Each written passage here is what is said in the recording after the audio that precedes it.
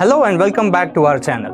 In this machine learning tutorial, we will learn about the fundamentals of machine learning. We will begin with a thorough introduction to the field, exploring its applications and key concepts. Then we will delve into the foundational model that paved the way for countless machine learning models, that is linear regression. We will cover everything from the mathematical model of linear regression to its practical implementation in Python. This series is designed for beginners, so no prior machine learning experience is required. This is a live tutorial we have compiled as a beginner-friendly machine learning guide just for you. But before we begin, make sure you subscribe to our channel and hit the bell icon for more updates on our new videos.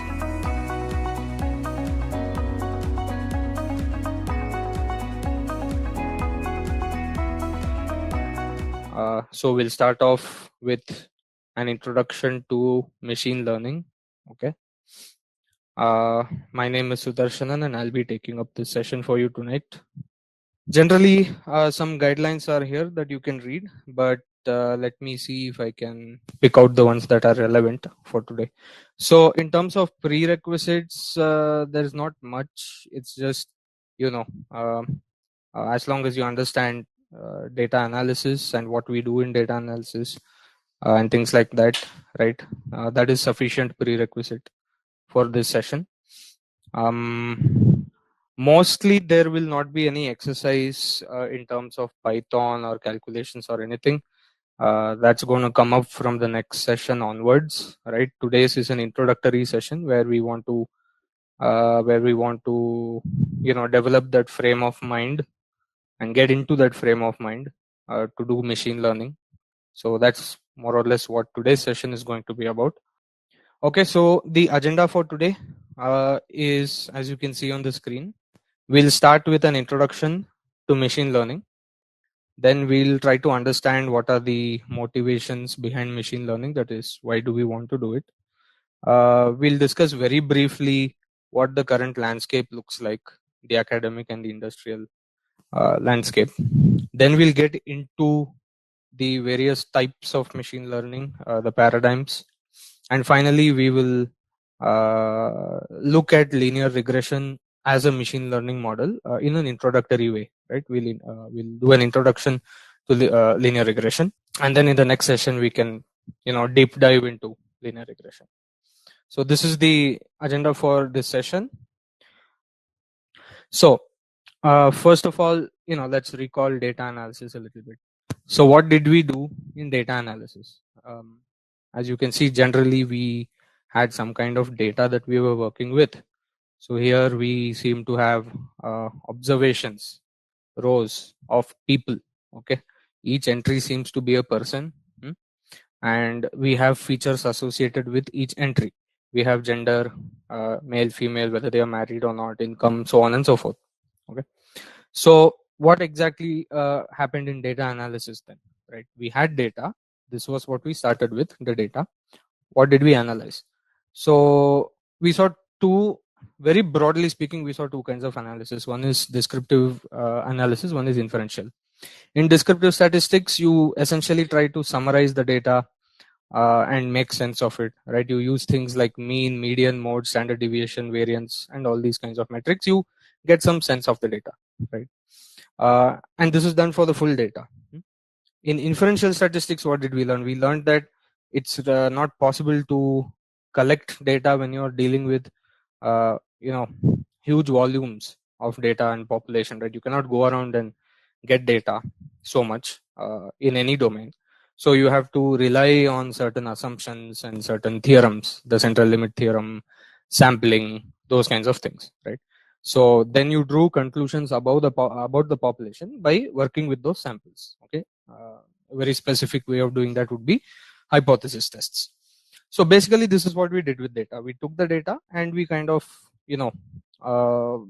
churned it around, tried to get metrics from it, understood the metrics, interpreted the different metrics, so on and so forth.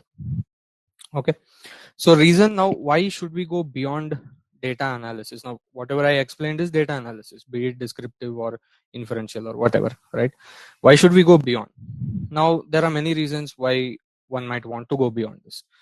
A very important one is that in data analysis, generally it requires human intervention. So if you remember, in all the tasks that you did as you were doing EDA, descriptive stats, inferential stats, all of those things, there were many places where your intervention was necessary, right? In fact, for example, if you are dealing with correlation values, right, if you are doing a correlation analysis of your data set, then the correlation values, you have to make judgment calls, right? You might see values of 0. 0.8, 0.9. Now in one person's analysis, you might say 0.8, 0.9 correlation is high value. In some other person's analysis, because of their data, they might say this is not even high, right? It's kind of subjective. So human intervention is required, right? And another example is p-value, right? The p-value in the hypothesis test, although universally we have agreed on a threshold of 5%, right? Still, it's a subjective value. So there are many of these, interventions required, right? There are many places where we intervene. So the data automatically does not provide you insight, right? That's how we get the insights from the data in data analysis. So clearly this is not an automated process. Okay, clearly. Question is, can we automate this insight generation process? Now, we'll get more into this, right? But the answer lies in enabling machines to learn. So the interesting thing is that what we are doing when we do data analysis, see, we are learning how to do data analysis, then we are implementing it. Then we are learning something about the data, something about the metrics, then we are concluding things. Can we automate this? Can machines actually learn some of these things? Can machines learn, how to draw insight out of raw data? Yes, generally the answer is yes, which is why we have machine learning. Now that doesn't mean that I'm trying to say machines are equal to human brain, obviously not, but there are many cases where it really helps, right? So this is what we'll be seeing soon. So let's talk about learning for a second here. Generally speaking, like think about this example. I don't know how many of you last time saw a rat or a mouse, maybe on the road somewhere. But even if you haven't seen a rat for over 10 years, you will look at a rat and you will immediately say that's a rat. Okay, very interesting. So basically, you don't go through some, very complicated set of processes to look at a rat and say that's a rat. What am I trying to say? You don't take the data, okay, 2 ears, 2 eyes, tail, black color, whatever, right? And then you don't do mean, median, mode. You don't do any of that, right? You look at the rat and then you're saying, hey, that's a rat, immediately. So this is what we mean by learning. Something has happened. Okay. So we have learned how to recognize the rat. This how part. See this how part, right? In data analysis, the how part is what? You're only saying how to do. You're only saying, okay, calculate the mean. You're only saying, okay, do the histogram analysis or correlation analysis. The how part is provided by the user or the data analyst in multiple stages. But if you see a rat and say it's a rat, you actually learned how to recognize the rat, right? So learning is basically a process by which an intelligent entity, there are two words here, gains and sustains the ability to perform tasks and solve problems. So learning doesn't mean doing it one day and then not being able to do it after that. You should be able to do it the first time, second time, third time, and forever, right? Gain and sustain the ability to perform tasks and solve problems. So now the question may be, okay, I understand what learning is. I understand all this. I understand, okay, why I need to go beyond data analysis. Fine, to some extent, I get it, right? How do you do that? Where does this learning really occur? What we know is that at least in us or mammals or even any animals, learning happens in the neurons, right? So it happens in these nerve cells, and technically we know that nerve cells, this we know from biology, they are electrical switching mechanisms, right? Very rudimentary way of putting it, I know, but that's what they are. They are tiny units, right? These new nerve cells or neurons, they are tiny units which go on and off and they keep pulsing, electric voltage signals and whatnot, right? My point is that there is some kind of mechanism, right? So there is some kind of physical numeric mechanism to how learning works. Okay, so many experiments have been done over the years, right? The processor, the middle part, as you can see in the screen here. I want the processor. So as I said, we want, so this is the data. Okay, if you remember, this is the data that we are all playing with. Of course, the rat here is just symbolic, right? I hope everyone understands. A rat is just a symbol. It is, what is it replacing? It's replacing all the data that we were analyzing and doing hypothesis test and all of that before, right? I'm just replacing all of that with a rat. Okay, so this is the data that we are interested in. Okay, the idea is, can we come up with a set of units, and we don't know what kind of structure these units should have, but it should be a set of units which is numerical mechanism.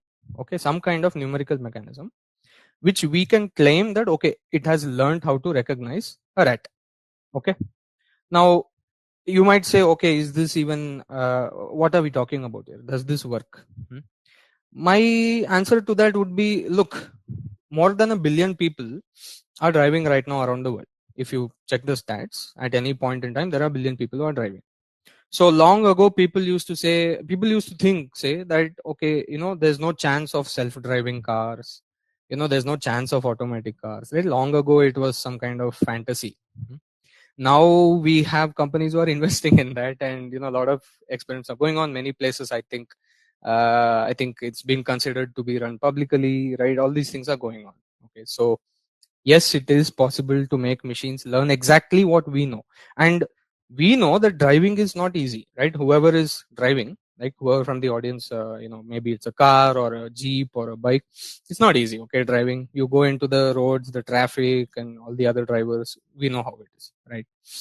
The point is that it's possible for machines to learn exactly what we can learn. It's very interesting, I know, but it's possible.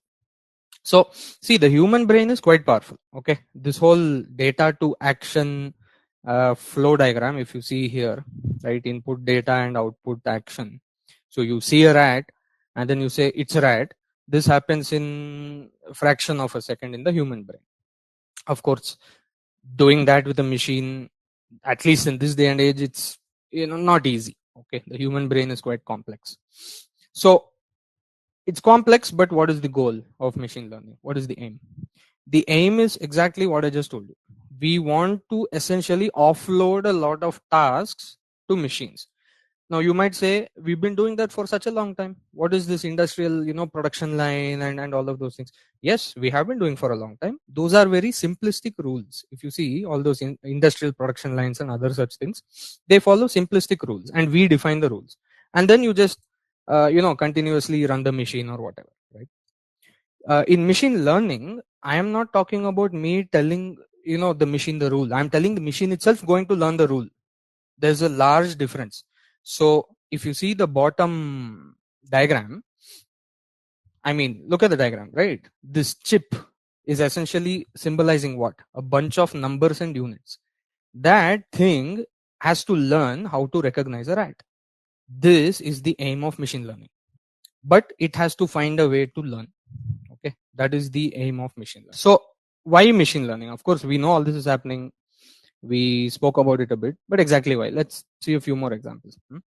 So I was playing around with 3.5, ChatGPT 3.5. Okay, of course, ChatGPT 4 has come out. It is way more powerful and all that. In fact, before 3.5, if you see the version before 3.5, right, ChatGPT, before that, its outputs were not good, right? Those of you who may know this and others who don't know, you can Google it, right? ChatGPT 3 or something. It was way before. So the outputs were very erratic, very erratic. Like if you use, very erratic. The reason that generative AI got so much fame and so much popularity is because of this ChatGPT 3.5. It was able to give at least somewhat meaningful results, basically. And those who don't know what ChatGPT is, it's a chat bot essentially, but it is powered by artificial intelligence on the back end, right? It's essentially a very complex machine learning model on the back end. My point is that it made a few mistakes, right? ChatGPT 3.5 made a few mistakes. So I won't go into the details of all this. I was discussing some mathematical stuff with it, but it made some mistakes. Okay, here it made a mistake. And by the way, you can see the slides later. Okay. So then there was a discussion with prime numbers. It made a few mistakes, right? So clearly it makes a mistake. Now, if I go to a professor of math or an expert in math, they will not make this mistake, right? Now, again, if another example we may take, there is something called the Google Brain Simulator. Okay, it uses neural networks, which is a kind of machine learning model. Interestingly enough, it took around 16,000 computers to start thinking like a human. 16,000 computers. Okay, and it started recognizing cats after, what's that, 1 crore images of cats. Now, I mean, we all can agree, right? A little baby can start recognizing a cat after seeing it like 2, 3, 4 times, right? That's how complex the human brain is. Then why 16,000 computers? Why should we do machine learning at all?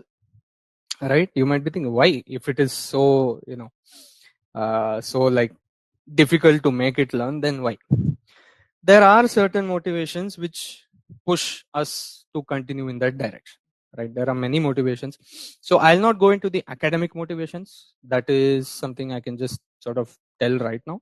People are interested to know the answers to very interesting questions, such as, can a machine uh, recognize everyone in my company? Can a machine speak with me like a human being? All these very curious type of questions, right? Academicians are always interested in that.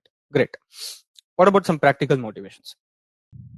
Can you please check the columns and see? Om says no.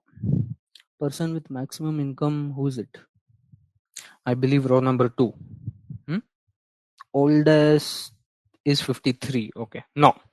So now if you think about it, how much time did we take on average? How much time do humans take to answer such questions? 2, 3 seconds, 4 seconds, 5 seconds, some of us 10 seconds. Do we agree? It's in at least more than 1, 2 seconds, 3 seconds. Yeah. Computers generally are better at number crunching. Okay. We, on the other hand, humans, we are really good with visuals. Okay. Like there are some uh, papers in biological and psychological fields which say that most of our human learning happens visually, like 70% or 60%, something. I'm just remembering whatever I remember. Don't quote me on biology and things like that. But yeah, a lot of our learning happens visually. So if I look at these images, definitely we will say, okay, this is elephant, this is giraffe, this is a sloth. In seconds, right? Most of us will look at this and immediately recognize animal in seconds. The same thing if you give to a machine or to a machine learning model with moderate power, it will still take more time than you. Okay, you need very, very, very powerful machine learning model to be able to match a human for this task. So what I'm trying to say here is that humans are not good at number crunching. We are good at visual tasks, but humans are not really good at number crunching. And day by day, the amount of data, the amount of numbers in the world is just increasing, right? We are getting more and more data every day. The next point, data volume. So the same question, if I say this data set, same question, is the person with the maximum income also the oldest in the data set? So there are 10 points in this data set. Okay, what if there were 1,000, 10,000, a million points? Then what? Right? Just multiply the amount of time you took for that operation. Just extend that and see how much time would a human take for that.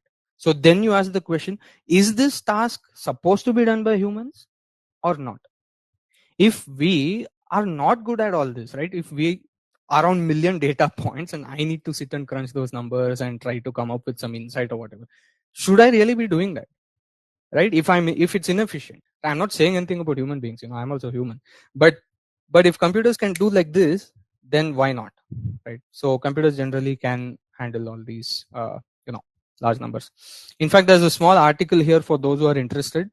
I found this very interesting. It's a small note on human short-term memory and things like that. So the claim is that you go through first 100 data points, next 100 you will forget previous 100. Right? It's a very interesting article. So that brings us to automation. Okay, now we know machines can learn, handle all these numbers, right? Okay, it's great. So if I tell the machine a rule, then even if there are million data points, it can get the answer faster than me if I tell the rule. Okay, so Great. Automation is easily possible. So suppose, consider a factory production line.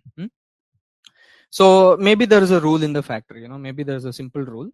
If the volume of juice in a bottle is less than 500 milliliters, then you reject the product. Okay, this is a rule.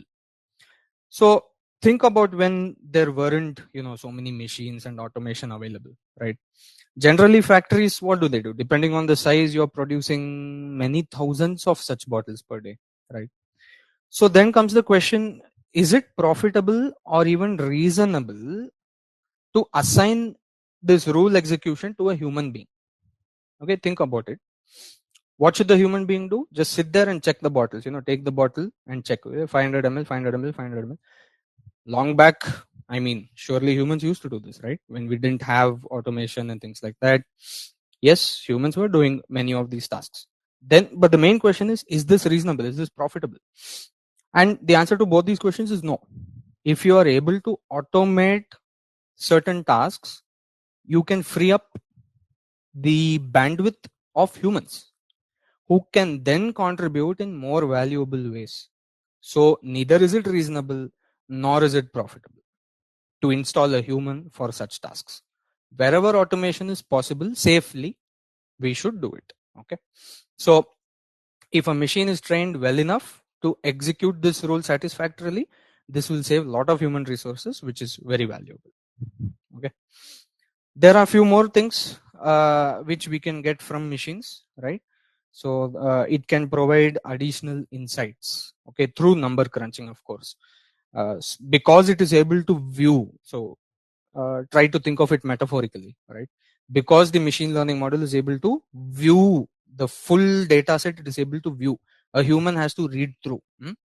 Machine learning models, in a sense, are able to view the whole thing.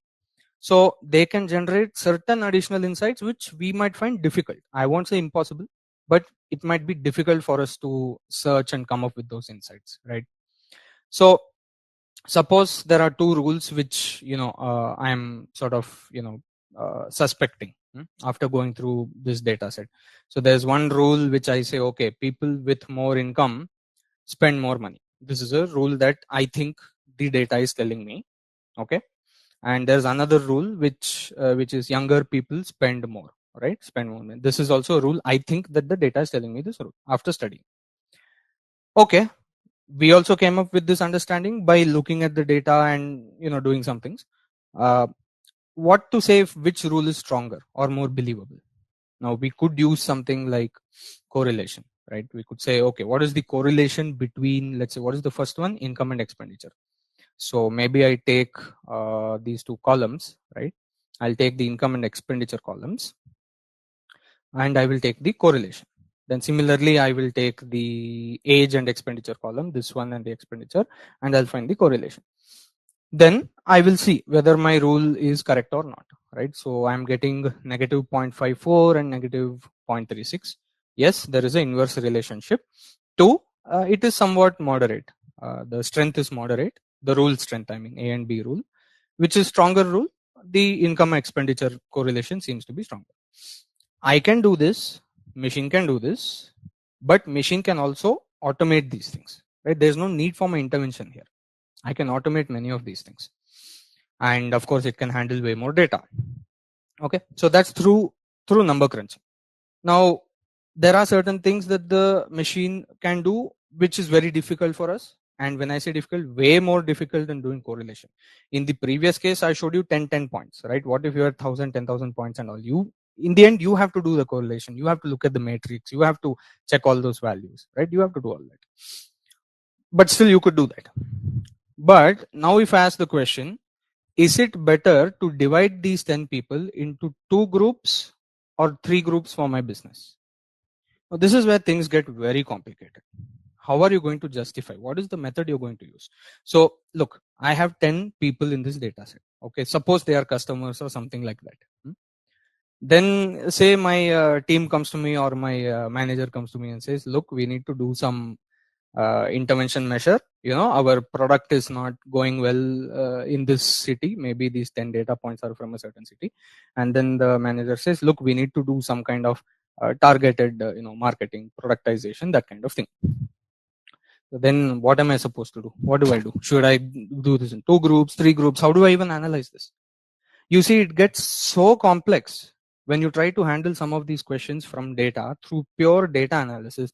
It becomes very complex. You will get, so what will happen is you will get deeper and deeper into, rules and rules and rules and rules, metrics. You will get deeper and deeper into that. It becomes very complicated.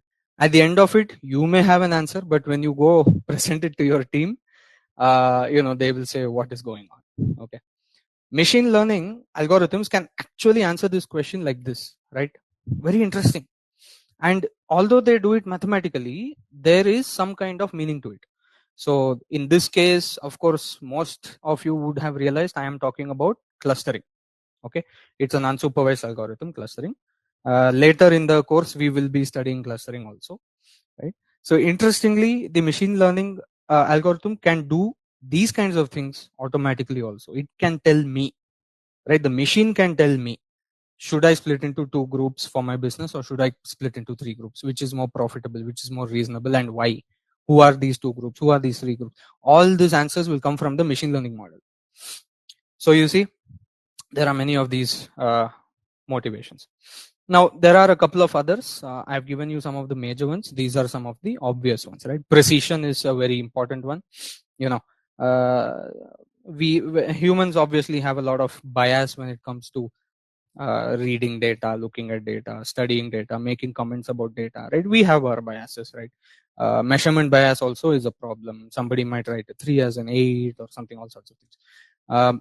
Surely the computational machines do not suffer from this. So in fact, if you see the screen, this is a very age-old, I think, visual psychology problem, right? Which line segment is longer? To me, it looks like the bottom line segment is longer. And I think to most people also in the audience, just by looking at it, our eyes are playing tricks on us, right? However hard you try, your eyes are playing tricks on you, right? The bottom one looks longer. But if I remove these arrow things, as you can see, they are the same length, right? So for a machine, there's no question of measurement bias, okay? It's going to read 3 as 3. It's going to read 2.5 as 2.5. Right? There's no mistake or bias going on there. So computing machines are generally less prone to these kinds of measurement biases and measurement errors. Okay. And finally, exhaustion, which is what I'm feeling right now after speaking a lot about this. But anyway, right? Computers need power, hardware, software. Humans need food, sleep, and many other things. So the question is not, okay, computers don't get exhausted, right? That's not true. Okay, and that's not a claim that I would make or anyone else would make. You have to maintain the computing systems. You have to, quality check them all the time. They need power. They need a certain, certain environment to be stored in. You need server connections. You need all these things, right? At some point, we have to, accept that, okay, either all this data goes to waste, or we need to train some machine to do our job, okay, of analyzing these data. Anyways, so what is the current landscape like? I see the third column is okay because of my camera. Okay, so what is the current landscape looking like? So first, let's, let me just do one thing. I'll keep my camera on and I'll just write AI here. Great. So first, a few words on what are these things, okay, so that there's no confusion. DS, data science, okay, it's science or scientific methods applied to data. And scientific methods primarily means what? It means using metrics to understand the data, rule, logic, metric, these kinds of things. So this is where your mean, variance, all those other things come from, right? And you can also conduct tests like hypothesis tests and various other tests, ANOVA tests, things like that on the data. And then you derive some kind of insight from the data. Okay, this data is telling me this data is telling me that. Deriving insights from data. That's what data science means. What is machine learning? We have seen till now. Machine learning is training machines to do these tasks. These and other tasks, by the way. So you're training the machine to actually automatically do these tasks. Once you train it, you're not required, so to speak. Hmm. What is artificial intelligence? Artificial intelligence is much more complex. It is the attempt to impart intelligence to machines. You can say some kind of general intelligence. Okay, so that will take a while. That will take a while. As all of you know, generative AI has reached some kind of position in the course of technological development, right? But true, true, let's say proper AI, people are still trying to get to that, right? So that's that. So what about some examples of these? An example of data science activity would be, looking at historical sales data. You're just looking at some historical sales data of your company, and you're studying relationships between the different variables. You're doing correlation analysis, you're doing all sorts of tests and things like that, and you're seeing, okay, this variable is stronger, this variable is weaker, because of this happened. This is data science or data analysis. And in the same context, what's machine learning? So you might train a machine to predict the amount of sales in the next year. That's a machine learning example. Okay, you take the historical sales data, somehow train a machine using that data to predict the next year's sales. Okay, so that's example of ML. The same context example of AI would be, you might build a system that can apparently think independently and engage in decision making discussions with you, with the team, with the board of director of sales, so on and so forth. Surely we are very not yet there. Okay, we are not yet in this state. Okay, we are getting there, everybody's working towards it, but we are not there yet.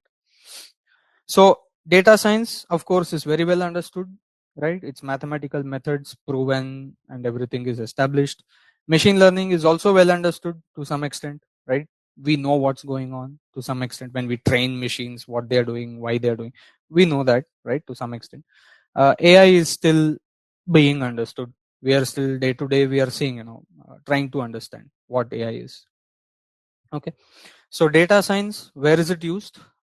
Honestly, in this day and age, most domains and businesses have started using data science techniques, right? Most domains and businesses are using machine learning.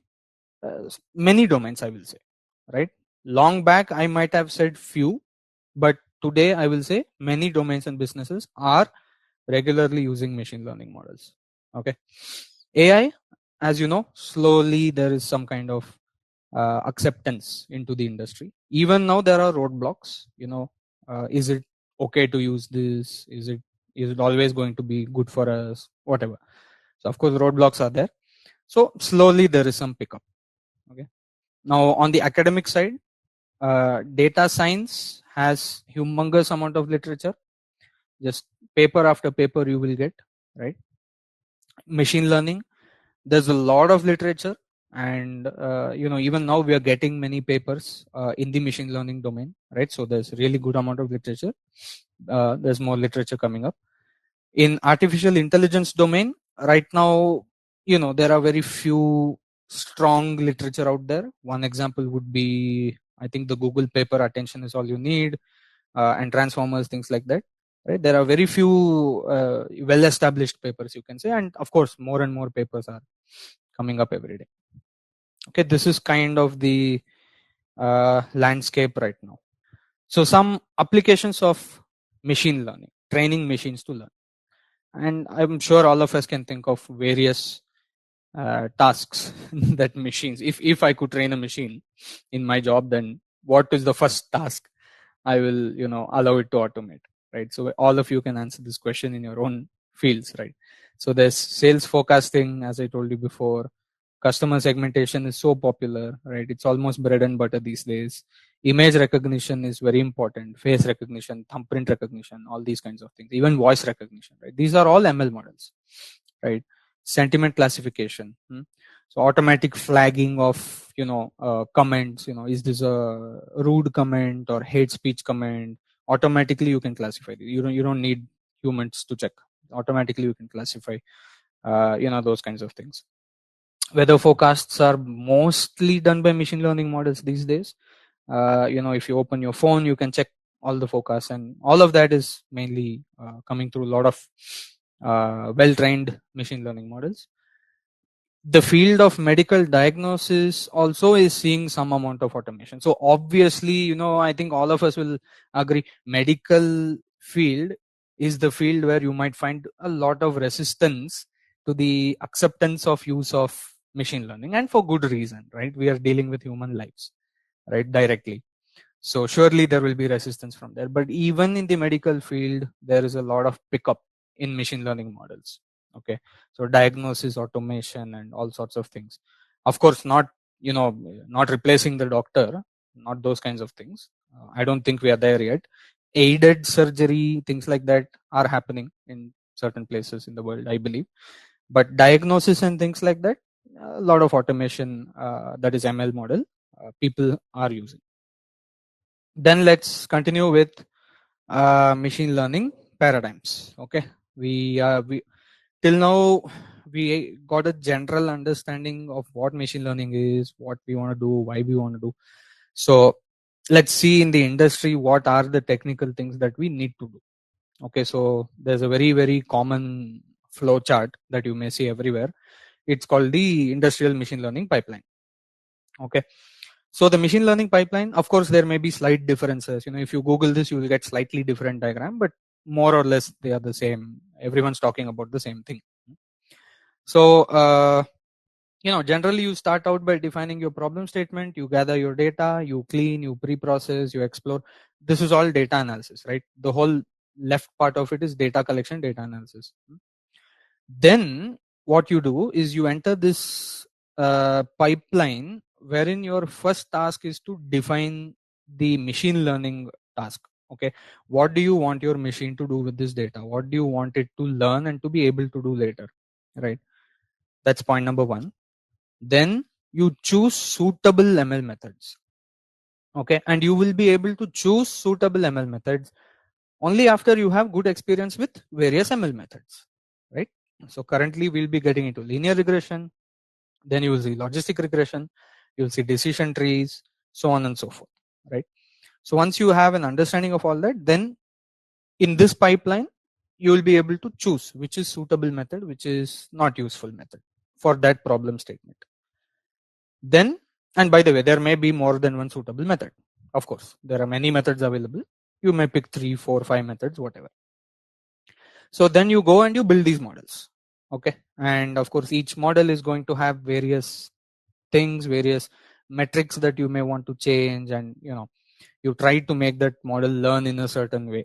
Okay, what is it learning? It is learning the solution to the original problem statement. That's what it is learning, at least in part. So you build and you train these ML models.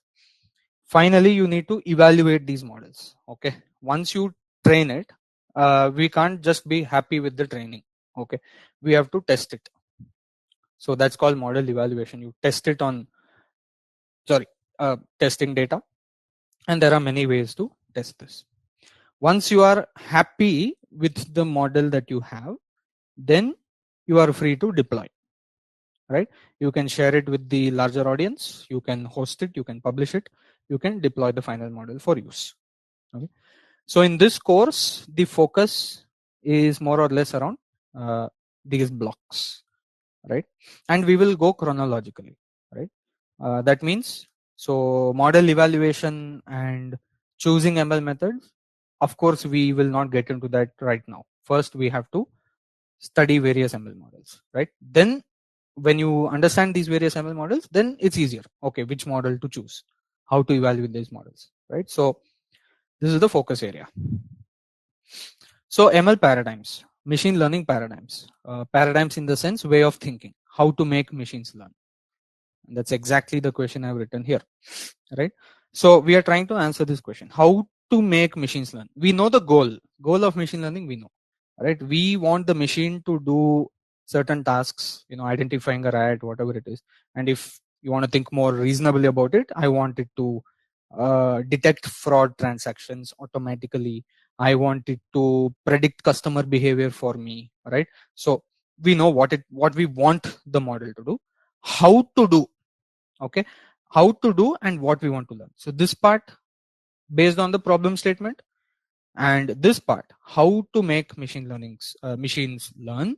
There are different ways to think about it essentially, and I've given on the slide 4 ways, 4 popular ways. One is supervised learning, one more is unsupervised learning, then we have semi-supervised learning, and we also have reinforcement learning. Okay, I will touch a little bit on semi-supervised and reinforcement in this session, but the course will more or less be around these two paradigms, the most common paradigms, supervised and unsupervised. Okay. Okay, so what is supervised machine learning pipeline and why do we call it supervised? Okay, essentially what you're doing is you take your training data. Okay, so you suppose you have your data. So it's the same historical sales data or whatever, right? Suppose I take last year's sales data and I have 1000 data points from last year. This is my data. Suppose what I'm going to do is I'm going to break it into 3 parts. Okay, listen carefully here. I'm going to break these 1000 data points into 3 parts. Okay, maybe 800 data points here, maybe around 100 data points here, and 100 data points here. 3 divisions. I will use 800 of these data points to make the model learn. Okay, how it is learning, the details we'll get into that later.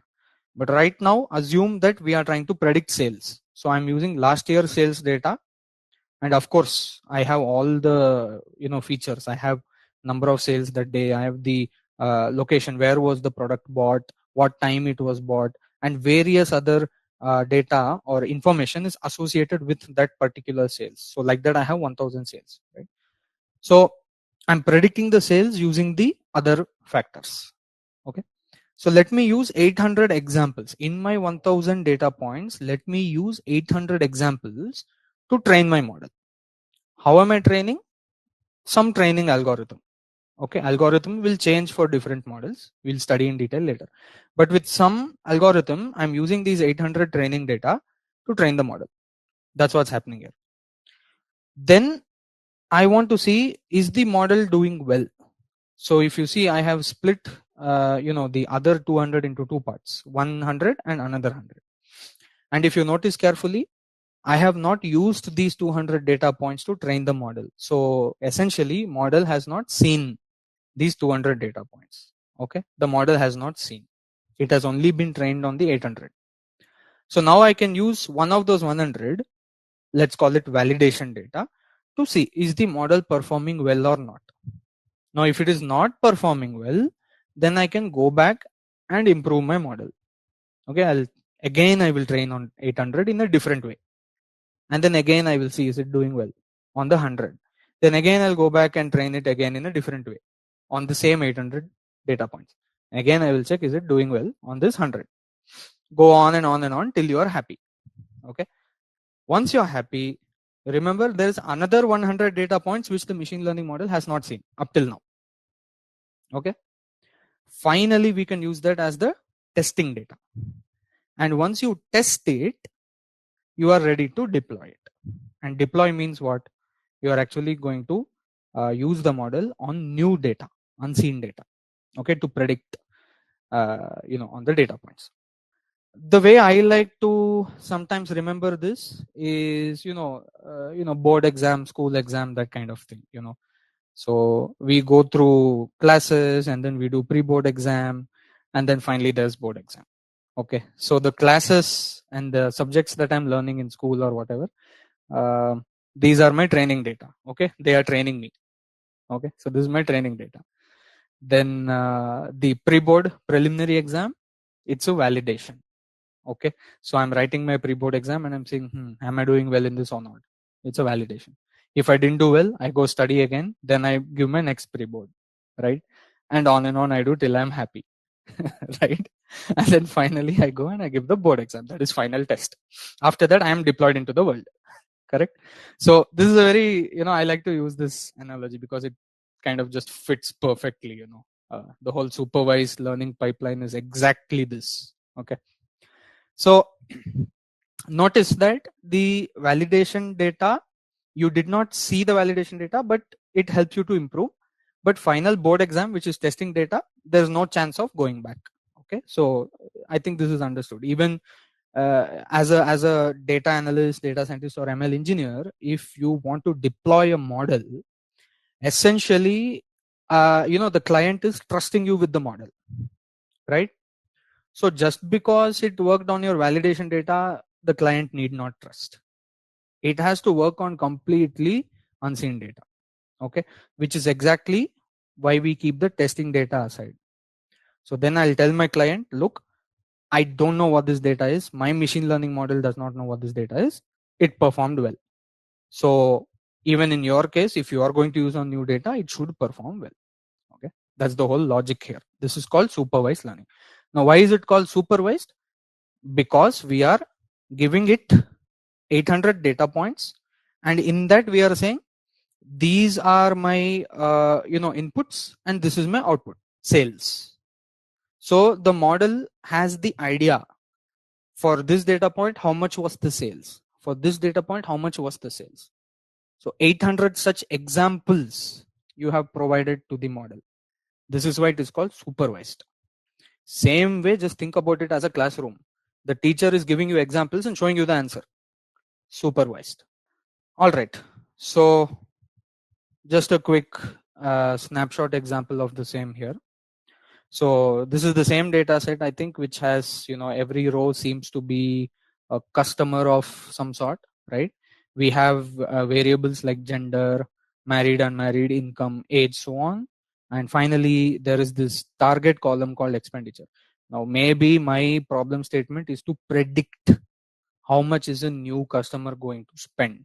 So suppose these are like quarterly spendings or annual spendings of a customer in my on my product or in my shop or something like that. So you can see in the bottom, I have an unmarried female. In the bottom row, if you see, I have an unmarried female with a certain income of certain age. Question is, can I predict how much this lady is going to spend on my product? Can I predict? It's a new customer. Okay. So how would I build a machine learning model to do that task? Then if you see the top part, this much, if you see 1 2 3 4 5 6 data points on the top, I have singled it out as training data. So in this case, I'm going to show the machine, look, these are my inputs, gender, married, income, age, and in each case this was the expenditure. This is a historical past data. Okay, historical truth. So I'm showing this data to my model, and the model is learning that connection, that connection between this input features and the output feature. Okay, so for example, if you see here the fourth row, that's a higher expenditure, $100.7, and if you see the second row, that's a lower expenditure, around $60. Why is there this difference, and can you predict what is the difference? Okay, so we give these examples to the machine learning model. It learns some connection. Does it learn well or not? We have to see. Now, how to see whether it learned well or not? That is exactly why I have the validation data. Okay, so if you can see these two, I can then test my model on this validation data. Are you performing well or not? I can test it. Okay, if it's not performing well, we will go back and we will see what went wrong with my training method, things like that. I can change some things and maybe try to make it learn better. Then again I can check on the validation data. How to check? Well, we have the truth values here. We know the expenditure of these two data points, $74 and $69.56. So we know the truth. So we will use the inputs in the machine learning model and allow it to predict the number. If it predicts closely to my actual truth, then I will say it's doing well. Correct? If its prediction is far away from the truth, then it is not doing well. Okay. And finally, of course, you can just test it on one data point and be doubly sure that it is doing well, final board exam. Now, going ahead, when we start learning about linear regression and things like that, we will treat validation and testing data as the same. Don't get too confused at this point. The only reason to split test and validation is if you have a way to change your model. If you don't have a way to change your model, then each time you're going to get the same model. And if you're getting the same model, then there is no use of validation data. Okay. So when we first study, we will be studying very, very simple models where we don't have so much scope to change or tweak the model, but immediately we will get into those things, right? After 2 sessions or something, we will get into those things. What are the things we can change in the model? Then this validation data will be more useful. Okay, just wanted to put that out there. And again, I'm not expecting that we all understand this perfectly at this stage. Just keep it in your mind, and as you go through the series of lectures and all the demonstrations and everything, you will automatically start understanding what's happening where. Okay, so don't worry too much if you're not getting it fully in this session. You will get it soon. You will understand it very soon. Okay, so a quick summary of supervised learning. Supervised learning is generally intended to be used on new data, and soon we will see what is this classification regression, but essentially prediction. Okay, it's intended to be used on new data points for purpose of prediction, predicting the next sales, predicting the next temperature, so on and so forth. Okay, it has well-defined input and output variables. Okay, in supervised learning, this is my input, this is my output or target. This is what I am trying to predict. Generally, you split data into 2 or 3 parts. And in the future, when we cover more lectures, you will see there are ways to split in 2 parts and do, there are ways to split in 3 parts and do, so on and so forth. Not to worry about all those details at this point, but you will usually split it into training and testing. Okay. Then some applications. Customer lifetime value, right? This is the amount of revenue you are expecting from a customer and through the course of their association with your product or company. That's called customer lifetime value.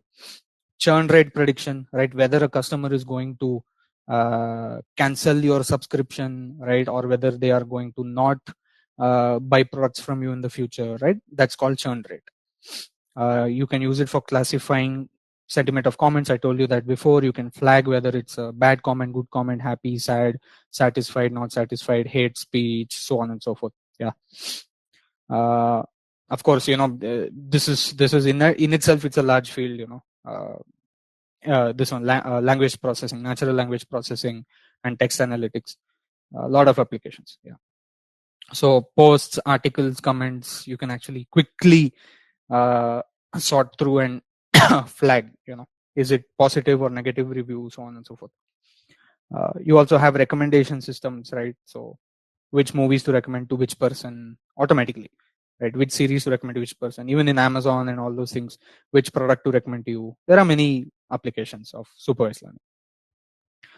Some popular implementations of supervised learning is one, linear regression, logistic regression, decision trees, random forest, gradient booster trees, k nearest neighbors, support vector machines, neural networks, convolutional networks, recurrent networks, transformers, and so on. There are ample implementations, many different models. Okay, that's supervised learning.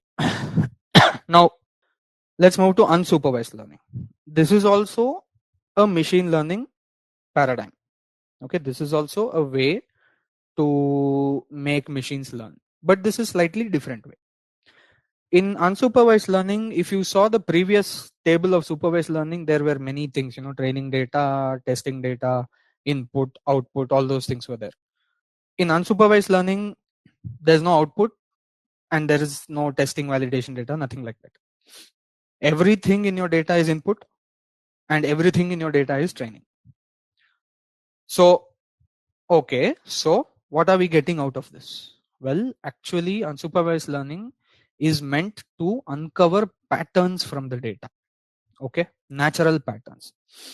So it's primarily intended to uncover patterns from the data. It's not intended for prediction of new data and things like that. There are ways to integrate new data in the process, but that's not the main intention. There's no target variable, there's no split of data, things like that. Now you might think, you know, how is this machine learning? Now the example I use to understand this is, you know, suppose that, just very hypothetically, suppose I'm thrown in a forest or something. Okay, I don't know how to survive in a forest. Did anybody, nobody told me, you know, that this is the output, this is the input, this is how you should survive in the forest. You know, nobody told anything. I have to learn by myself, right? So that's kind of, I would say, a kind of unsupervised learning. I have to learn patterns in the forest. I have to learn, okay, many things. When do the insects come this way? When do, I don't know, tigers go that way? Whatever. Like, there are many things I need to learn myself to survive in the forest. So that's kind of how unsupervised learning is. You can think of it that way. Applications, well, there are many applications. So customer segmentation is one of the primary applications of unsupervised learning. This is done generally through clustering. You know, you can also identify very strong relationships in data. Generally, this is done using association rule mining, which is also an unsupervised learning method. You also do anomaly detections, right? So some popular implementations are clustering, in that you have k-means, you have hierarchical clustering, so on, and association rules, things like that. Of course, supervised learning, there are way more types of models, right? In unsupervised, there are fewer models. That doesn't mean it is less important. It is used wherever the problem statement demands it. Okay, so that's more or less how unsupervised learning is. And just to go back to the diagram, as you can see, there's no target feature, there's no prediction, nothing like that. So what it learns from the data depends on the algorithm. For example, clustering tries to group the data. If you remember, we had the question, should I group it into 2 parts, 3 parts, 4 parts? How should the group be? Which customer should go in which group? You can do this automatically using k-means clustering. And you can also say that, okay, I can also do that automatically. Why I need machine learning model? I can just take some people and put in group, take some people, put in another group, done. Well, you know, the machine learning model actually does it statistically, so that all the groups are uh, contiguous and tight. In a sense, a person from one group will be very similar to another person in that same group. So they'll be very similar. Then you can take proper interventions for different groups. Okay, this is exactly customer segmentation, you know, how it works. So that you can have different interventions for different customer segments, you know, which products to sell, how to sell, many of those kinds of things. So I am going to very quickly go over semi-supervised and reinforcement. I'm not going to go very deep into these, kind of out of scope for the course, but just quickly to touch upon. So in semi-supervised learning, essentially what's happening is, see, in supervised learning, we had all the training data, okay, and you know, 800 data points or whatever it is. If you remember, we had so much training data, all the truth, we have all the truth values from the past. Okay, 800 sales value we have from the past. So we have enough confidence, you know, when we train the model using 800. And I say 800, generally it's 8,000, 80,000, whatever. But yeah, so 800 data points, I'm confident. Okay, I'm very confident that my machine learning model is doing well. Suppose I don't have so many data points. Suppose it's very hard to get data points. So you can think of some examples like in the bottom right, certain areas of satellite images. I don't know, the near south pole of the moon. Recently, Chandrayaan and all we've sent there, right? Or backside of the moon. There are a lot of cases where getting data is not easy. And even if you think of very specific text data, just because you Google something doesn't mean you will get the exact kind of text you're looking for. So there are a lot of domains where the kind of data you're looking for is very difficult to get. Okay, so some of examples I've given you. In those cases, whatever you have, you first train the model. Okay, whatever you have, you train the model. Then you allow the model to predict for some unknown data. Then you use the prediction as truth. After doing the prediction, combine it with your original data and use that bigger data set as the truth, and then train your model again. So it goes in like these iterations. Okay, that is semi-supervised learning. Reinforcement learning is a different way of making machines learn. essentially it's based on reward and punishment. Okay, so uh, some domains where these kinds of techniques are used. So we were essentially discussing ML paradigms, right? We were mainly focusing on supervised learning and unsupervised learning. Supervised learning being where we show examples to the ML model and train it to think and find out the connection between the input and the output. Okay, that is supervised. And unsupervised where there is no input output and we just want the ML model to uncover patterns from the data. So now we'll go a little deeper into supervised learning, which is primarily what we'll be focusing on for a while in this course, and we'll go a little deeper into that. So let's look at the types of supervised learning methods based on the task at hand. Now, if you see on the top half, there is something called classification, and if you see on the bottom half, there is something called regression. Classification and regression both are kinds of prediction. Okay, both of them are predictions only. In classification, you are predicting a categorical variable. So you are predicting some kind of label. If you see the kind of task, maybe something like look at the picture and identify the animal. Okay, whether it is elephant, giraffe, or sloth. So this is called classification. Another example will be identifying the sentiment of a comment. So if you see here, I have a data point which says, what an amazing movie. I have another data point which says, what a waste of time. And I have another data point which says, I don't really care. So by taking in these data points, can we identify the sentiment? That is it good comment or bad comment? Okay. So you are producing categorical labels. Okay. You're producing categorical labels, producing or predicting. In the regression case, you are predicting numerical values. So one example is, for example, forecasting temperature or sales, whatever, right? So if you see, these are all future data points and we don't know the value, but these are forecasts. You are forecasting or predicting the future temperature. Similarly, you have expenditure prediction, say how much your potential new customer, how much they are going to spend on your products, right? So this 38-year-old lady, we have 36-year-old man, how much will they be spending on your products in the future? So that is a numerical prediction, correct? You are predicting a value amount. So that is a kind of regression, right? That is what we call regression. So primarily supervised learning is broken down into these two kinds of tasks. Okay, so a few more examples on classification. As you can see, take this case where you have a comment, you have some kind of comment, that was such a nice movie. So then that goes into the ML model and the ML model says positive. This is the predicted label, right? So this comment was input to the ML model and the output was the label called positive. Okay, so the ML model is saying this is a positive comment. Another example is, suppose I take this image and this whole image I just give it to the ML model and the output of the ML model is park.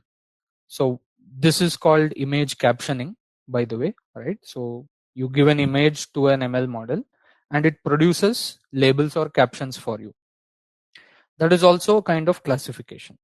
So out of a list of labels, it is choosing one. So maybe I have park in the labels, maybe I have road, those kinds of things. So it rejected other labels and it selected park as the label, which is also a classification. Okay.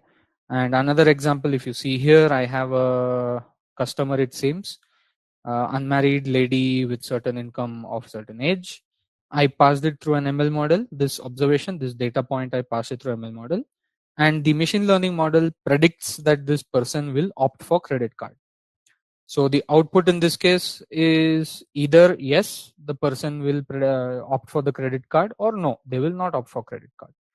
Notice that all of these outputs are categorical levels. These are not numbers. Okay, the outputs are not in numerical scale. These are all categories: park, road, yes credit card, no credit card, positive, negative sentiment.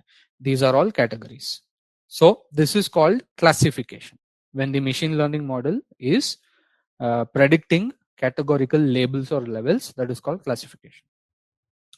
Now, generally in classification, we break it into two kinds. One is binary classification, which is the simpler or the simplest version of classification, where the target variable has two levels. So for example, you have say male and female, that is two levels, right? Positive, negative sentiment, that is two levels. Fraudulent or legit transaction, that is two levels. This is binary classification. Multi-class classification is the case where you have more than two levels. Okay, so maybe you want to predict whether tomorrow is sunny, rainy, cloudy. That has three levels.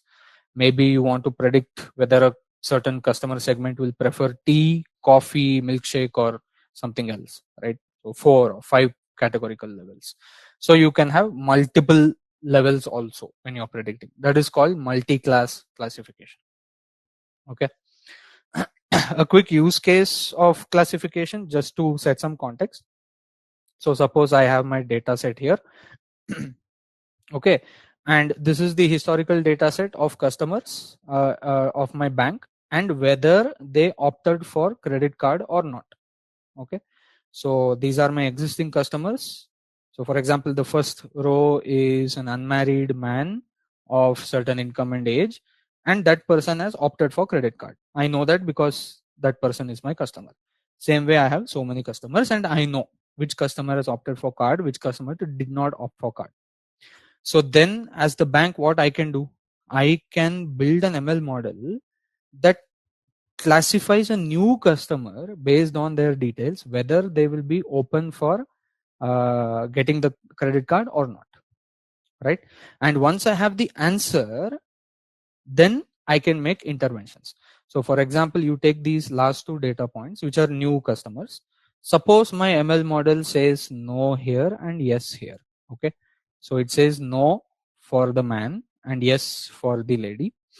So if it was a no, just see the second point in the bullet point here.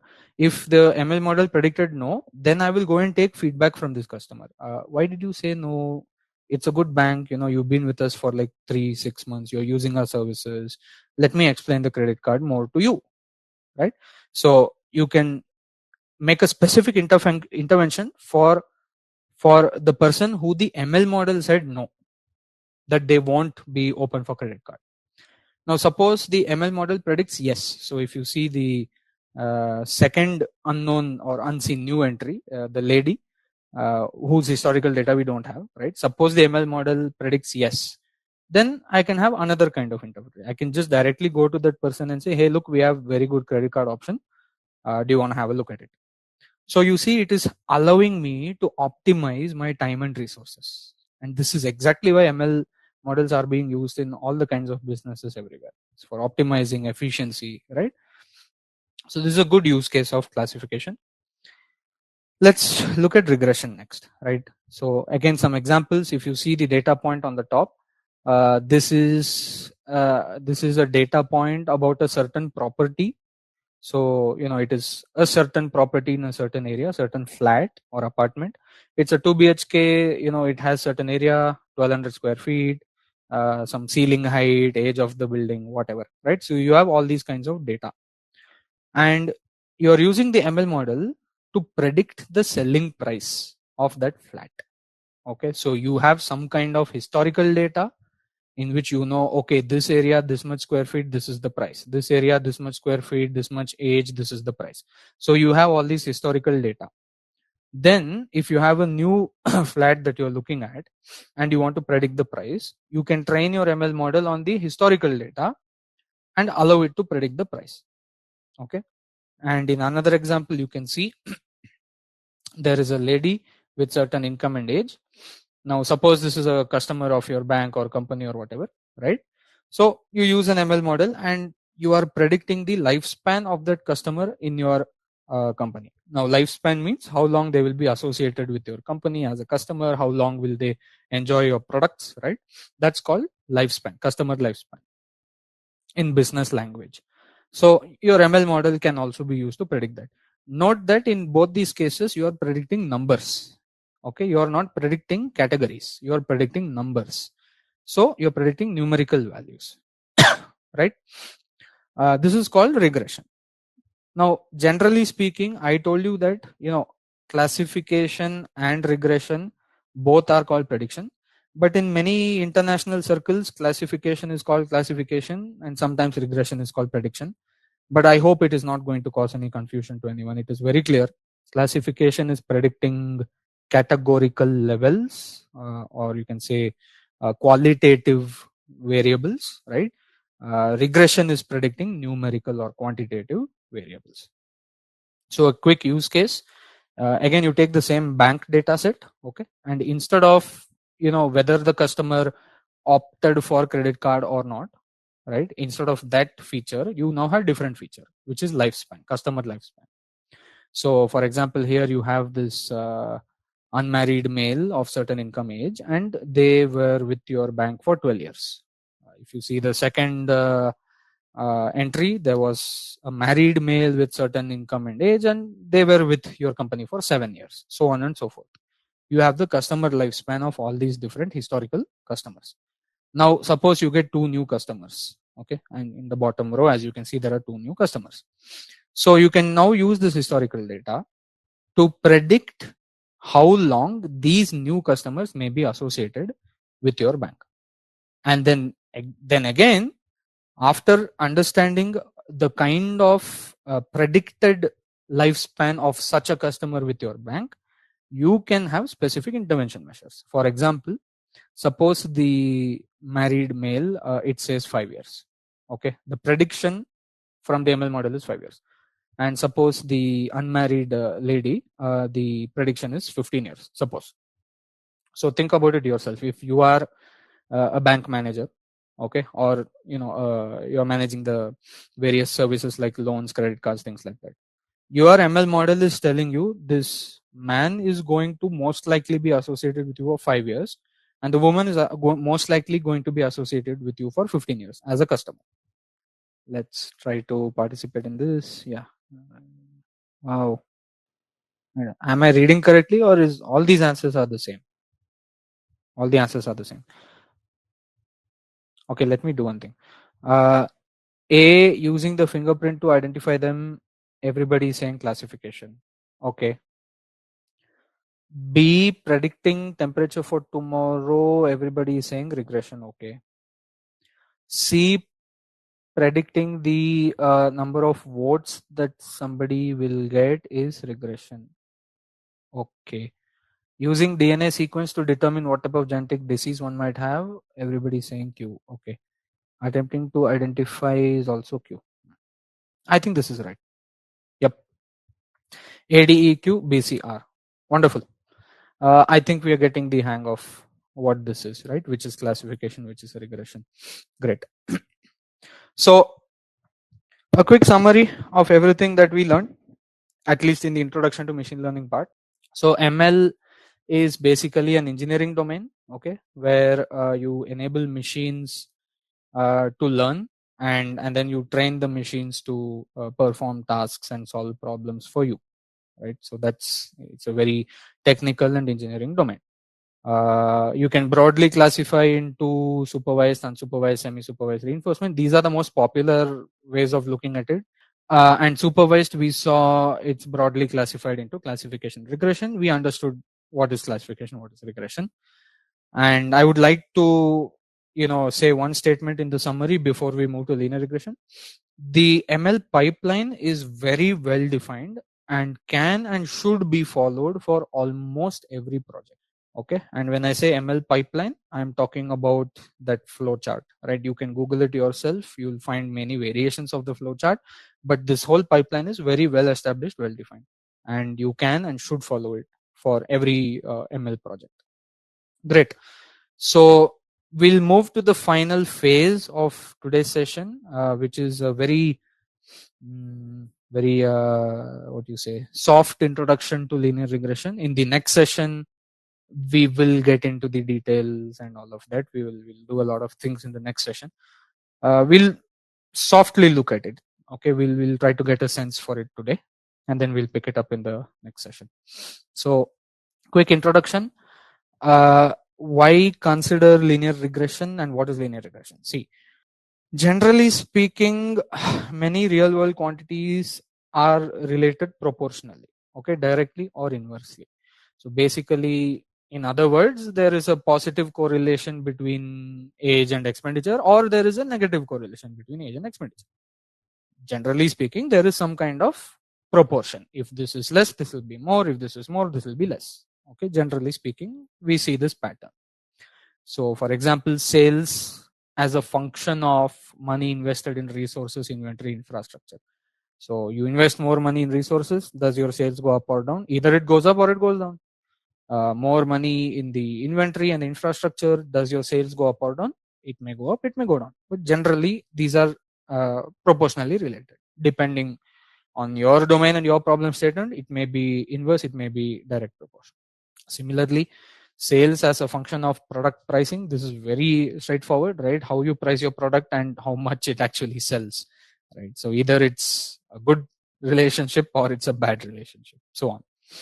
So there are many real world examples where such simple relations do exist, and linear models are very simple and easy to interpret, okay, and they are often representative enough of certain real processes. When I say representative enough, I mean it's good for a start.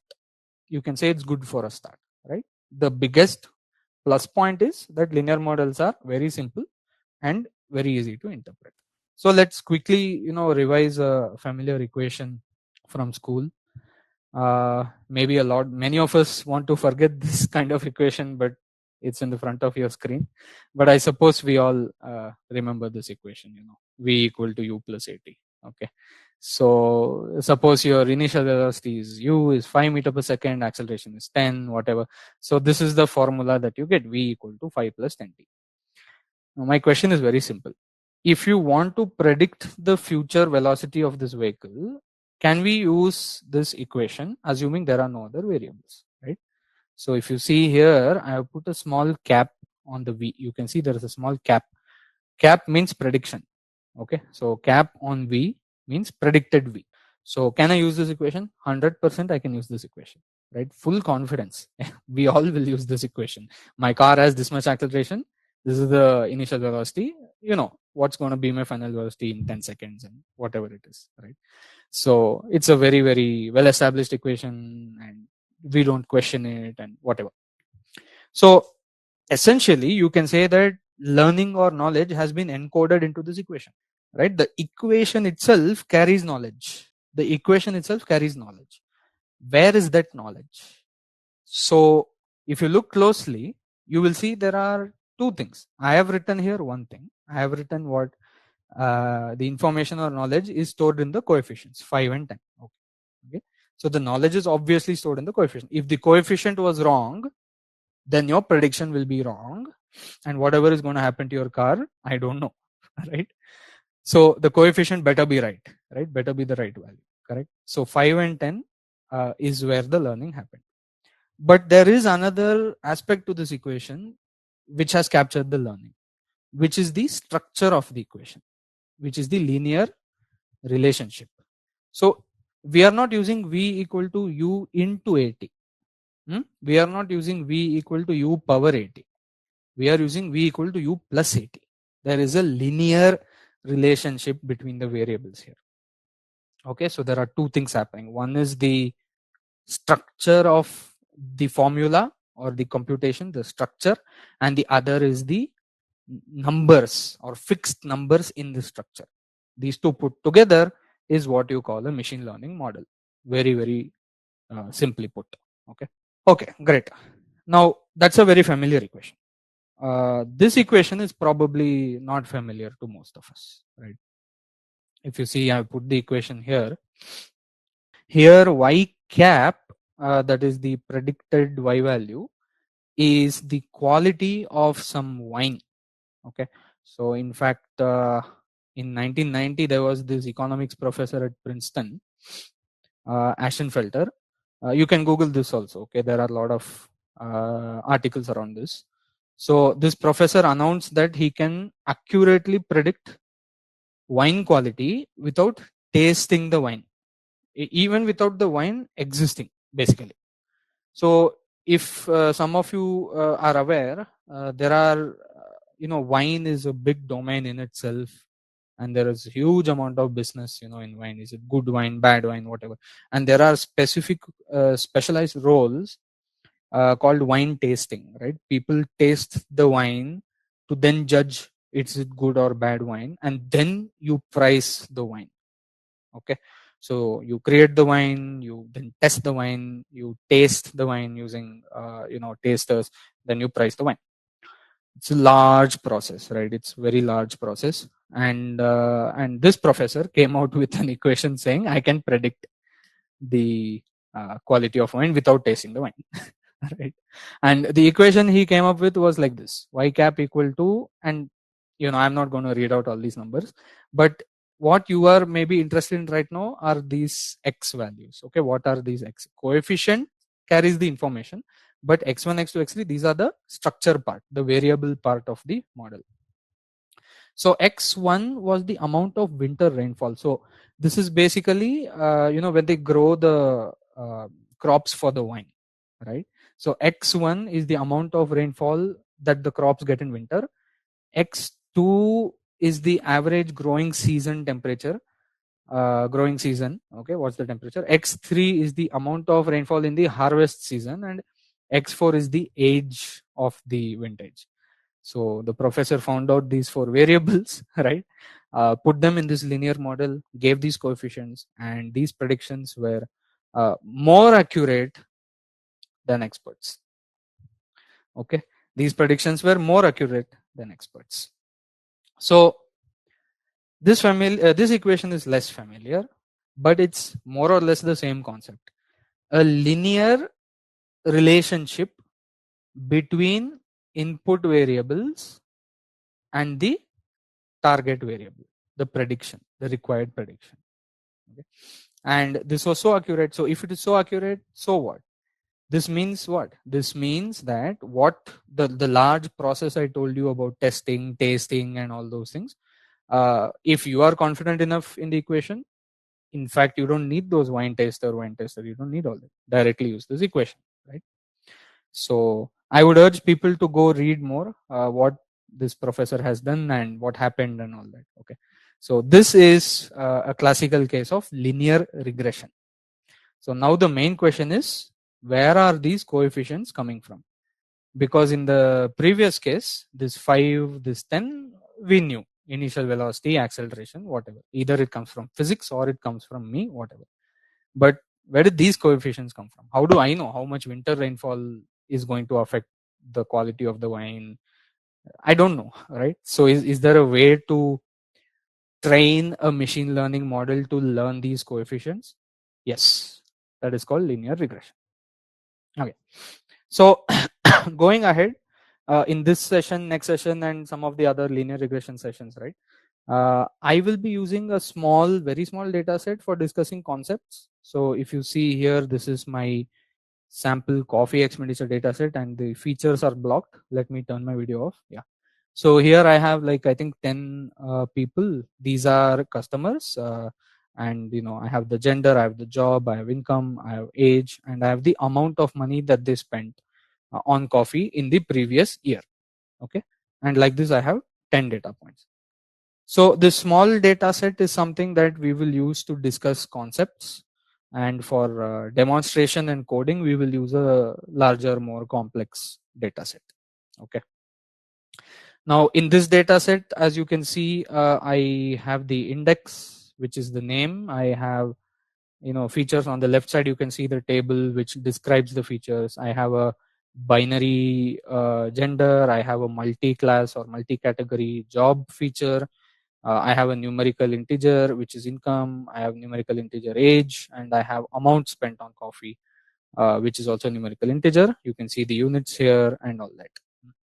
And since this is a very small data set and very just for discussion, I'm using this data set. So I'm using integers. Okay, I'm not using float numbers and all. When we work with the complex, more realistic data set in the demo, we'll be using real data. Okay. Now let's get back to this small data set and start forming our ideas about linear regression. Okay. So there are 10 data points. As I mentioned, there are 10 data points here. You can see the names of the people and all. And there are 5 features. Okay. Gender, job, income, age, amount. Note that amount is also feature. Okay. Just because your output is called output or target or whatever does not mean it is not a feature. It is still a feature of your data set.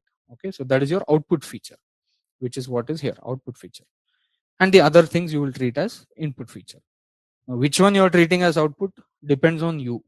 Okay. In my problem statement here, I am interested in predicting the spending of new customers on my coffee, right? So for me, amount is the target feature. So that depends on the problem statement.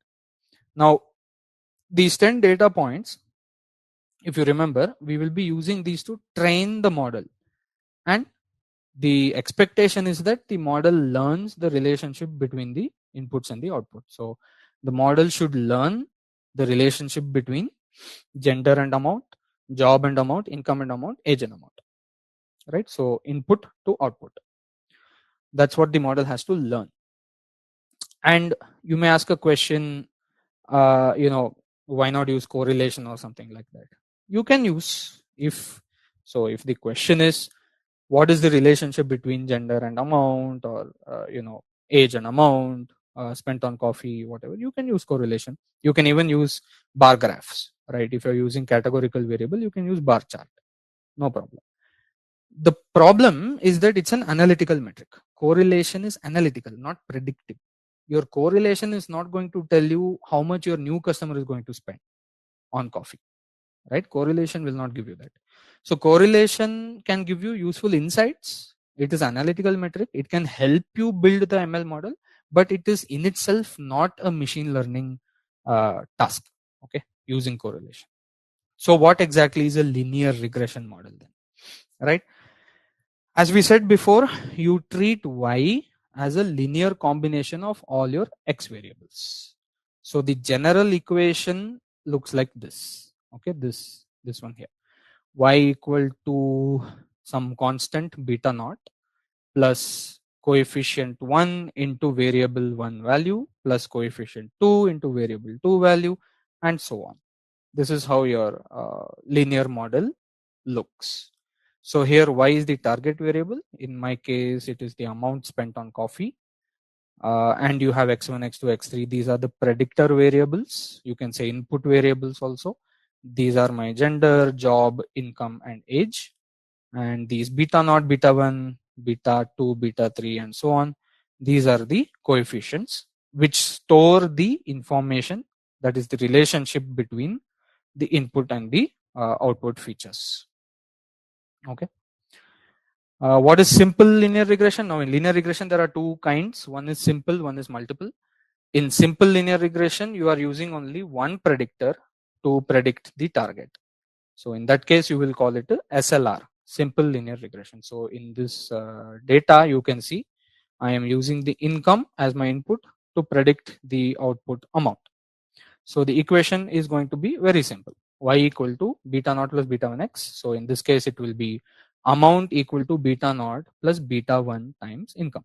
And my job is essentially to find these two values, beta naught, beta 1. Okay. If I put random values, I will get bad prediction. So obviously we need to find good values. Similarly, you can also have, a simple linear regression for other input variables also, like gender. Okay. Now gender is categorical. What to do about it? We will see that later. Okay. But yes, there are ways to encode categorical variables into linear models also. What about multiple linear regression? So in MLR, that is multiple linear regression, you are using more than one predictor to predict your output. So in this case, if you can see, I'm using income and age both to predict my amount. So general equation is here, y equal to beta naught plus beta 1 x1, and so on. So in this case, for the income and age, this is your equation. Amount is equal to beta naught plus beta 1 times income plus beta 2 times age. And of course, you can add more variables. And again, the job is the same. You have to find good values for these coefficients. Okay. So when we talk about linear regression, we are primarily talking about fitting lines. Okay, we are primarily talking about fitting linear shape to the data. So suppose I start with the numerical predictors in my data set. So I have income here, I have age here. My target is amount. Okay, so if you see here, I have a scatter plot of age versus amount. Okay, this is the age of the customer and this is the amount they spent on coffee. Now you can quickly do a correlation of these two features, right? You just take these two columns and you find the correlation. Turns out the correlation is about 0.32. This is not a weak correlation, but by no means is it a strong correlation. You can say it's not so strong correlation. Okay, and you can see the scatter plot here. Yeah, age is on the x-axis, amount, the target is on the y-axis. Okay, so if I want to start fitting a line, I can fit a horizontal line. Now the horizontal line where I should fit, maybe I just take the average. So look at the data set on the right side. Suppose I just take the mean of all these things. Aarti spent $2264, Darshan spent $1976, Isha spent $1702, whatever. I add all of these things and I take the mean. Okay, and the mean of this comes out to be around $2000 or whatever. Okay, so let me just predict the mean for the new data. So what I'm trying to say is, in these 10 historical data points, the mean expenditure was $2000. So if a new data point comes, I will predict that they will spend $2000. Okay, because my past 10 data points averaged around $2000. Therefore, my new person also will be spending $2000. This is not wrong, right? This is not wrong prediction at all. It is a weak prediction, but it's not a wrong prediction. It's a reasonable way to think about it. Last year, my average sales was so and so dollars. This year also, it's going to be so and so dollars. What is so wrong about it? It's not wrong, but it is weak. Okay, it is very simplistic, weak prediction. So you can fit a straight line at the mean value. Okay, any new data point you can predict mean. So suppose here I have age 56, 35, 42, 32. Suppose I have somebody who is 45. Okay, see the graph. New person whose age is 45. So I just go directly from the point in the y-axis, and wherever the line meets the model, I will take the y value, which is 2000. This is going to be same for everyone.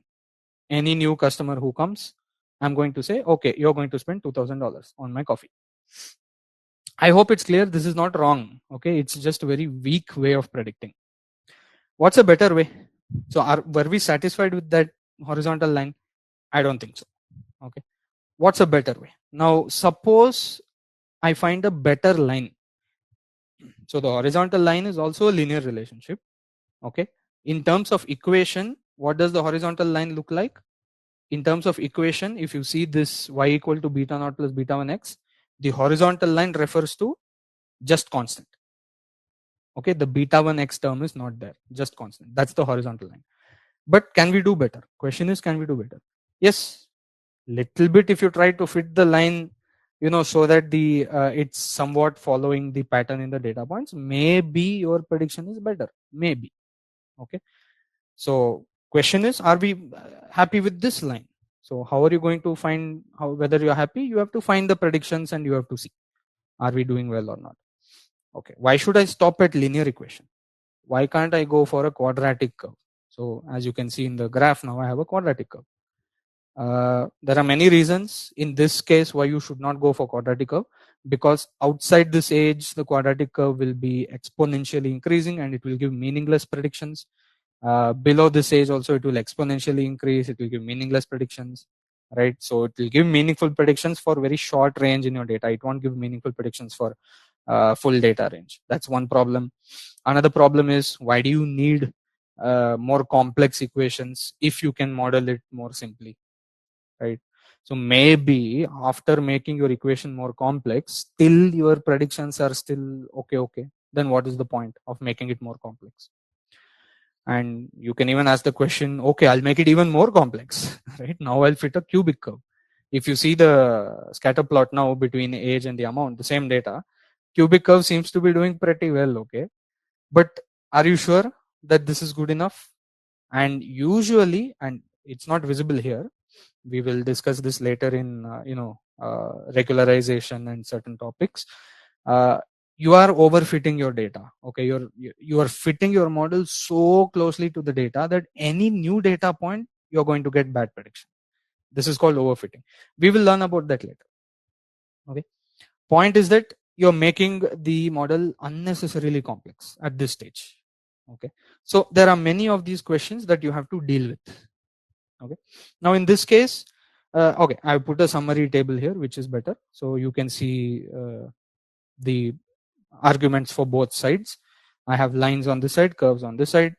Lines are very simple model, curves are complex equations. Computations in lines are faster, curves will have slower computations. Lines may be too simple to model some kind of data. Of course, definitely linear relationships are simple. Maybe there are data whose relationships are more complex, right? But curves, what will happen? Maybe the curves are so complex that it's fitting your data so perfectly, right? New data, it's not even able to predict properly, right? This is something called generalization. We will see that later. But I think I can simplify it by saying I have 10 data points. If I overfit my model to 10 data points, what happens to my 1000 unknown data points, right? It's like saying if I study for my board exam from only one book and I will not look at any other book, I will only study one book, I will score 100 on 100 from that book. Is that a good way to handle your board exam? No, right? You need to generalize. So these are the kinds of uh, questions you will have when you have to choose which kind of model, okay? Lines, generally the range is somewhat more under control. As I told you, it will not go outside the graph and things like that. So in quadratic case, very easily it will go outside the graph. In cubic case, in fact, this is going to go down to negative. On the left side it will go negative, on the right side it's going out. So there are many problems with complicated models. So I would like to say that, see, honestly, it depends on the problem statement that you're trying to solve. But generally, trying out a linear model first is not a bad thing. Generally, trying out a linear model is almost always a good way to analyze your data and try to see, is it a decent model or not. Okay. So previously, we saw age versus amount spent on coffee. Here we are seeing income on the x-axis versus amount spent on coffee on the y-axis. It's quite clear that there's a linear relationship. It's very clear. You can see in the screen. And in fact, the correlation value also tells you 0.87. It's a very high correlation, right? So again, you can start by saying, I will take the average of the amount. I will take, 2264 plus 1976 plus 1702. I'll find the average. And then I'll say, okay, last year, my customers average spending was $2,000. So whoever new customer comes, average spending is $2,000. I can say that. Question is, are you satisfied with this model? And most of us should not be, right? We should not be satisfied with this model when there is such a clear linear relationship. So then the next best thing to do is, okay, let's try to fit a line to this data. What do you mean by fitting a line? Where there is no real value you can predict.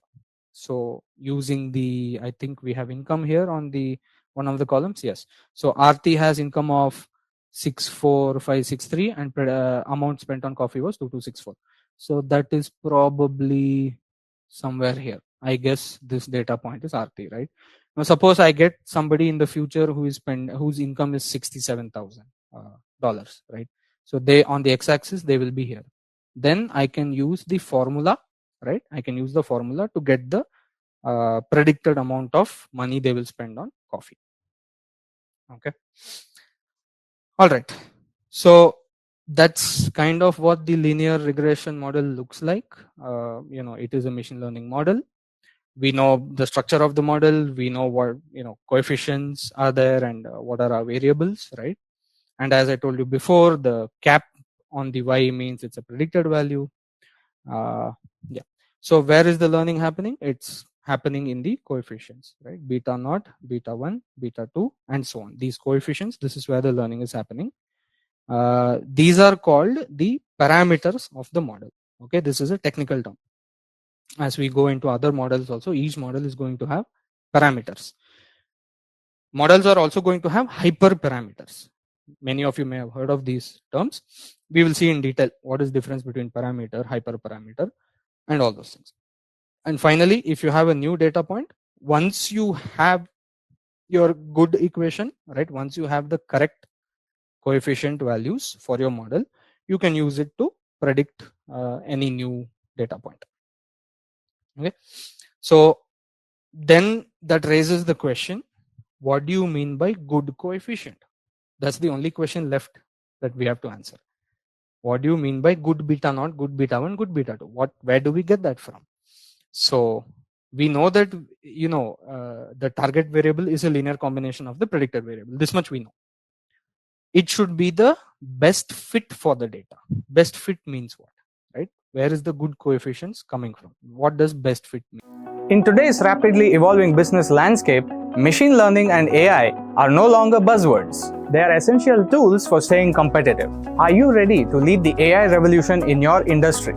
upGrad, in collaboration with IIIT Bangalore, brings you the Executive Diploma in Machine Learning and AI. This program is designed for ambitious professionals like you, seeking to leverage AI for strategic decision-making and innovation. Gain hands-on experience with cutting-edge technologies, learn from renowned faculty, and network with industry peers.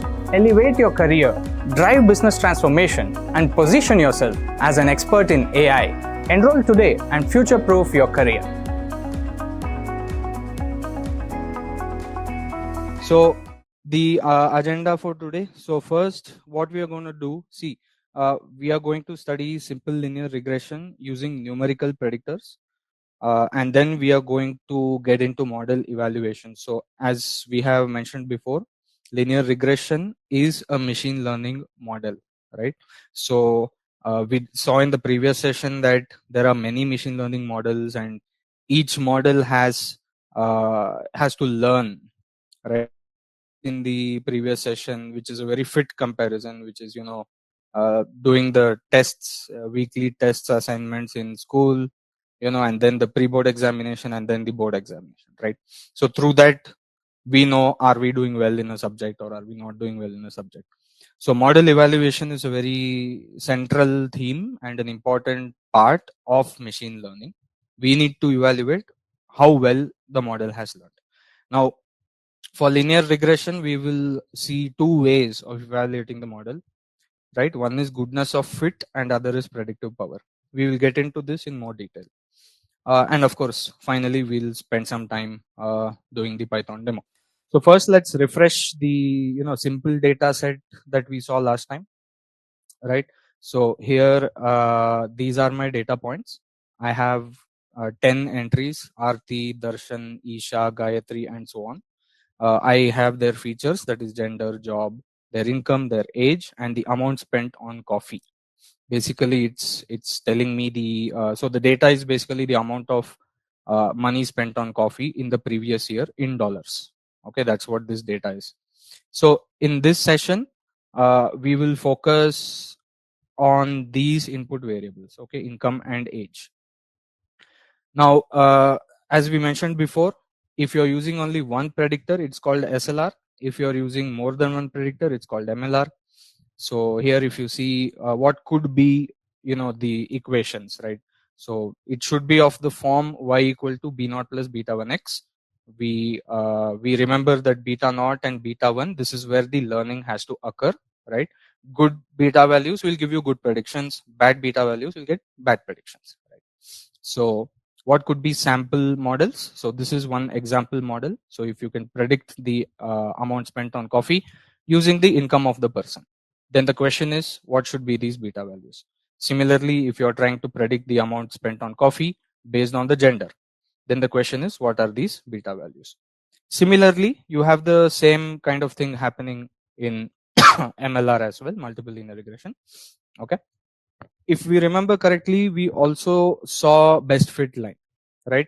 if you remember this, we had the scatter plot of the data, right? And then we said let's go with a very naive or very simple prediction, that is just take the average of the past data set and predict that average value for any future data point, right? And if you remember, we said that's not wrong, but it's not good enough, right? That's not wrong at all. The what you say, the thought process or the motivation behind that is pretty correct, right? This happened in my last year, I will say average will happen this year, right? Nothing wrong about that. But it was a simplistic model, very simple model. So we could just change the slope of the line and try to fit it to the data better, right? So instead of, if your data is like this, right, if your data is having a slope like this, why should you go for a horizontal line? You can get better prediction with a line which follows the slope, right? So that is called a simple linear regression model. So suppose we are dealing with the same data set, right? And suppose my target variable is the amount of coffee that is spent by the customer, right? And suppose we have two linear combination equations. You can see here I have one in green and I have one in red. Okay, now let's not worry where the numbers came from. First, let's try to compare these two. After that, it will be easy to understand where the numbers came from. Okay.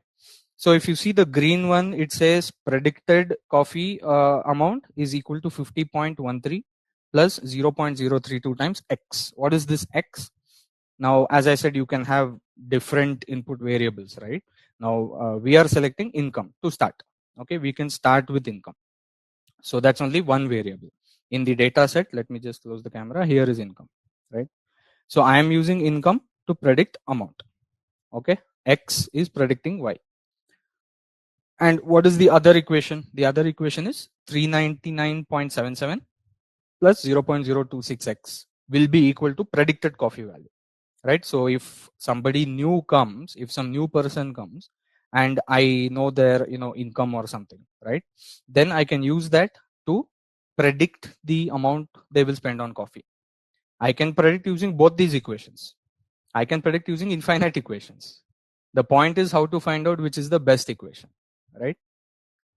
So this is actually so this green equation, right? This 50.13 plus 0.032x. Okay, the equation is here. So this is the line, right? This is the line fit with x-axis income and y-axis amount, right? So this is my predicted amount on coffee, and this is my income. Now, if you just use this equation to build a straight line on the same scatter plot. So what is the scatter plot? It is showing income versus amount. Okay, the whole idea is I want to use income to predict amount. So for example, if somebody's income is 67500, right in between 65,000 and 70,000, how will you use this to predict? So you'll just go up here, meet the green line, and then go to the left. So this looks like around $2150 or something like that. Same thing, you can put the value in the equation, right? So you put that x value in the equation, you will get the prediction.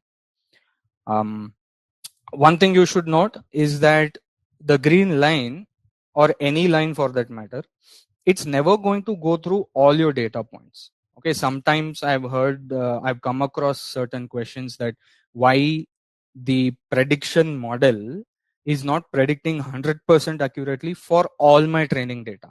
That's not possible, right? The model is simplistic, it's a straight line. So if your data points do not lie on a straight line, now you see the blue points, see all the blue points, do you think they are on a complete straight line? No, right? We are trying to find the best straight line. There may be many straight lines, we are trying to find the best straight line, not the perfect straight line. There's a big difference. Yeah, best straight line, not the perfect straight line. So that is why, of course, when you try to re-predict, then also there will be error. Okay, so for example, if you take this x-axis point, right in the middle of 55 and 60,000, maybe not Darshan, maybe Lokesh, that value looks like it is the entry Lokesh, right? 57398. Okay, that is here. So if I go up here, it is actually falling short of the prediction, right? You are getting 1810, something like that. But what is the actual amount spent on coffee by Lokesh? Look at the data. It says $1886. So we fell short by $70. Okay, So I hope that makes sense. You're not going to ever get a perfect straight line that goes through all the training data, because naturally real data is not going to sit on a straight line like that. Okay. Now here is the red model. I showed you the green model before, and here is the red equation and the red model. And as you can see, so for the red model, again, see, this is the truth value. Okay, so if you go to the previous slide, green model, these two are historical truths, right? These two, income and amount, this is the actual data from last year.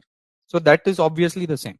Even in the red model, it's the same. These are the actual data points. Like RT with an income of $64,563 has spent $2,264 on coffee last year. Same way, Lokesh with an income of $57,398 has spent $2,001 last year on coffee. Now this red model, what is it predicting for Lokesh? So all you have to do is take this number 57398, correct? That's the income. You put it in X, and then you just calculate the predicted Y. Visually, what does that look like? As we saw last time, it goes like this, right? And then you can find the value here. Again, it is falling short. As you can see, it is falling short from the actual value. Okay? And for some other values, you may be over predicting also. For example, you check this data point. Okay, so this is around 64 something income. Looks like Hemant or Arti, might be one of them. Okay, so these guys, right? Actually, you can find out who's Hemant, who's Arti, because Arti and Hemant have almost the same income, 64,563 and 64,465. But if you see the actual amounts, that will help you, right? Arti spent 2264, so obviously the point on the top, this is Arti, and Hemant spent 1754, so this is Hemant. So interesting, right? In the case of Hemant, you have over predicted. In the case of Arti, you have under predicted. So if you use 64, around 64,500 as your input value for a new person, right? It is an error from both sides. Anyway, so the major point that I wanted to drive was that many lines and no line is perfect. These are the two major points I wanted to drive. You can fit many kinds of lines with different intercept and slope, and not a single line is going to be perfect. But the question is, can we ask the question which model is better? Clearly one model is better. Like, of course, green and red, these two models look really the same. But if I just showed you, a line like this, you would say, okay, this line is very bad, right? For the same data, if I showed, let me just draw that line on the left side. Suppose I had a straight line which was like this, right? So suppose this is my linear model with a different equation, of course, right? So suppose this is gray or blue color, whatever it is, right? So suppose there was a third model with this kind of equation. You would say it's a bad model. Rather than this, I can just use the green model or the red model, right? So obviously, there is a finite like number of models or a single linear equation which gives you the best results. Intuitively, we know. Now, the problem is if you try to do it manually, visually, intuitively, it's kind of impractical, right? You're not going to find a universally universally correct answer which you can discuss with other data scientists, other mathematicians. There's no such like if you say, okay, for me green is better, for me red is better, what is the algorithm that we are using, right? So this is where we need to start thinking in terms of errors. Okay, so if you see in the two graphs, so this is the green model and this is the red model along with the predictions. So by now I hope we understand that the predictions of each of these models is the colored line. So in this case, the green color line, this is giving you the predictions. In this case, the red color line, that is giving you the predictions. Okay. And what you can see is for each of the 10 data points, so you have 10 data points, right? Each of these blue color points are your data points. This is your data point, this is your data point, this is your data point, right? For each of these data points, both models are off, right? The predictions are off. For each data point, you can calculate this error. Okay, so if you see on the bottom of the screen, all you need to do is find y minus y cap, which is true value. So this is the true value, historical truth, minus predicted value. Okay, this is the predicted value. So obviously, the larger the difference, the worse the model. Pretty simple. If your prediction was close to the truth, then y minus y cap should be small. And we want this to be small for all the data points, which is why we are doing summation. If you see in the end, there is sigma, okay, summation. And generally, we do not care whether you over predict or under predict, right? Both are considered equally bad error, correct? So if your model is saying less than what it is or more than what it is, both of these things are considered equally bad. So to remove that negative sign, usually we do the squaring, right? So you calculate the error, do the squaring, and then you add. Generally, in general machine learning language, these errors are also known as residuals. The reason they are known as residuals is because it's the residue that is left after explaining whatever is possible to explain using the machine learning model, basically. So you use the machine learning model to explain the values of the target. If you are not able to explain a remaining amount, that is called residual. Okay, that is why the name is residual. The same thing is called errors. So, don't worry about these technical terms so much. It's the same thing. It's just how far you are from the prediction. Okay. So now, if I apply this to both models, then I can find out who is having more error and who's having less error. Very simple logic, right? This thing is called sum of squared errors. So whenever you get into linear regression, this is the first thing that you will see, SSE. There are other things, SST, we will come to that. Okay. So this is the sum of squared errors. It is the sum of all the errors and we square it to remove the negative sign. Okay. What is the error? Difference between prediction and truth. So yi minus y cap I square, and you summation it 1 to n, all the n data points. Okay. That's called SSE. So this is the overall error of the model. Okay. Like if you fit this line to this data, this is the overall error. Okay. And obviously you can also see, these are also terms that people use. It's also called residual sum of squares, RSS. Okay. Same thing. It's the sum of square errors, or you can call it RSS, residual sum of squares. Okay. This is basically the objective function that needs to be optimized. Now, this is the secret, so to speak, of machine learning, of the learning in machine learning. So if you remember, we said that we have to somehow, in the previous session, I used the word somehow we have to make the machines learn somehow. This is that somehow. Okay. For each machine learning model, there will be a certain objective function and an algorithm, how to train that machine learning model. In the linear regression case, it is called sum of square errors.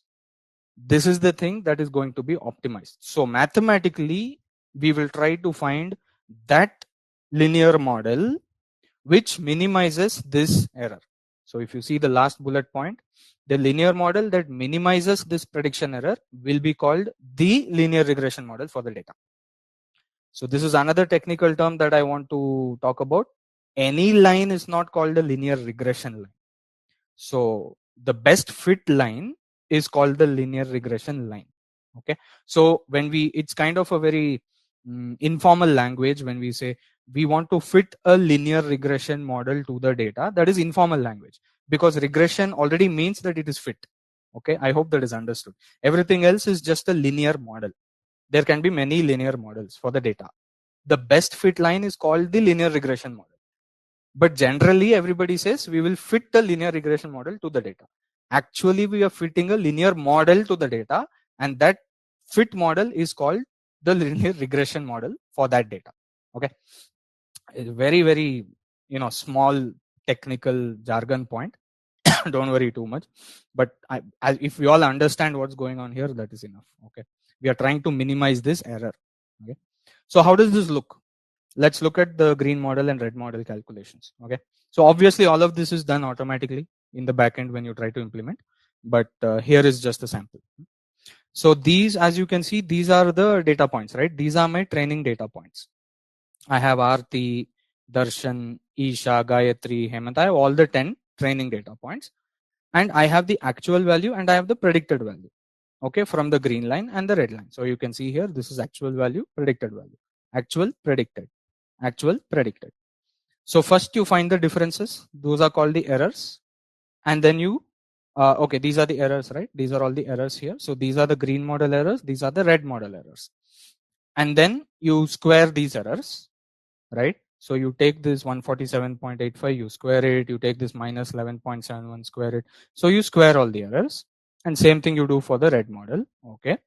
And finally, you add them up because we want to find out which model is having the minimum sum of square errors. So the green SSE is this number here, 304501, and the red SSE is this number here, 255199. We are not trying to, give special attention to any one data point. That should be very clear from this. It's not as if, Aarti as a data point is more important to me and Isha as a data point is less important to me. No, right? All the data points should be treated fairly, and the machine learning model should learn the nature of the relationship between the features and the output. Okay, so that should be apparent from this. That otherwise, I could say model did better for Isha. Actually, you can check it right now. The error for this person, if you see, see this one, right? Error for Trevor. Check the error for Trevor. Trevor's error in the green model is 10, right? And the red model is 128. Based on that, I could have said green is better. No, that's not the case. For all the training data points, you must treat it fairly. That is the way, that is why you call it learning. Okay, otherwise it's not learning, otherwise it's memorizing. Okay, so I did one, one test in my class, I aced, all other tests I don't care, so I will pass the board exam. No, that is not the case. You should be able to generalize well. Okay, so it's very important to understand this point. It will become clearer when we go on. Now, see, there are a few optimization methods, and see, the goal is essentially to find the set of coefficients that minimizes the SSE. Okay, so what's written here is just SSE, sum of square errors. You have to find the coefficients. So in both the models you saw, there was intercept, there was slope. So the goal is to find the right numbers. There are mathematical methods that do this quite simply. Okay, there are many methods. The most common method used is ordinary least squares. Okay, it's a derivative matrix based method. It's pretty fast. Okay, there are many other methods. Even this is a popular method. Gradient descent is also popular. We'll not go too much into the math of these. That requires way more time, and that's another session. I would urge everyone to have a look at it. It's not that you need to be able to do it pen and paper. Not really. If you just read through some of the math, it's you'll get an idea. Okay, matrix inverses, things like that. So don't worry if you don't understand the math of it. Right, that is something you can even spend time once you understand implementation and how to work with these models. Right. Anyway, so if you see in Python. Stats models, I think we are using the OLS function. I'll show you that today. Fine. Now, now that, okay, we understood that there is something called the best fit line, and that best fit line is called the linear regression model for the data.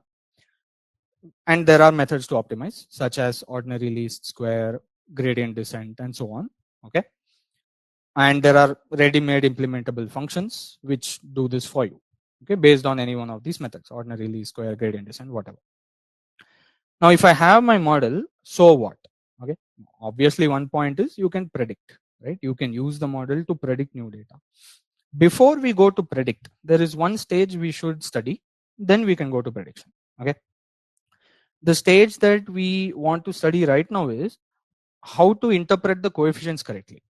So see, it's easy to understand that, okay, take Jasmine, take her income and just put it in the X value, and you will be able to find the prediction, right? 0.026 into 49980 plus 399.77, it will give you some number. Okay, we know how to use the coefficients. Wonderful. Can we interpret the coefficients before we go for prediction? Okay, instead of just looking at it as a formula, can we understand what do the coefficients mean? What are they telling us? Okay, so this is what the coefficients are telling us.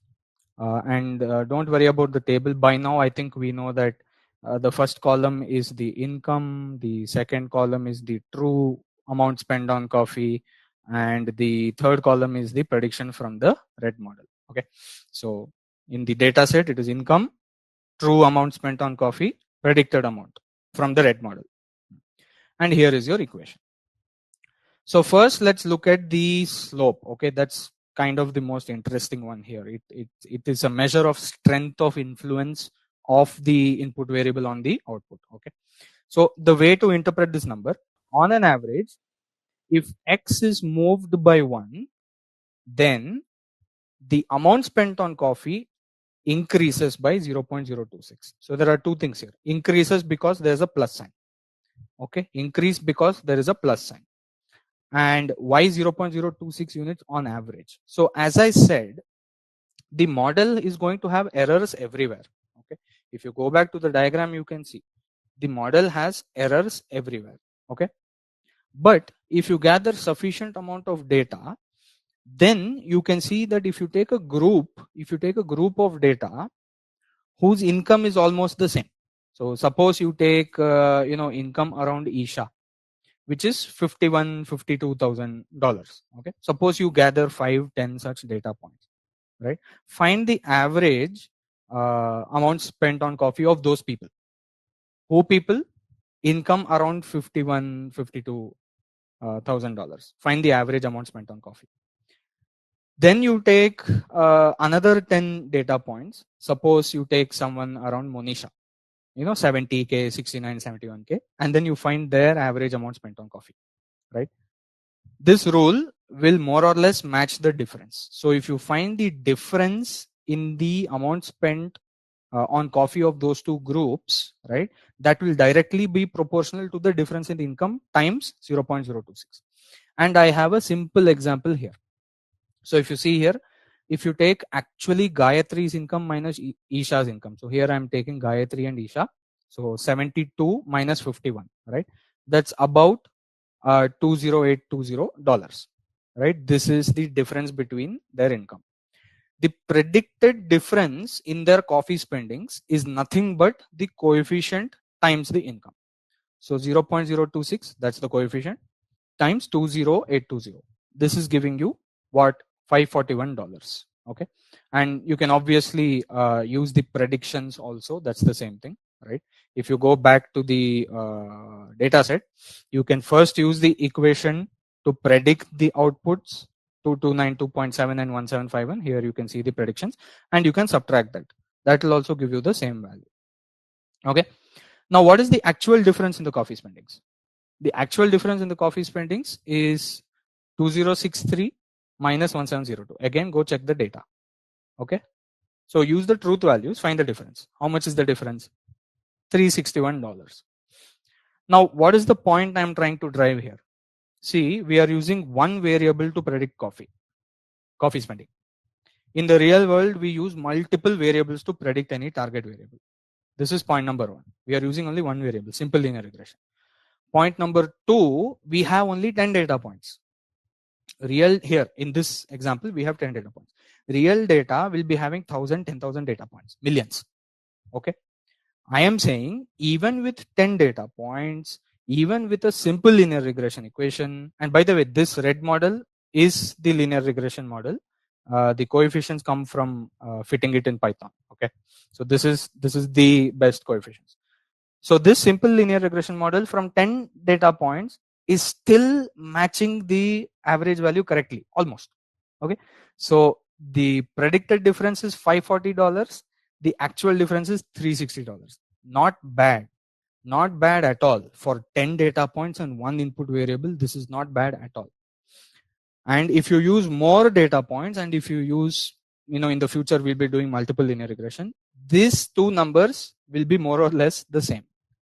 Okay, so this is the reason why linear regression is used a lot in analysis also, not just in prediction, but analysis also. These coefficients can tell you a lot about your data. Okay, so what is the difference between these two groups in terms of spending? What is special about these two groups? There are many ways to interpret these coefficients. Okay, and it all boils down to this very simple statement here: a unit increase in x leads to a 0.026 increase in y, predicted y, on average. Okay, on average. So it will not be exactly the same for 1 or 2 data points, but when you do it for a lot of data points, it will average out. Okay, so this is how you interpret the slope coefficient. What about this intercept, this constant value 399.77? Now this thing, this constant has two personalities, you can say. If the x value being equal to 0 makes sense, then interpreting this constant makes sense. Basically, the constant is the expected value of the amount. Expected value, let us remember, nothing but the average. Correct? Expected value just means average, right? So this 399.77, it is the expected value of amount if income equal to 0. But the interpretability is a bit shaky, correct? Because income equal to 0 doesn't make sense. So if you have a linear regression equation where the input x equal to 0 makes sense, then the constant will be interpretable. Otherwise, it is an imaginary interpretation. Okay, so if the predictor can meaningfully have a value of 0, maybe you're talking about temperature as a predictor. Maybe you're talking, if it's temperature, like ambient temperature 0 degrees, okay, that makes sense.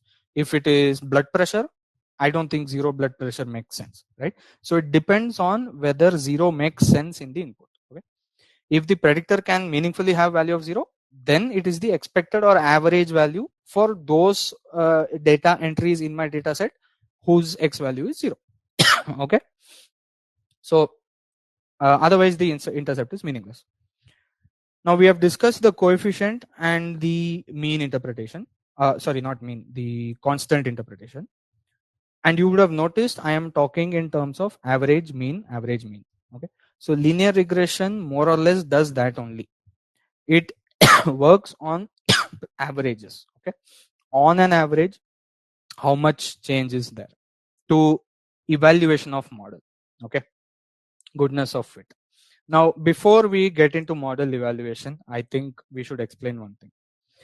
You may be asking the question that, look, we just took the what is that, the sum of square errors, right? We just took the sum of square errors, right? And we fit a linear model to the data set to minimize this SSE, and then we called it the linear regression model. Correct? So out of all the infinite possible lines that you can draw between income and age, right? So right now we are talking about not income and age, income and amount. Income and amount. So out of all the infinite lines that you can draw between income and amount for the data, we already found out which is the having the lowest SSE. Red model, right? The red model had the lowest SSE. So then you may be asking the question, why should I evaluate the model? Done, na? Red model is best. Why should I evaluate it? So there's a difference between best fit line and good model. Your best fit line may be a bad model. Okay, let's try to understand that. Your best fit line may be a bad model. Right now, we are discussing only about linear regression. Over the course of the next few lectures and weeks, you will learn multiple machine learning models. What if linear regression is a bad model for your data? And what if some other model is good for your data? How do we analyze that? So for that reason, we need to do model evaluation. Just because your straight line is the best fit in your data set does not mean it is a good fit. It is the best out of all the possible lines. So all the possible lines may be bad. Out of those infinite bad lines, you found the best bad line. Think of it that way. Is it good or is it bad? It's the best out of all the bad. How good is it? So that is why we need to do model evaluation. Okay. Now let's understand how model evaluation is done first for linear regression. See, in the context of linear regression, generally what we do is we compare it to a base reference model. So supposing you have other linear regression models, right? We will generally use the base model as a comparison. So the base model is what? If you remember, the base model or the simplest model is average of output, right? So you have the mean value of all the coffee spending.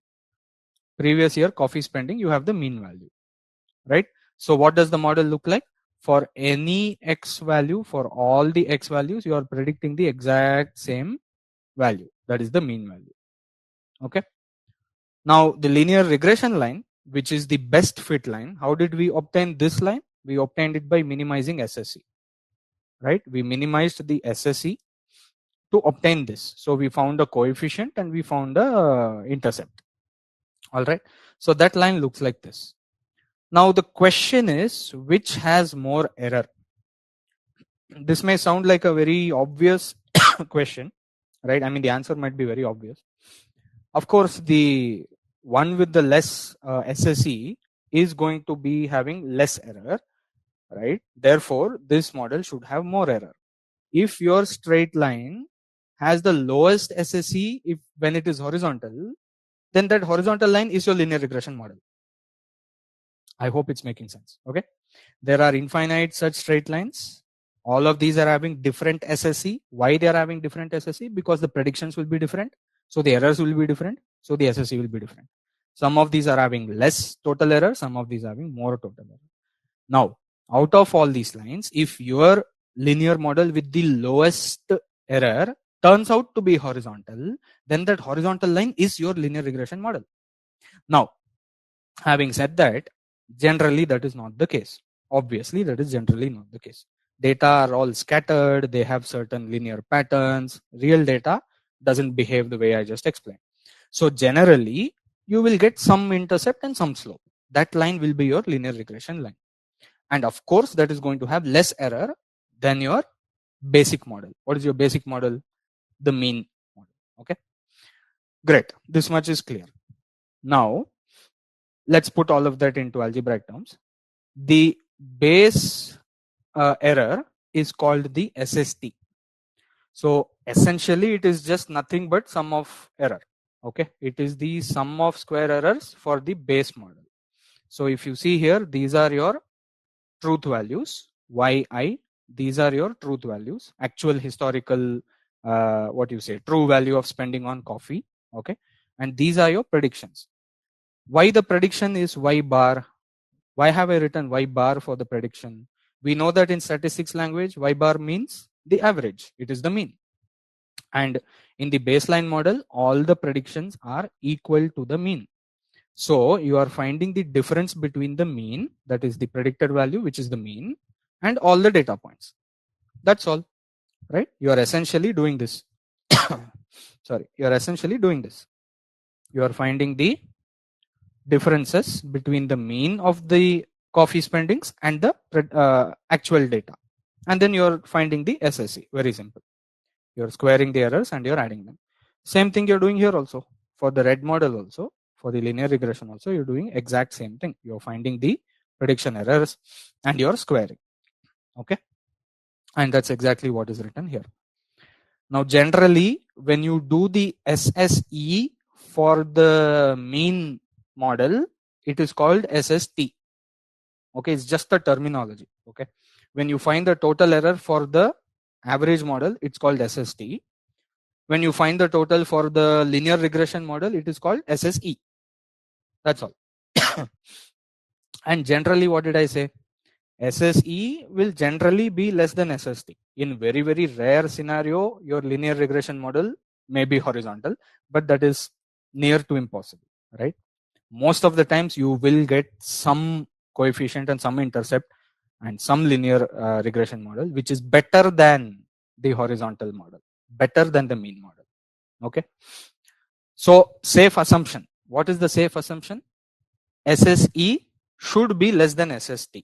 Okay. SSE is what? Error for the linear regression. SST is what? Error for the horizontal model. So obviously the linear regression should have less error. So we can consider this thing SST minus SSE, okay, as the improvement from the mean model. Okay, so SST is the mean model total, that is higher value. SSE is the error for the linear regression, which is lower value. So SST minus SSE will be positive number. Correct? It will be positive number. And this value is called sum of squared residuals. Okay, SSR. And you can see the formula here. SSR equal to SST minus SSE. Now I'll just take a step back and I'll reiterate. Why are we doing all this? Again, let's ask the same question. If I already minimized my SSE to get my linear regression line, why should I do all this? Well, because you want to compare different linear regression models. See, in your data, you're going to have multiple input features. You're going to have income, age, gender, this, that, whatever. You're going to have so many input features. And you're predicting one target, amount spent on coffee. How do you find out which is a better predictor? How do you find out which is a better model between two input features? For the same input feature, you can minimize SSE. Fine. But for different input features, you're going to get different regression lines. You're going to get different best fit lines. How do you compare the different best fit lines? That's the problem, which is why you take common reference. Okay, which is why you take the common reference, and the common reference is generally considered as the mean model. Okay, and mean model is agnostic, independent of the input variable, obviously, because you are only taking mean of the output variable and using it as prediction. That output variable truth is not going to change if you change your input. The true outputs are going to remain the same for any of these models or inputs. Okay, so that is a common baseline. Okay, so I hope we are well motivated to understand why we are using a baseline as a reference and then using the SSE of the linear regression model to compare with this. Otherwise, if I did not have the baseline, how will you compare one SSE with another SSE? Not possible. If you found the SSE for income versus amount, that is one value. If you found the SSE between age versus amount, that is another value. Okay, even in that you might say this is less, that is less, whatever it is, but you compare it with the mean. That allows you a common ground to compare. Okay, this is much better than this, or this is slightly better than this, right? So it's a universal way of comparison. Now we understood that the SSR, which is nothing but the mean value, the mean model error minus your linear regression error, right? SST minus SSE is a positive value. Now you can compare this to you can convert this to a percentage. So if you see the formula here, it says R square. This is the name given, okay, to this metric R square. It is nothing but SSR divided by SST. And remember what is SSR? SSR is just difference between the mean model error minus the linear regression error. So SST minus SSE. And if you boil down this formula, you are getting 1 minus SSE by SST. And note that generally speaking, SSE will always be less than SST. So whatever value you get here is going to be between 0 to 1. So now you can interpret this as a quantity between 0 and 1. If it is closer to 1, it's a good value. If it is closer to 0, it's a bad value. Okay. And the way to interpret is, it is a percent improvement, you can say, from the baseline model. How better than the baseline model is your linear regression model. Okay, this is called R square. And I just have a simple visual example here just to motivate. Okay, so here you are going to have a very high R square. By the way, what is the R square for the first model? Okay, just so we can understand this more, intuitively. What is the R square value for the first model? Let me just put the formula here. R square is equal to 1 minus SSE by SST. Okay. The baseline model, if you treat the baseline model, yes, exactly, 0. Wonderful. Exactly. Great. So if you treat the first model as your linear regression model, then SSE equal to SST, because it's nothing but the sum of square errors, right? So the numerator is going to be equal to SST for the first model. So your R square value is 0. No improvement from mean model, obviously, because it is the mean model. Okay. Then if you try to change the slope a little bit, you might get a slightly better R square, maybe 0.3, 0.4, whatever. This last graph, this is the linear regression line. This will give you the best R square for that input variable, X versus Y. Okay. So the R square value will increase like this. Okay. On the left, you have the worst model, which is the baseline model. On the right most, you have the linear regression model, which is the best fit line. Okay. Great. And this might be having higher values, 0.6, 0.7, whatever. Need not be 1. Huh? Never going to be 1, by the way. I hope that's also clear. You're always going to have some error. Okay. It will never be 1. Now, we will see some of these things today. This is the result from a library called stats models. We will see that. Okay. Now, I'm not going to go over all of the different values in this result. I will speak about R square today in detail. Okay. In the upcoming session, you will be doing a little bit more deep dive into everything else. For now, I will be focusing on few things. I believe we'll be talking about R square, intercept, things like that. Okay. So, okay, I'm blocking the R square value. So this, if you see here, this is where your focus should immediately go. Your focus should immediately go into this coefficient column, and then you have this thing called R square. Okay. So if you see this model, can we try to build this model? Can we write an equation? How do we write the equation? What are we predicting? You can see here what we are predicting. Even that is there in the results. Dependent variable is amount. So amount equal to, now let me use these coefficients to build the equation. Intercept is 399.7.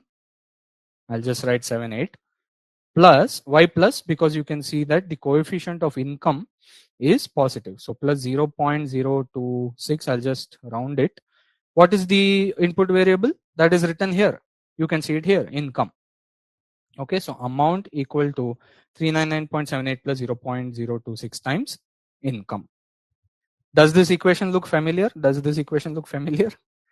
It is the exact equation for the red. Here it is. Right?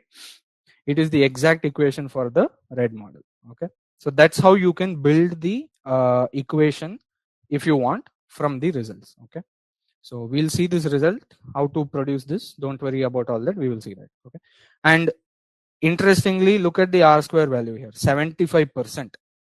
Not at all bad, I would say.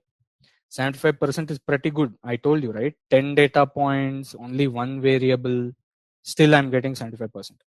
In other words, my machine learning model has learned something. Definitely it has learned something. And that learning is here, guys. 0.0259. That's what it has learned. It has learned that on average, if my customer who comes next, if their income changes by plus 1 unit, then they will spend plus $0.026 more on my coffee. Okay. So this is telling you both, it's telling you the direction, that is, is like are older this is what income versus amount. Okay, are people with more income likely to spend more money on coffee in my shop, right? So plus minus will tell you that, right? Plus means yes, more income, they will spend more on coffee. Minus means less, more income, they will spend less on coffee. Okay, here the model is telling me it's plus 0.0259. Okay, it's also telling me how much. It's not just telling me the proportionality, it's also telling me how much. Okay, so 1 unit increase in the income of my customer, 0.026 units or dollars increase in the amount spent on coffee. And this model is doing pretty well, 75%.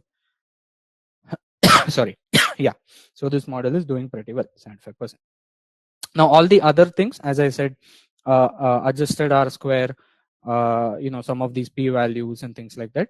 You will learn in more detail in the upcoming session. I believe it's on Saturday. You will do a deep dive into that library called stats models. Okay. What we are trying to achieve in this session is we are trying to understand, okay, the analytical part of it, which we just saw. What we just saw was the analytical part of it, how to use linear regression for analysis. Of course, you can use the same equation for prediction, no problem. But how do you evaluate that model in terms of prediction? Now, before going to that, I hope it is clear that now if I change my input variable, the R square value will change. Okay, that's the whole point of this this thing. So this has 75% R square. Now that is income versus amount. If I next try age versus amount, then I might be getting a different R square. Okay, so looking at those two, I can think, who is a better predictor for my coffee amount, right? And who's stronger? Which model is better at fitting? Okay, so that's the importance of R square. Now, generally speaking, analytical indicators, okay, they are good analytical indicators as long as certain assumptions are satisfied. There are many assumptions such as your data is not non-linear and things like that, right? So these kinds of assumptions you will see little by little. Sometime in the next week also we'll speak a little bit about the. Now let's forget about validation data for a bit. Okay, let's forget about validation. As I said, validation is something we will use when we have the ability to improve our model. Right now we don't have the ability to improve. Okay, can you guys tell me, is there any way to improve the best fit line? No.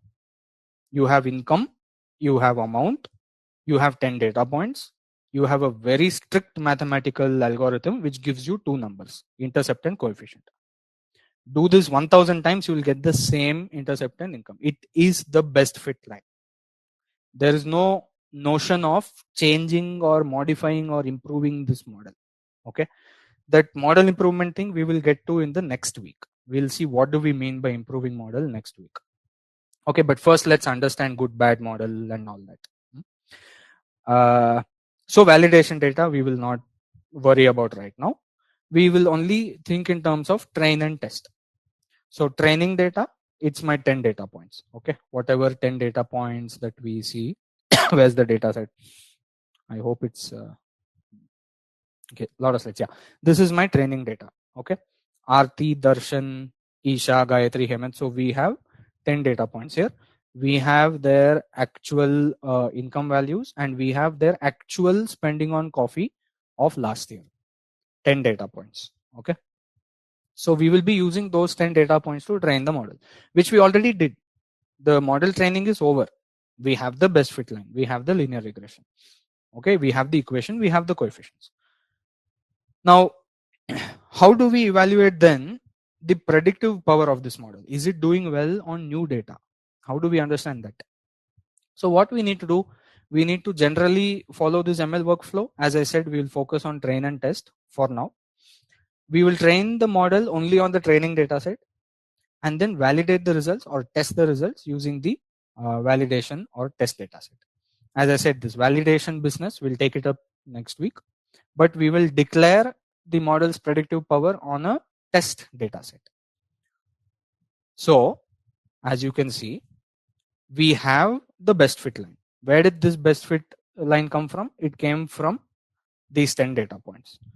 Now suppose you have intentionally left aside 3 data points which you did not use when training this model. So this coefficient 399.77 and 0.026 intercept and coefficient, they came only from these 10 data points. Okay, so the model has not seen or been exposed to these 3 data points. Intentionally we have left it aside.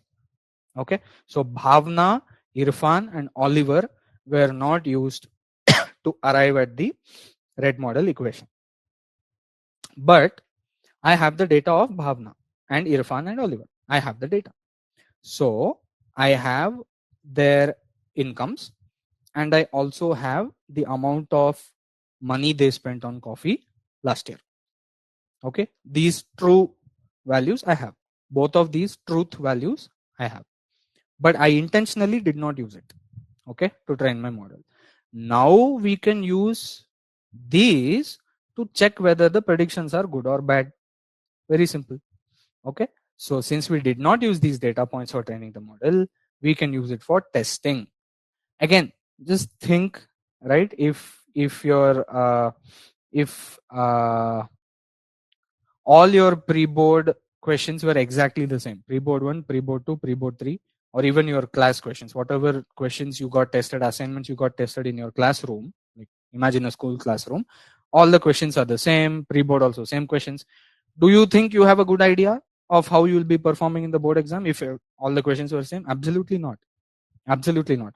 You will question the teacher, you will question the school, saying, what are you doing? Why are you not giving us good practice questions? That's exactly the concept here. Okay, we want to test the model on data that it has not seen. How to do the testing? First step is to get the predictions. You already have the model, you have the true income values of Bhavna, Irfan and Oliver. You put these x values in the equation, you get the predictions, and then you have to just compare the truth and the prediction for the testing data and summarize it. There are many ways to summarize. As you can see, we have mean square error, RMSE. These are terms that we may have heard of before. We'll see the formula. We have mean absolute error, we have mean absolute percentage error, so on. Okay, these are predictive performance metrics when you are doing regression. For classification it will be different. Okay, for prediction, generally in predictive performance we use these kinds of metrics: RMSE, MAPE, so on. RMSE, what does it look like? So all you need to do is you have to compare these two columns, right? You use the red model to get the prediction. You already have the truth values for the testing data. So what is RMSE? Root of mean of square of errors. Okay, it's obviously not a very creative name. Root of mean of square of errors. So error 1632 minus 1492. Okay, next error 1987 minus 2076. Next error 2124 minus 1899, as you can see here. Get the errors, square the errors, take the mean, take the root of mean of square of errors. Okay, so that comes out to be something like 153.48. What is the actual value? The actual value is the amount of money in dollars spent on coffee. That is what we are trying to predict. So you have the values like 1492, 2076, 1899, so on, around $2,000. Okay, $1,500, $2,000, something like that. So the error of your model in this scale is about $150. Okay, that's what RMSE is kind of telling you. All right, so this is one way to compare two models. Okay, another way, mean absolute error. So this is nothing but, instead of doing the squaring and rooting and all that, right? So why did we do the squaring and rooting and all that? Because we want to remove the negative sign. There is another way to remove the negative sign. Okay, that is the absolute value function. So this time you take the error, you just take the absolute value, and then you find the average. So here it's about $151, right? Another interesting error metric is the mean absolute percentage error. So here what you do is you take the error and you treat it as a proportion of the truth. So the question is, what proportion of 1632 was my error? What proportion of 1987 was my error? What proportion of 2124 was my error? Okay, so these proportions you take average and it will give you a percentage, right? So here you have 1632 minus 1492 divided by 1632. So that is a ratio. Same way you have the ratio for the next data point. Same way you have the ratio for this data point. Take the average. Here we are getting 0.07, which is about 8% error in prediction. Okay. So again, just to reiterate, we have computed these metrics on the testing data. To compute these metrics, you need to first predict on the testing data. To be able to predict on the testing data, what you need to do? You need to first of all split your data into training testing so that you keep testing separately. Secondly, you need to have a model. Where did the model come from? You trained it from the training data. Okay, so I hope this whole process is clear. Original data split into training, testing. Training is for training the model, and then you check the predictions on the testing. You arrive at a metric. Do that for different models and then see which model is working better. This is a way of analyzing the predicting power. Okay, of course in linear regression you can always analyze using the r square values also. All right. Right, so in the first part of the Python code, what we'll do is we'll import all the packages for the demonstration. I generally have the habit of loading all the required methods, packages, libraries at the beginning itself. You can do it whatever is suitable for you, right? So I generally just load everything. We'll also load the data, and we'll do some basic data processing, such as changing strings to category data type, so on and so forth. Okay, you'll get into more details of the category data type in the upcoming session, which is on Saturday, I believe, which deals with categorical variables and things like that. You will of course encounter this more and more when we do multiple linear regression also. So first, I'm just using a couple of statements to filter warnings, because as far as I'm concerned, an error is good, but getting warnings all the time is something that I usually don't like. We want NumPy and pandas by default because we might end up using them when we do data analysis, machine learning, right? Seaborn is for data visualization, so we look at some plots to understand the data. This is one library that we will be using, which is stats models. So if you see here, stats models .formula.api. Okay, so there's a method for linear regression from this library. We'll use that, right? And we'll also use the very popular machine learning Python library, which is scikit-learn or sklearn. So from sklearn.linear model, we will import the linear regression method. As you can see, we are also importing the train test split method from sklearn again. So here you have sklearn.model selection, right? And notice how the train test split method comes under the model selection module of sklearn, right? So we spoke about this before. Why should we do this train test split and all that? It's so that we can compare different models fairly, right? So under model selection, you have this method. And for as we saw before, we have different metrics by which we can evaluate the performance of these regression models. And if you see in sklearn.metrics, there's a ready-made method for mean square error, MSE. Okay, now if you want the actual data source, I've given the link here. Okay, so it's from a university website. It's actually about some cars. So let me just run these cells. Yeah, so the data is stored in this CSV file, car prices, and I'm setting the index column to car ID. Let's see what the data looks like. So here you can see car ID 1 2 3 4 5. Since the car IDs are 1 2 3 4 5, I'm using it as the index column. That's why I'm putting index column equal to car ID. There are many features, as you can see: symboling, car name, door number, that's number of doors, I'm guessing, car body, engine location, wheelbase, car length. So you have many features, right? You have many features, and at the end you have this interesting feature called price. Okay, so the objective of this exercise is to analyze price. Okay, larger question is, can we predict price using these input features? Okay, using city MPG, highway MPG, whatever, bore ratio, engine size, can we predict price using these input features? And you also have a description file here. So car prices data description. So this will help you understand each of the features.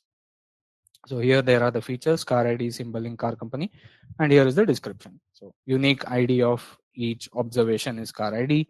Symboling is some sort of categorical risk rating. Car company is name of the car company. Door number is the number of doors, and so on. Right? You have all these. features and their descriptions. Let's also look at, and I hope here we were using the pd.readcsv function to read the CSV files. Now we are using df.info. So if at any moment if you feel that you want me to pause or uh, study some command in detail, let me know. Okay. Right. So you can just raise a hand. I think I will hear the beep. Right. When somebody raises the hand, I will hear a sound. So that will allow me to check the chat. So I'm using .info, and .info is very useful because it tells me everything, at least in the sense of the shape and structure, right, of the data. It tells me a lot. So it has an integer index. There are 205 entries named 1 to 205. Okay. And you can see non-null count. So you have 205, 205, 205. Everywhere you have 205. And the total number of entries is 205. This means there are no missing values, basically. So from .info, you can easily infer that there are no missing values in this data set. It has 20 columns. Each column name is here, and the type of the columns is here. Okay, for example, car body is object, generally means string, by the way. Bore ratio is a float value, engine size is an integer value, so on. So most features in this data set are numeric, either integer or float, but some features are of object. Okay, these are actually strings. So if you see, for example, engine, location, car body, it says object, right? These are strings. Typically, when you do categorical analysis, right, it's better to convert these into category data type. Okay. So just to explain that a little further, if I just say, for example, I am interested in, suppose I take car body. Let's just say car body. So I want to know what are the entries here. So if you see convertible, convertible, hatchback, sedan, sedan, sedan. Now I can use .unique to see what are the unique values that this feature can take. So convertible, hatchback, sedan, wagon, hardtop. Okay. So clearly it's a categorical variable. Okay. So in Python, you can convert this from string to category. Since it's a categorical variable, converting to category makes our analysis easier and faster. Okay. Having said that, for example, if you take car name or something, then mostly I will be dropping it, right? If I just say df car name, right? If I just take the car name, as you can see, these are all the names: Alfa Romeo, something, and so on and so forth, right? Volvo. Now, I would not waste my time converting this to the category data type. I would just drop this because I don't need it for my analysis, right?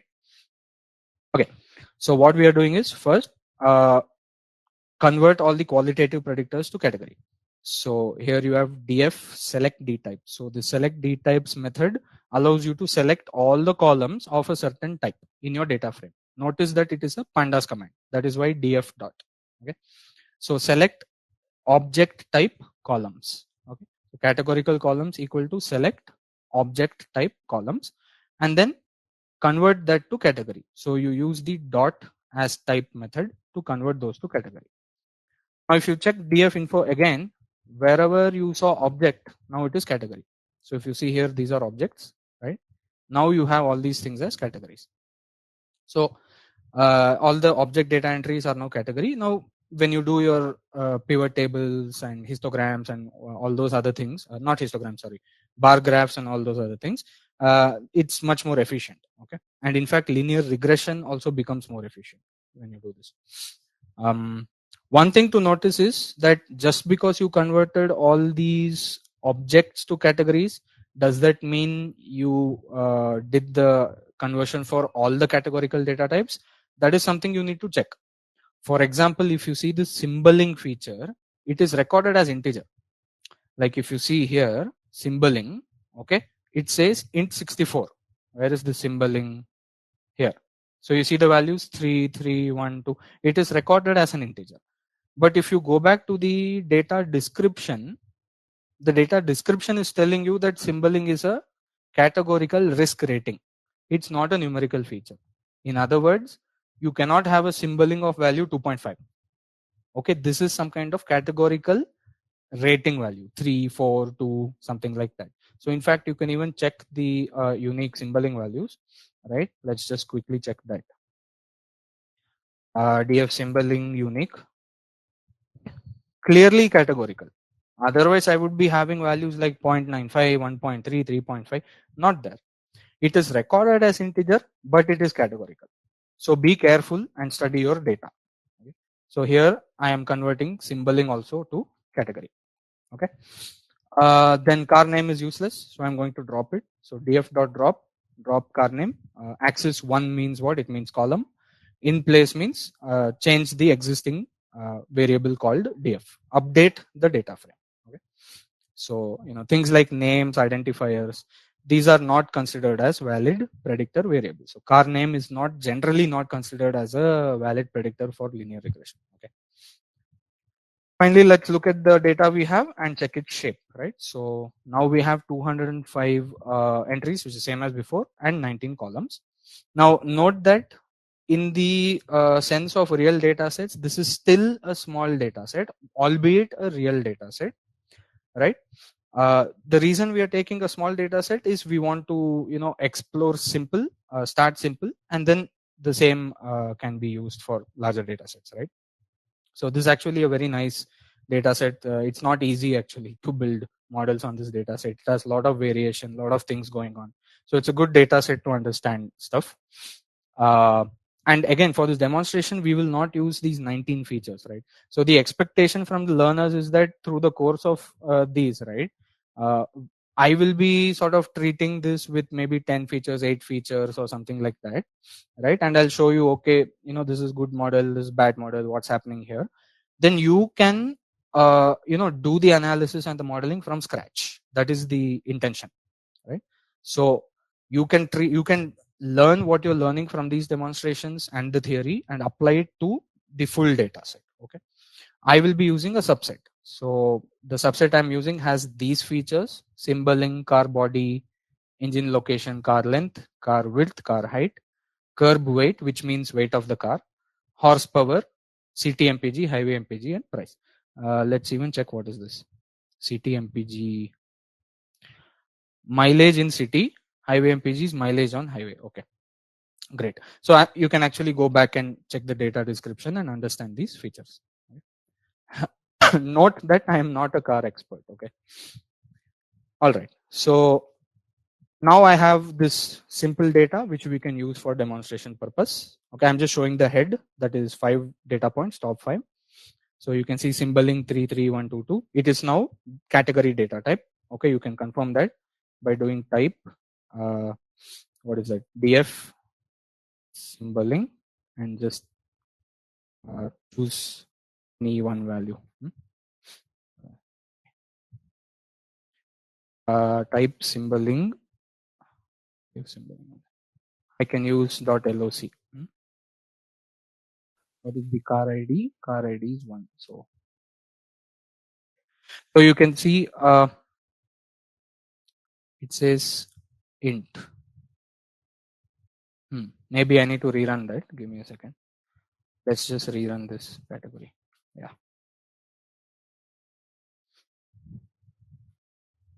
All right. So the feature, sorry, car name is not found in access. Why is the car name not found in access? Because we deleted it. Let's just redo this once. We have to read the data because we deleted the car name. Okay, great. So okay, so now if you see the shape and if you see the DF info, right, you will see there are 11 features that we are using: symboling, car body, engine location, all these, right? So those 11 features are here, right? And each of their data types is given here: category, category, float, float, float, int. Okay. So generally when you do linear regression, ensure that all your input variables are of any of these data types. Okay, the correct data type. So categorical in this case are symboling, car body, and engine location. You can see the unique values to understand that, right? So symboling we already saw, car body also we saw. So let us see what is this engine location. Car body was sedan, hatchback, that kind of thing, I think. and symboling had -3 to 2 some kind of value, and engine location has two categories. As you can see now, when you do unique, you're getting this extra information. Okay, categories, right? So since it's a categorical variable, now you're getting two categories. Each category is type object. So same way, if I do for symboling, now I'm going to get 6 categories, but each category is an integer value. Okay, initially what was the case? The feature itself was integer. Okay, now it's of category type. All right, so let's just store the categorical column names here. Okay, so if I just print this, it's just the name of my categorical columns, symboling, car body, engine location. Okay, this is in a list, obviously, right? It's actually an index, so it's a pandas object, but it's a list. Essentially, it's a list. Okay, now comes the machine learning part of the exercise. You need to split the data into input and output. Okay, now out of these 11 variables you see, the price variable, that is the last column, is the output. That is what we want to predict, right? And the other 10 variables which we have retained, these are the inputs. So x is equal to df dot drop price. You drop the price column and retain the data frame, that is x. You retain the price column only in a new variable, that is y. Okay, now if you just quickly check what is x, as you can see, it does not have the price column. Okay, it has 1 2 3 4 5 6 7 8 9 10 input variables. And if you check y is essentially the price. Note that the values are associated with the car id. This is your original index from the original data frame, right? So if you see the type of this y variable, it is a panda series, right? Which is why you have the same index of the original data frame. Same way, x is obviously a pandas data frame with the exact same index. All you've done is you have separated the one column. Okay, this is the target variable, is the price. Secondly, if you remember, we need to split the data into training and testing. All right. Note that there is no validation splitting going on here. We are directly doing train and test because, as I mentioned, we are not fine tuning any model yet. That we will do in the next week. So now we just need training and testing. So this train test split method, it gives you a tuple output. Okay, the output is a 4 tuple. Okay, it has 4 values: x train, x test, y train, y test. Of course, you can give whatever name you want to give here.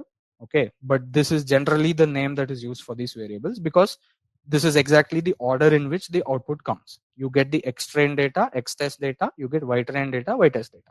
Okay, so if you Google any code with train test split, the left side is almost always going to look like this.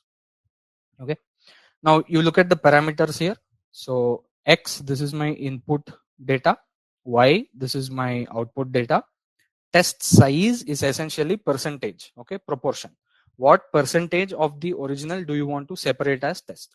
So here I'm giving 0.2, which means 20%. What is 20% of 205? Right, 20% of 205 is 41. Correct. So 1 by 5 times 205 is 41. And a random state, because when you do the data splitting, generally there is a shuffling that happens. As I mentioned before in this session also, we want to avoid giving special attention to specific data points. We want to generalize the model's ability to see the data points. We want to generalize. It has to be random and shuffled. Okay. So there is of course some shuffling going on, but you can set something called a random state. If you set the random state to any number, by the way, you can put it as 0, you can put it as 1 2 3, whatever. Okay, I'll just keep it as 0. You can put any number.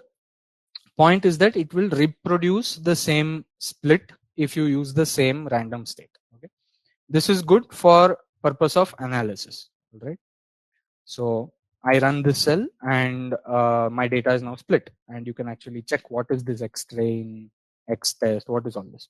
So x train is still a data frame, but if you see now, as you can see, the car IDs are all shuffled.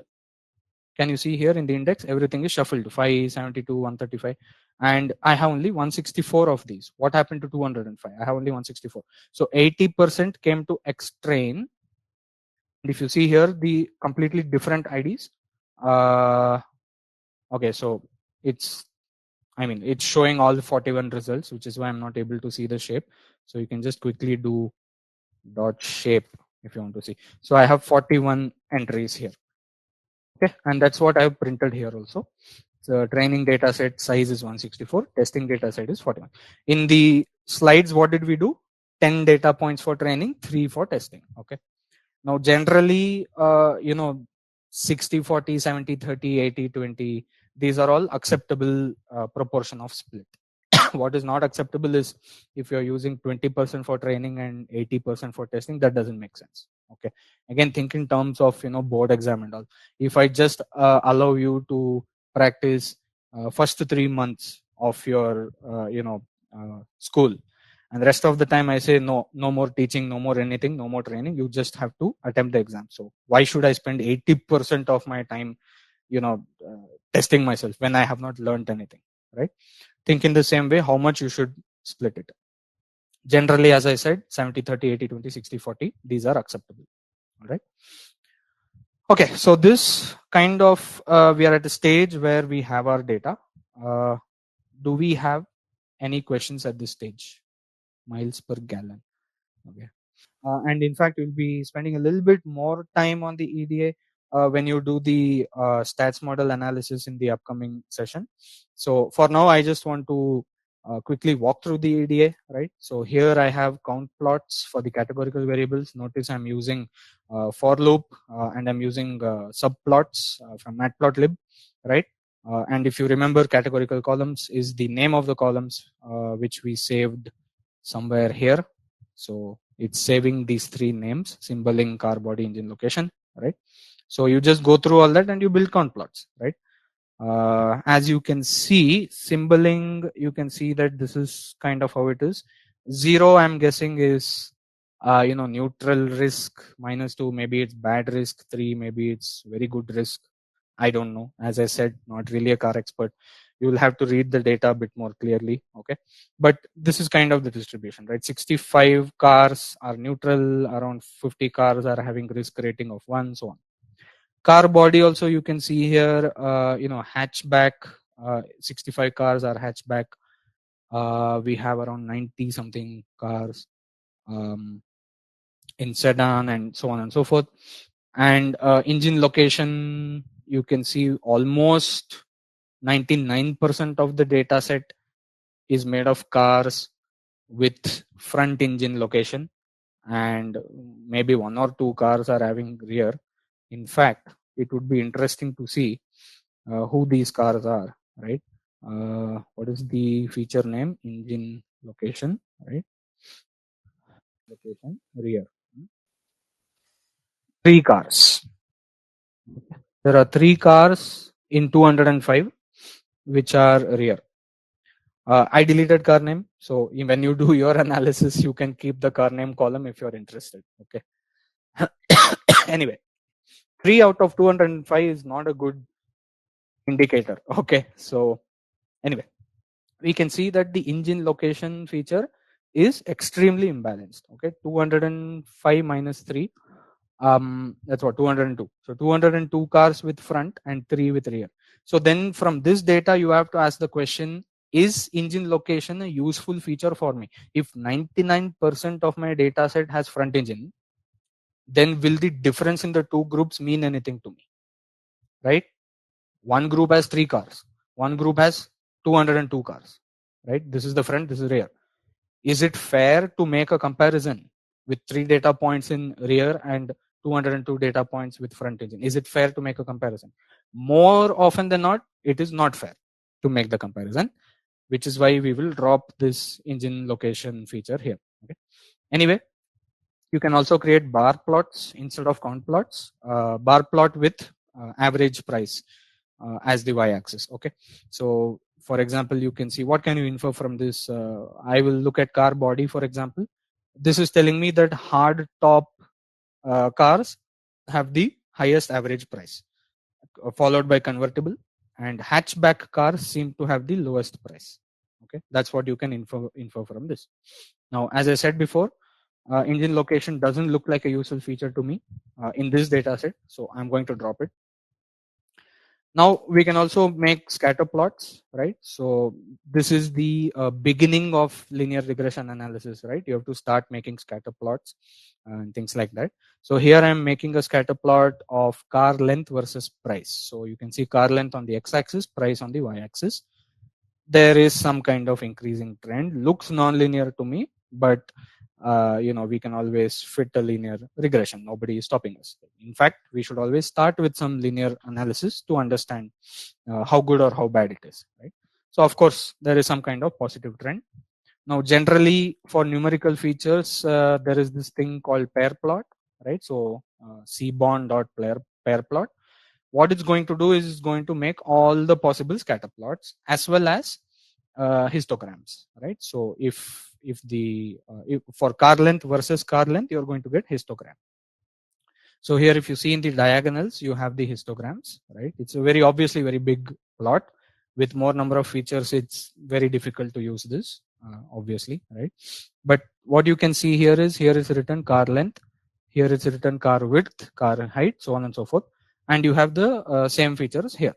So if you want scatter plot between any two features, then you can just choose the row and choose the column. So for example, if I want to see price versus CTMPG, so then I will search for CTMPG here. I can see it here. Here is the thing, right? And price is here. So the plot that shows me the relation between price and CTMPG, that is here. Interestingly, as CTMPG increases, there seems to be a decrease in price. Okay? So we can even single that out. Whatever looks interesting here, in fact, this looks very, very interesting. Look at this one. This looks very interesting. CTMPG versus highway MPG. Almost perfectly correlated, you can say, right? Anyways, so CTMPG versus price, here is the scatter plot. Again, there's a nice downward trend, definitely there is some kind of linear regression we can try to fit and see, is the prediction good or bad. Now for categorical variables and things like that, you can use pivot tables, right? So I won't go too much into pivot tables. You can use Python, Excel, other things to make pivot tables. It's just what is it doing? It is essentially just doing if conditions, right? So if car body equal to hatchback and if symboling equal to 1, then how many cars are there? That's all. So in the hatchback column, you go down, and in the symboling equal to 1, you go to the right. Wherever it intersects, it's a count of those conditions, right? If your car is hatchback and the car has symboling of 1, how many such cars are there in my data set? 27. So that's the way you interpret this pivot table, right? And for that, you have to use aggregate function as count. Now you can of course use another aggregate function if you want. And what are we interested in this analysis? We are interested in price. So we will use mean. Okay. So here it's counting the price. And by the way, count is such a trivial thing that it doesn't matter what you put in value. You can put anything in value, still you will get the count. But here when you use mean, make sure that the value you use is the target variable. Okay. So it's finding the mean price for these categories. Now you can see nan, not a number everywhere because there are 0 such entries. So it means how many hard top cars have symboling of -1? 0. There are no hard top cars of symboling -1 in my data set. Okay. So that's why you will get NaN here. And if there is some data, it is showing you the mean price. Now you can look at all of this and do some analysis. Like see this for example, right? Hatchback with symboling 3 seems to have a very high price average, $14,000, right? This seems to be very less price. What is this? Sedan with symboling 1 has $9,500 average price. So you can draw conclusions like that. I believe one thing that I missed to mention is notice that everywhere we are using DF. Okay, here I'm using DF. I am not using XY. If you saw before in part 1, we split things into X train, Y train, and all that, right? when you do EDA analysis and you're not necessarily doing machine learning, that time it's okay to use the full data set that is given to you. Nothing wrong. There's nothing wrong in using the complete data set for analytical purposes. So which is why everywhere for the analytical purposes, I'm using DF. No problem. Okay, data DF. If you see here, I'm using X equal to DF feature name, Y equal to DF price, which means 205 entries, right? All 205 data points. Okay, so same thing for the pivot tables and all of that. And finally, this is one way of looking at it, pivot tables. You can also do this using bar plot, right? So in the bar plot, you can use X as symboling. So if you see here, -2, -1, 0, 1, 2, 3, these are your symboling categories, right? Y is the price, okay? So when you do default bar plot, what it gives you in the height, it's the mean price, okay? So here in the pivot table, I'm using mean price, right? In the bar plot, by default, you get the mean value for the categories. Now, where is this other category coming from? This, what do you call, car body? It is coming from the hue variable. So many of these plots in Seaborn, you can use this thing called hue to separate plots by categories. Okay. So already there is a categorical split on the x-axis, -2, -1, 0, 1, 2, 3. You can also split it by another category, so that you can use hue. Right, and in the previous pivot table, this is exactly what we did. Car body symboling. Okay, here also we are doing car body symboling. Okay, so if you see, everything will correspond. Like for example, if you see this sedan, I'm getting here with -2. I have only one entry. What does this mean? This -2 has only one bar. If you see 0, it has 4 bars. Why? So again, you just need to go back to the count and see. -2 symboling, only sedan cars are there. Look at this row, the count pivot table. -2 symboling only has sedan cars. It doesn't have any other cars, 0, 0, 0. Other type cars not there, which is why you only have the sedan, bar here. -1 has 3 bars. That also you can check here. -1 has 3: hatchback, sedan, and wagon. You can check this using this table also. Wherever it is NaN, it will not show. Okay, so generally we do EDA to develop more familiarity with the data set, right? We try to build familiarity, try to understand what's going on in the data set. From all of this, what I can sense is that there are many types of cars. There are many, there are so many features and variables, right, for all the different cars. And it's not really going to be very easy to say this feature affects price or this feature affects price. I hope now we can appreciate that it's not easy. Okay, this data set is small, but it is not very easy to say that, okay, this feature is best to predict price. No, we have to go through the whole process of building the models, analyzing the model, and so on and so forth. Okay, we have to do the whole thing. Okay, I may not be expert enough to say why this is like this, but I am closer to the truth about the car prices than the typical individual who did not do the data analysis, right? So this is kind of the power of data science, data analysis, is that you are able to see all these connections, relations. You're able to make claims even if you are not necessarily expert in that domain. Having said that, I hope we all understand this does not mean that I can go diagnosing medical conditions just because I know data science. Okay, so I hope we are all clear on that. But this technique, data science, machine learning, these things, they help you to gain more insights the way we are doing right now. Okay, so one good question is, I don't know if it's a good question, but one question is, why is car price decreasing with an increase in mileage? What this graph is telling me is that higher mileage cars are costing less and lower mileage cars are costing more. In fact, if you want to know the names of the cars also, that is also there. Okay, these are the cars, Audi, Alpha, something. So my guess is that some other features of these cars are making the prices this way. Must be, if there is power of the engine. You mean horsepower? So first, in part 3, simple linear regression models, first we will train and evaluate linear regression models using stats models library. Okay. So if you remember, we loaded the stats models dot formula dot API. Okay, and we just gave it a name, SMF. I hope we all know we can give any name here. Okay, XXX, whatever. So we have loaded this module, stats model dot formula dot API, as SMF. Okay. So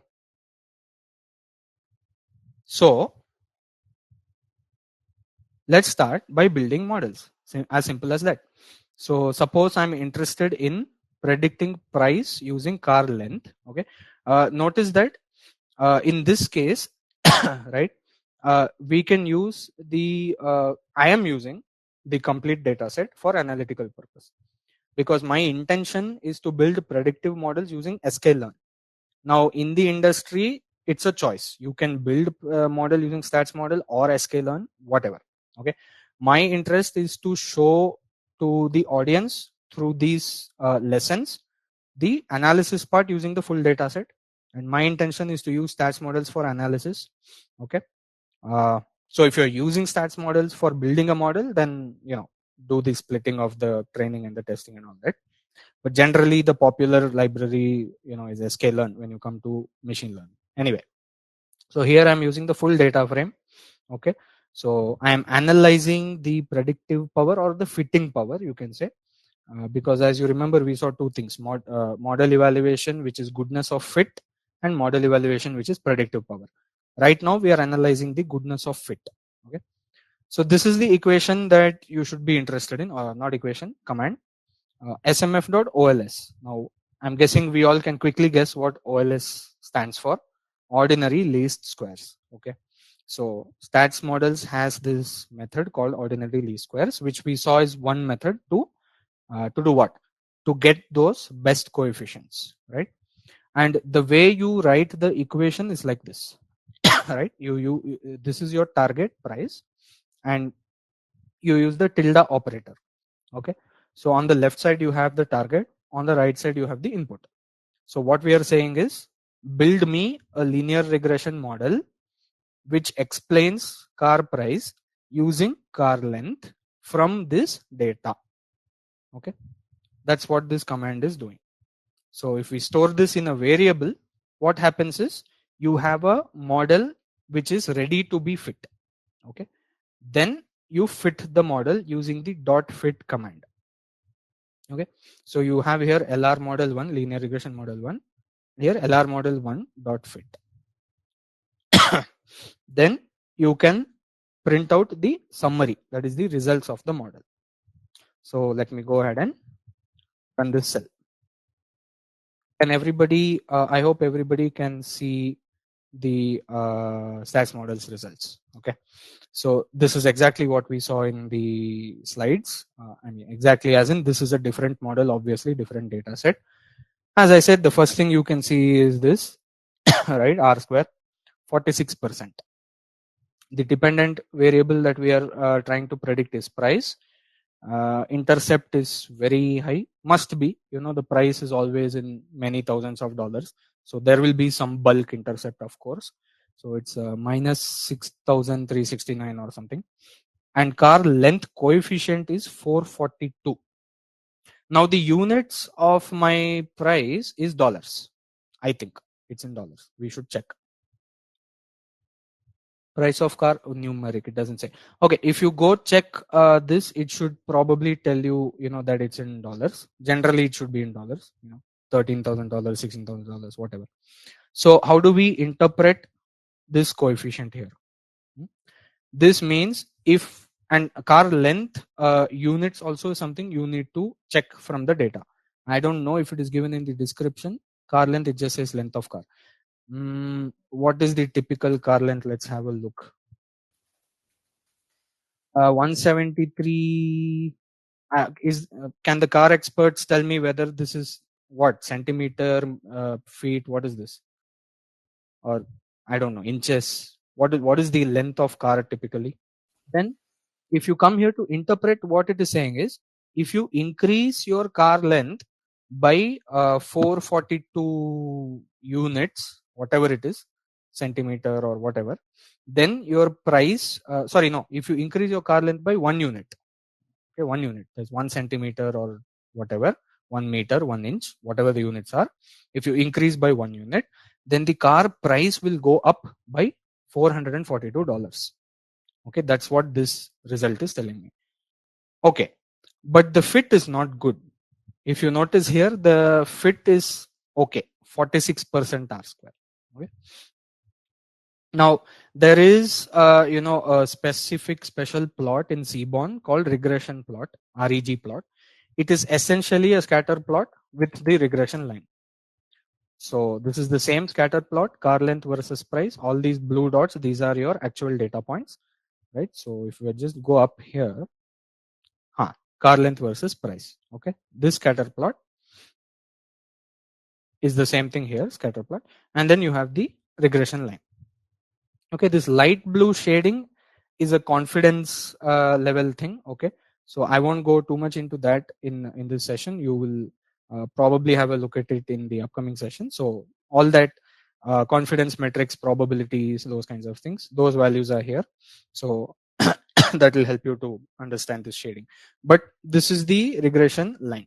Okay, now let's also try to build another model, right? This time let us use the weight of the car to predict the price. Okay, commands are the same, the formula will change.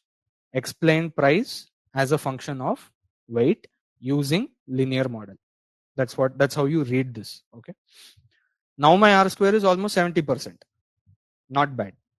So the car length R square was 46%. Okay, and my car weight is giving me 70%. And you can of course interpret the coefficient as usual. 1 unit increase in car weight leads to $13 increase in price. So for this also you can build a linear model. As you can see, the values are all very nicely, almost in a straight line up to $3,000. 3,000 units of weight. Okay, whatever that weight unit is, maybe pounds or I don't know. Okay, you can check the data, but up to 3,000, it's almost like same. Then from 3,000 onwards, there's a lot of variation. So there must be something different about cars which have larger weight. Okay, that is another insight you gain from this. Every car less than 3,000 mostly follow some kind of similar model, it seems. As I said, I'm not a car expert, but definitely I would speak to one and I would raise this doubt that less to 3,000, it looks very much cluttered. After 3,000, there's so much variation. Is there like something else going on, right? But as you can see, it's a really nice fit. That is why you have 70% R square. Okay. You can also try other variables, right? You can try horsepower versus price. Okay, I'm getting 65% R square, and 1 unit increase in horsepower leads to $163 increase in price. Again, you can plot, the regression plot for this. Okay, so note that when creating and observing these things, we can use the complete data set if you're doing analysis, but when you are getting into the machine learning pipeline for the purpose of deployment, you should only use the training data, okay, for model building. Okay, so now we'll get to sklearn. Okay, there's a slight difference in sklearn. It only it only allows 2D or ND arrays. Okay, so that's why I put the double quotation, not quotation, double bracket here. Okay, so if you, let's just find out the type of this thing, you will understand. Okay, if I do type this, it's a data frame. If I do type, I just remove one bracket, right? It's a series. Notice that if I do two brackets like this, it is giving me data frame. You can even print and see. If you print this X train car length, it's showing me the car length features for my training data points 5, 72, 135, 146. You can confirm this when we did the train test split. wherever we did it. Here, right, X train. Okay, the print statement is gone. But if you can actually confirm the same indices, right? Whatever car IDs you are seeing here, exact same, right? These are the indices. And if I do a double bracket of this sort, it will print in a data frame format. Now, if I just remove one set, you are actually extracting the series. It's still a pandas object, but it is now a series. And sklearn does not like series. Okay, generally, scikit-learn in general does not like single dimensional things like series and all that. So you have to specify it as a data frame. Okay. So here, if you notice, I'm only going to use the training data. Now, the way that we do in sklearn is first we initialize a model always, be it linear regression or something else. You initialize a model, then you fit it, right? Same thing we have done in stats models. This will become more pronounced when you deal with logistic regression, decision trees, so on and so forth. Always there's an initial default, then you fit it on the data, right? So I'll say LR model 1 is equal to linear regression bracket. Where is this linear regression coming from? If you go on the top, notice this is the method that I have imported from sklearn, scikit-learn. Okay, sklearn.linear model import linear regression method. This is the method. Now, you can study more about the method if you go see the documentations. Here in Jupyter, you can just shift tab and check. So, it's giving you whatever. You can study, do you want to fit the intercept? Fit intercept, by the way, I didn't mention. Generally, we want to fit the intercept. There may be very few cases where you don't want to fit the intercept. In that case, your line will go through the origin, right? If you don't have the intercept, it will go through origin, but that is very rare case. Generally, we want to fit the intercept, which is why the default is true. And of course, you can read some other things if you want. Okay, even the fit method, also you can read. It's going to have the X, it's going to have the Y. Now, remember, I'm using X train and Y train. I'm fitting the training input feature to Y train. Why am I using only one feature? Because we are discussing simple linear regression. Okay, so first you instantiate the linear regression class, right, or object, then you fit it to the required input training data and the output training data. The input training data, I just printed it for you. That is these car length values. Okay, these are the training data points and these are the car lengths. Now, same thing if you want to see the Y train is nothing but the car prices, if you remember, right? These are the car prices, 17450, whatever. These are all the car prices. You can see that the IDs are matching, 572, 135. And if you do this, 572, 135, right? Okay, so let's fit. Now you fit the data. You can also, of course, create a regression plot just to check, using these data points. Now, of course, there are less data points, but the plot will look similar to what you saw before. The model has now been fit. Okay, the LR model 1 has been fit.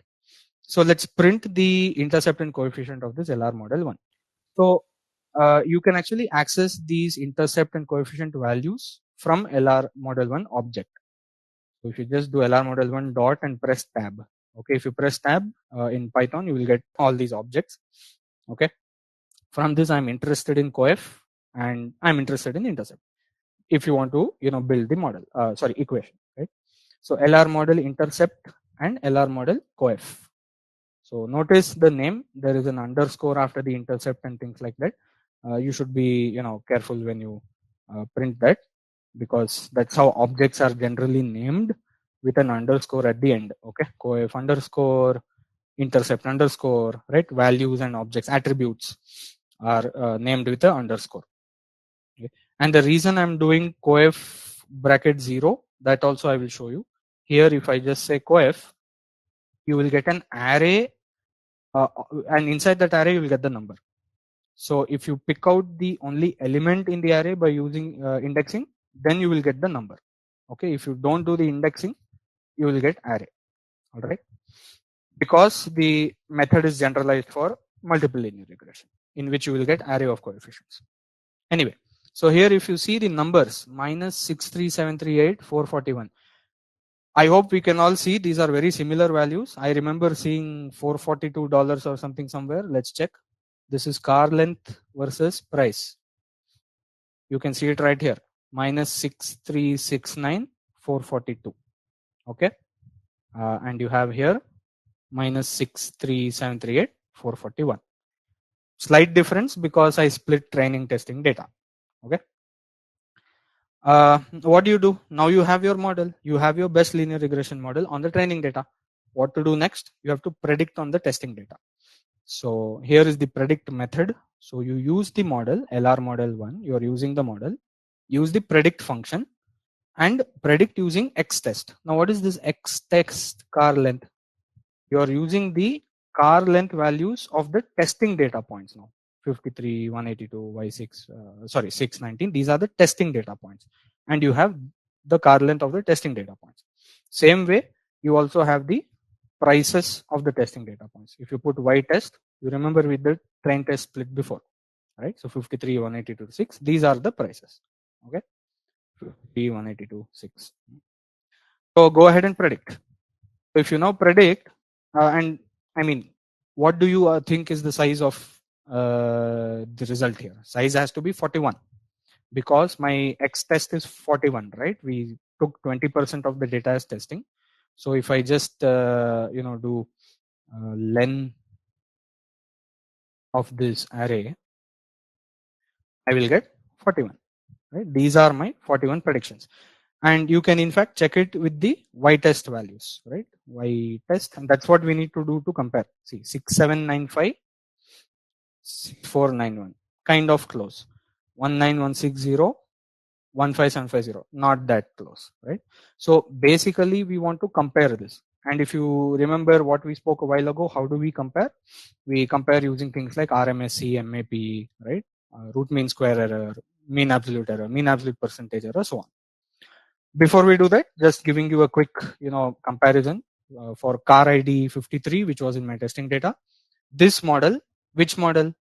The model that you fit, which uses car length to predict price. Okay, the model that we just fit on the data, which uses car length to predict price, that model predicted $6491 for car ID 53. The actual price for that car was 6795. And like this, you can see all the comparisons. As you can see, some predictions are also meaningless. This is going to happen, guys. So look at car ID 19. It is predicting minus $1453. Right? So definitely you're going to get, some of these will be issues when you come to prediction. That is why in predicting, you have to test a lot of models. Okay. Great. One more thing I'd like to mention. I'm showing you this comparison here.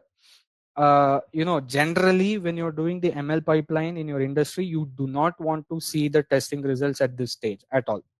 Generally the testing result should be the final result. Okay, I should not look at it and then say, oh, my model is this, my model is that. That we should do using validation data. We'll learn that in the next week. Okay, testing is only for final. I'm doing this here for the purpose of demonstration. Okay, great. That's just the general practice which is followed. Okay. So you shouldn't test the model and then go and improve the model. Don't do that. Okay, which is why we split into three parts: training, validation, testing. Then we use the validation to go change my model, whatever. And then finally, when we are happy, we will declare the final results on the testing data. Here I'm directly showing for the purpose of demonstration. Okay, let's then now actually summarize the predictive power of LR model 1. So I will gather the predictions here. As you can see, LR model 1 dot predict X test car length. I'm using the car length feature of the testing data using my model which was fit on car length versus price to predict the price of the cars in the testing data. Okay, that's what this is. Then RMSE is nothing but what? Root of, mean of, square of, right? But there is already a method in sklearn. We imported it before. If you remember, sklearn dot metrics import mean square error, right? So you can directly use that to do the RMSE. So why am I doing sqrt? Because mean square error gives me mean square error. I need RMSE, so I'm doing numpy dot square root. Okay, so numpy square root mean square error. What are you comparing? So the parameters here are y true and y pred. So in y true, what should I send? I should send the testing y values, the actual car prices of the testing data. That is in y test.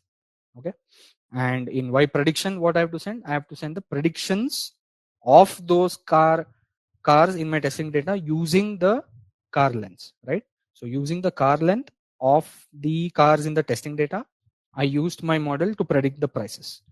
Note that the model has not seen this data at all. If you go back and see the fit statement, you are fitting only on X train, Y train. This model has no idea about the testing data. 41 data points it has not seen. So essentially, it is fairly being tested. I hope that is clear at this point. Essentially, we are fairly testing the model now, right? It has not seen these 41 data points at all, and it is attempting to make the predictions. Okay, so that's how you get the RMSE.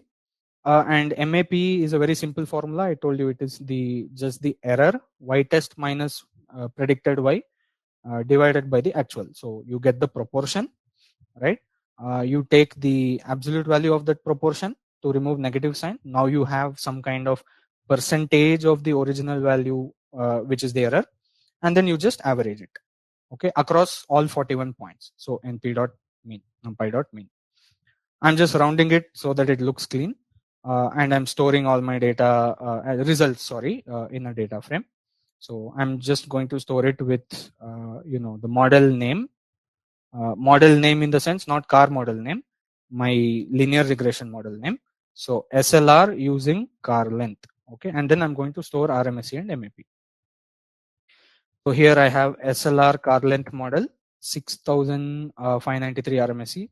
That's a lot of error, right? And you can see that in the MAP also. So in a way, you can understand this as $6,500 error. That is very bad, right? Very bad, because you can quickly check that also. BF price, say median, right? The median car price is $10,000.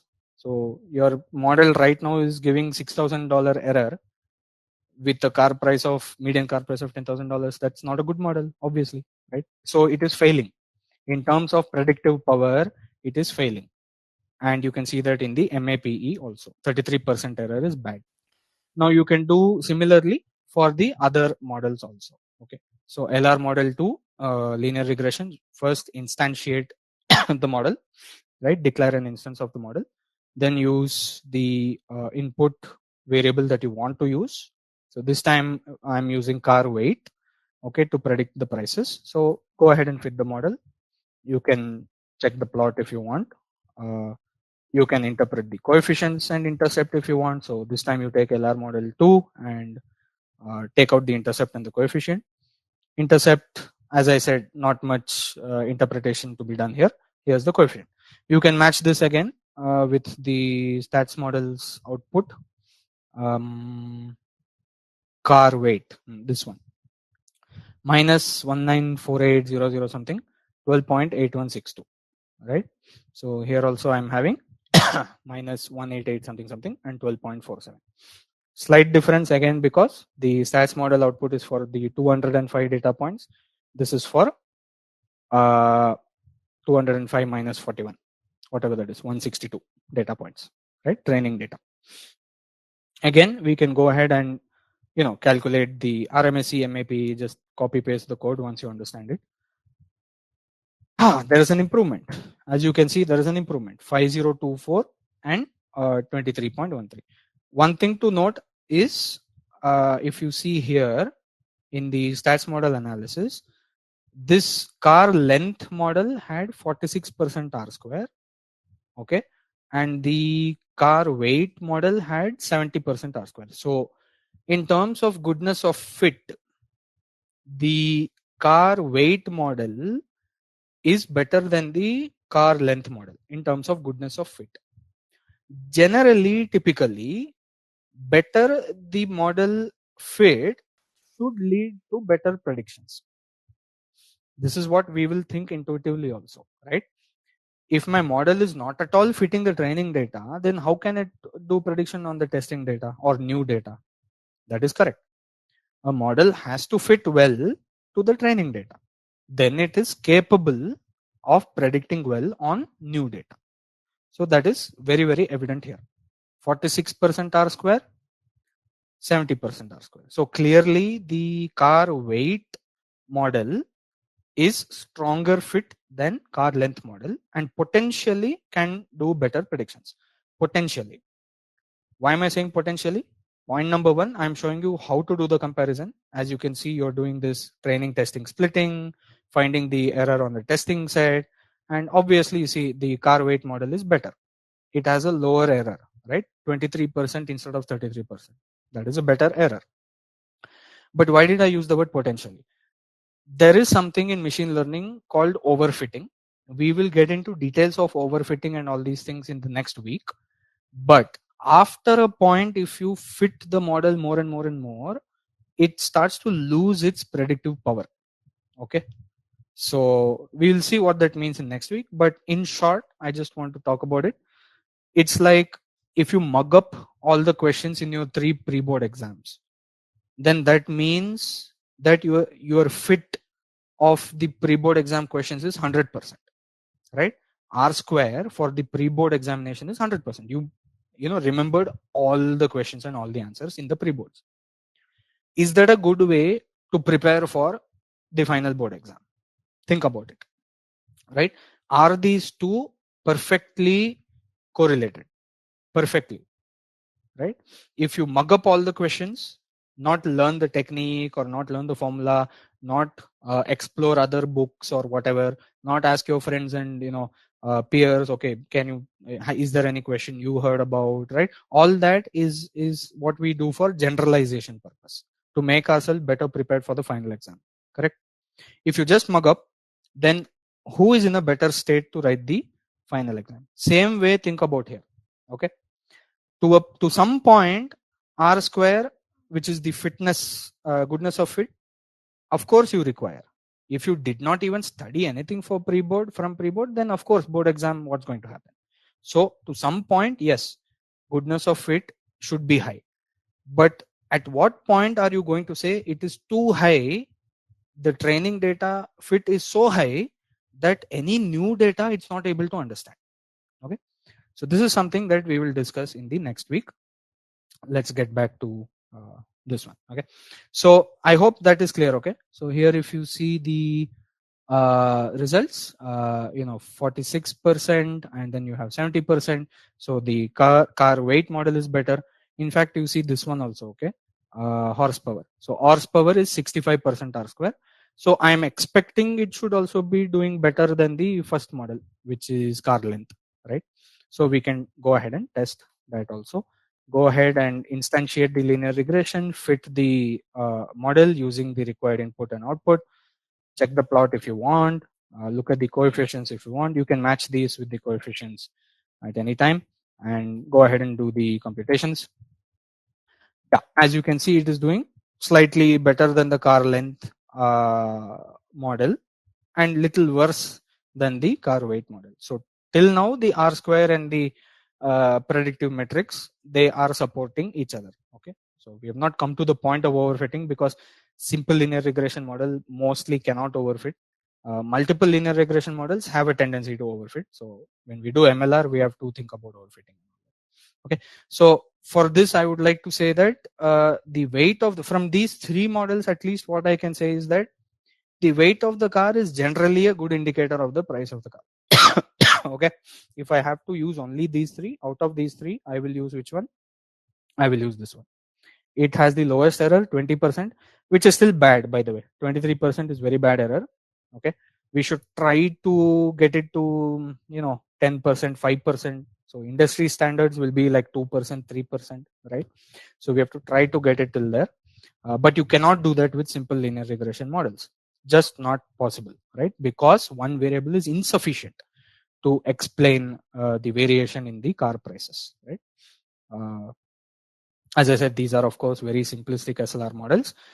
MLR models along with some tuning should be able to do better. This will be the major theme for the upcoming week.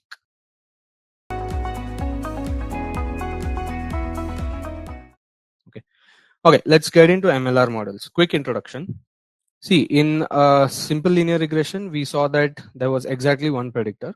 Okay, so the target variable is explained using one predictor. In practice, we know that the real world is obviously way more complex than that, right? One variable is insufficient. And we saw these values also, the car price thing, right? Best R square, we saw 60% or something like that. So, yeah, I mean, the real world is quite complex. So, we need to include more variables.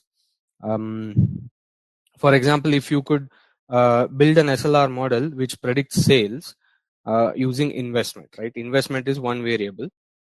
But sales obviously depends on many other factors. It depends on investment. It depends on the pricing of your product, number of resources, and of course, there are so many other, business related variables, right, which influence the sales. So generally, that is why we generalize SLR into MLR, which is multiple linear regression. So suppose we have a data set with n plus 1 features. Okay, so you have n plus 1 features, which means columns, in which one is our target feature, which is y. So the remaining n features, so the rest n are predictor variables, which is your input. So then your MLR equation is going to look like this. This y hat, this is your predicted target variable, and this is your constant or intercept beta naught. And then you have these terms for each of the remaining predictor variables: beta 1 x1, beta 2 x2, up to beta n xn. So each term has the value of the variable, that is x1, x2, xn, that is the actual variable value, and you have beta 1, beta 2, so on, which is the coefficient or the strength, you can say, of that variable, right? So x1, x2, xn, these are your n predictor variables. Now for two predictors, we can still visualize. Now see, if you see the equation, y hat equal to beta naught beta 1 x1 plus beta 2 x2, in 3 dimension it's actually a plane, okay, and it's not a line. Okay, essentially only in 2 dimension it's a line. Okay, when you take this to 3D, so if you say y equal to beta naught plus beta 1 say x plus beta 1 beta 2 z. So you have 3 axes x, y, z. This is the equation of a plane. Okay, if you just rearrange, you will get beta 1 x plus plus y or minus y something. Beta 1 x minus y. This is what you get: beta 1 x minus y plus beta 2 z, right, plus beta naught equal to 0. So this is equation of plane, right? And if you go to 3 dimension, 4 dimension, so on and so forth, essentially you are having new geometric structure. It's not a straight line. Okay, it's a straight structure but not a line.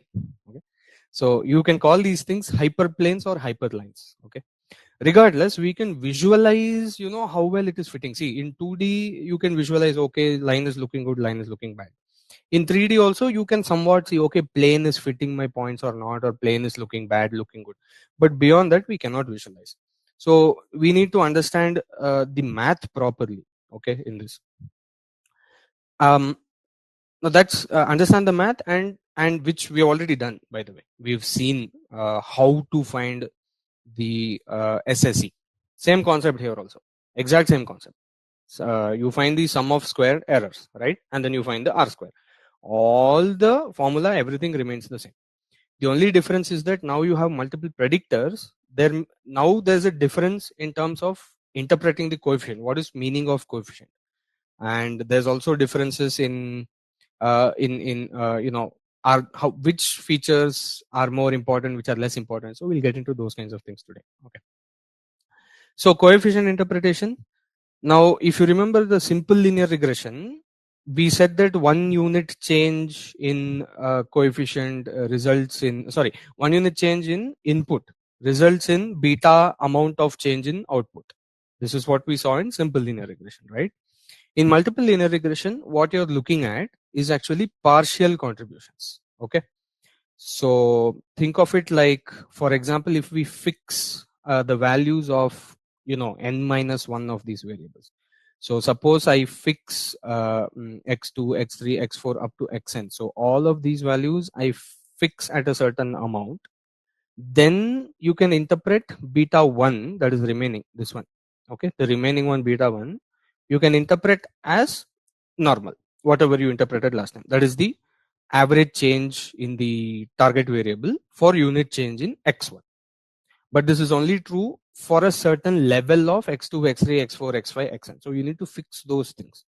Once you fix those things, then for that fixed level, x2, x3, x4, whatever, right? These are all fixed. For that fixed condition, the interpretation is like simple linear regression.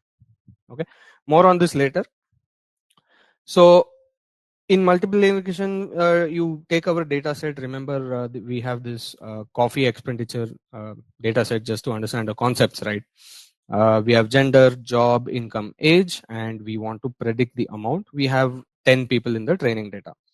So now you can think of, amount spent on coffee can be explained as a linear combination of income and age. It can be linear combination of job and income. It can be linear combination of gender, income, age, so on and so forth. So now there are many different considerations that come into play. In simple linear regression, we just took one variable at a time and we fit the linear regression model. Okay. So x-axis was the input, y was the output. Keep changing the x-axis for each model. That's all. Fit income, fit age, fit job, whatever it is, right? You keep fitting and seeing what is it fitting well? What is the R square? Very simple. Now in this case, multiple linear regression, what are you going to do? Are you going to find out all the combinations? See, here I have 4 columns. Quick combination tells you 4C2, right? 4 into 3, 12 by 2, 6. There are 6 unique models that I can build. If you have, say, 20, columns as predictors, then use the combinations formula, 20 into 19 by 2, 190 models you have to check, right? So there are many considerations when you talk about MLR. Okay. So let's talk about the first MLR, very simple multiple linear regression model. Okay. Let's talk about predicting amount or explaining amount using income and age. Okay, we are taking two numerical predictors here, income and age. So let's fit an MLR to this. Okay, now I've gone ahead and I fit it because the equation and everything is very simple. Okay, we'll look at the equation soon, but I've gone ahead and I fit the model in stats model. Using stats model. Okay, so now you can see dependent variable here is amount. Right here the dependent variable is amount, and you can look at what are my independent variables here. So of course I have intercept, and then I have income, and then I have age. So intercept is the constant. Okay, so now you have two numerical variables, right? One income, one age, and the R square value is around 78%. Okay, and this kind of tells you that income is significant, maybe age is not significant. Okay, so okay, we fit a model. Now how do I interpret this model? Okay, fitting the model is fine. As I said, it's the same thing. Y equal to beta naught beta 1x. You have a hyperline or a hyperplane type of geometric object. You're fitting it in an n-dimensional space, and you're essentially minimizing the SSE, sum of square errors. Okay, for doing that, you're using things like gradient descent or ordinary least squares. There are many methods. So fitting and everything same. Okay, more or less the same. Let's build the equation for this. Okay, this model. So we are using income and age to predict the amount. Yeah, so here is the coefficients. See, the predicted amount is equal to 184.24 plus 0.025 times income plus 6.8 times age. This is your equation. Okay, this is your linear regression equation. Now, how do you interpret the coefficients? Right, that's the main thing. See, intercept is more or less the same as before. Okay, I'm not going to go too much on the intercept. Let's talk about these slope coefficients. Suppose I fix my age at 50 years. Suppose I fix age at 50. Okay, so then I can say predicted amount, and I'll just write here age equal to 50. Predicted amount for age equal to 50 is equal to, what's the equation going to be? 184.24 and 6.8 times 50, correct? So that's 340, correct? So 340 plus 184, you're going to get 524.24, I believe, plus 0.025 times income. Okay, this is what your equation is going to become. Okay. So you fixed the age at 50. What I'm saying is, for all the people whose age is around this 50 mark, for them,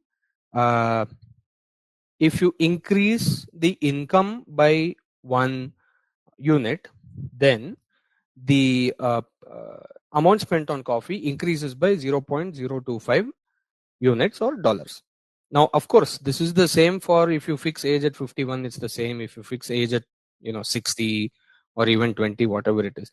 The change, right, the update in the amount spent due to income will be the same, but the predicted value will be different, correct?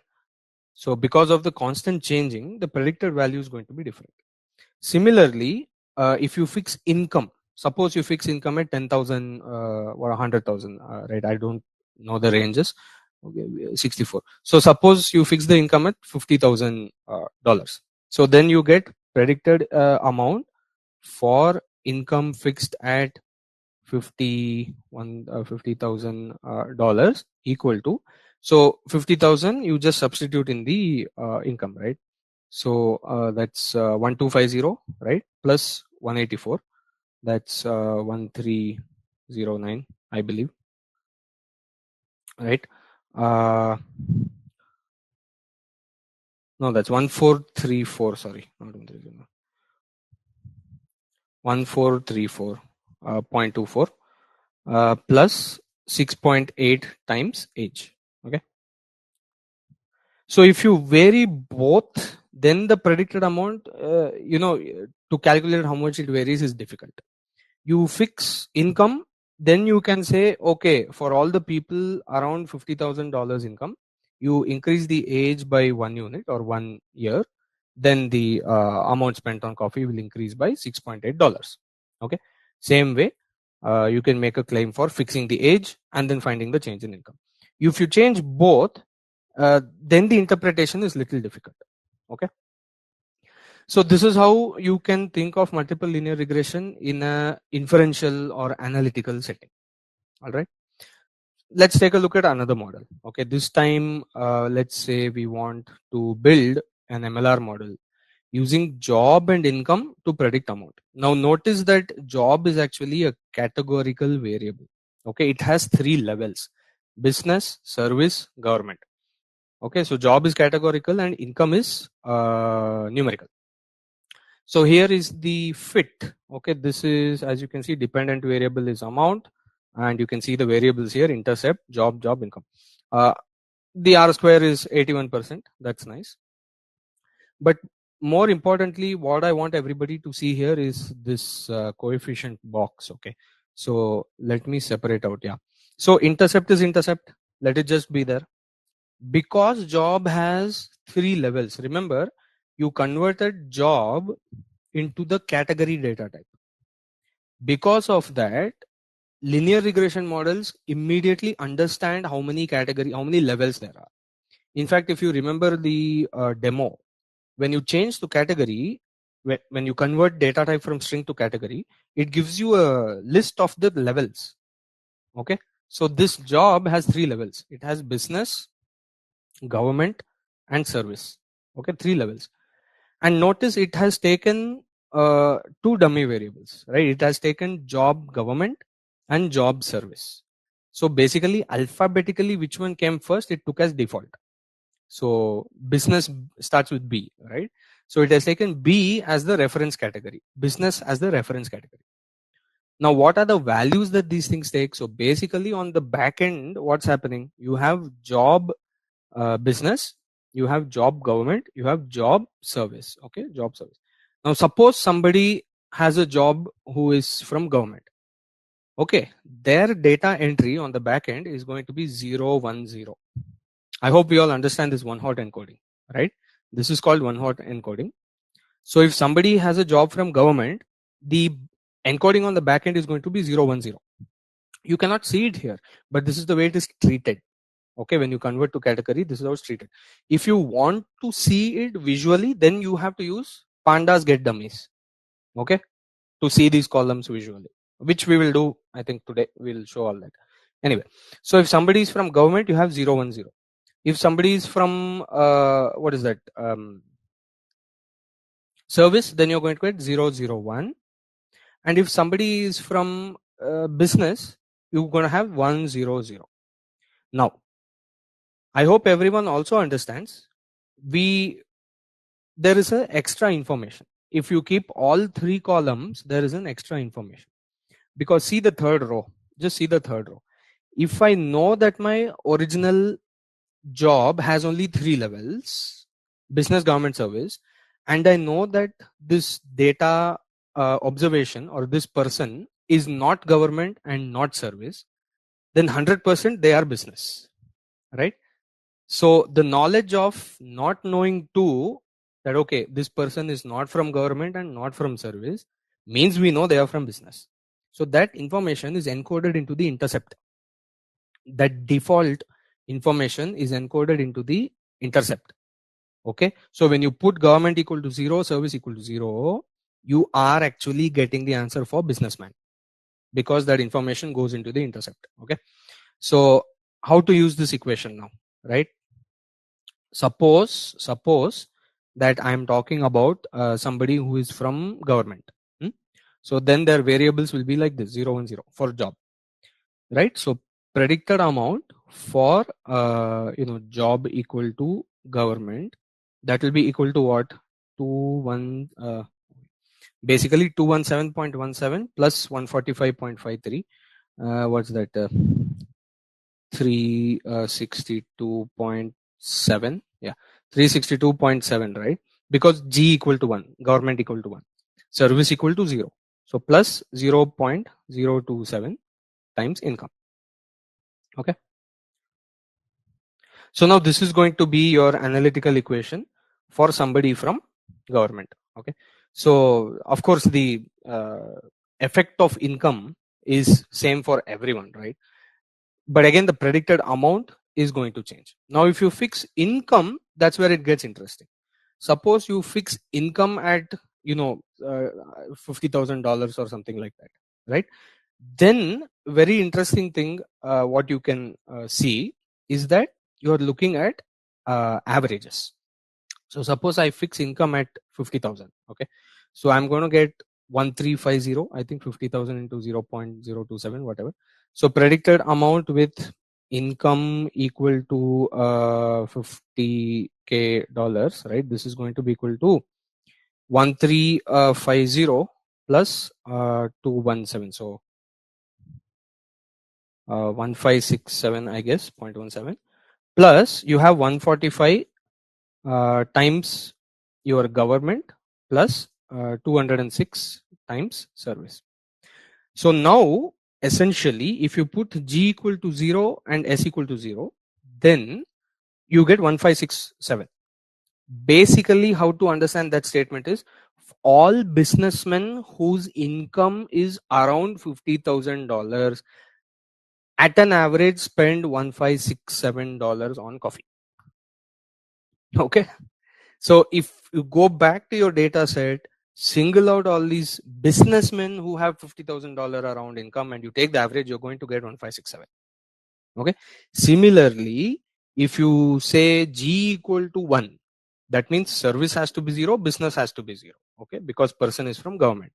So then you get 1567 plus 145, which is whatever, 1720, something like that, 1750 approximately. Right. So then the statement is, but remember, income is fixed at 50K. So all government people with income around 50K spend $1750 on coffee. Okay. So this is how you use the combination of categorical and numerical variables when doing analysis. Okay. Using regression models.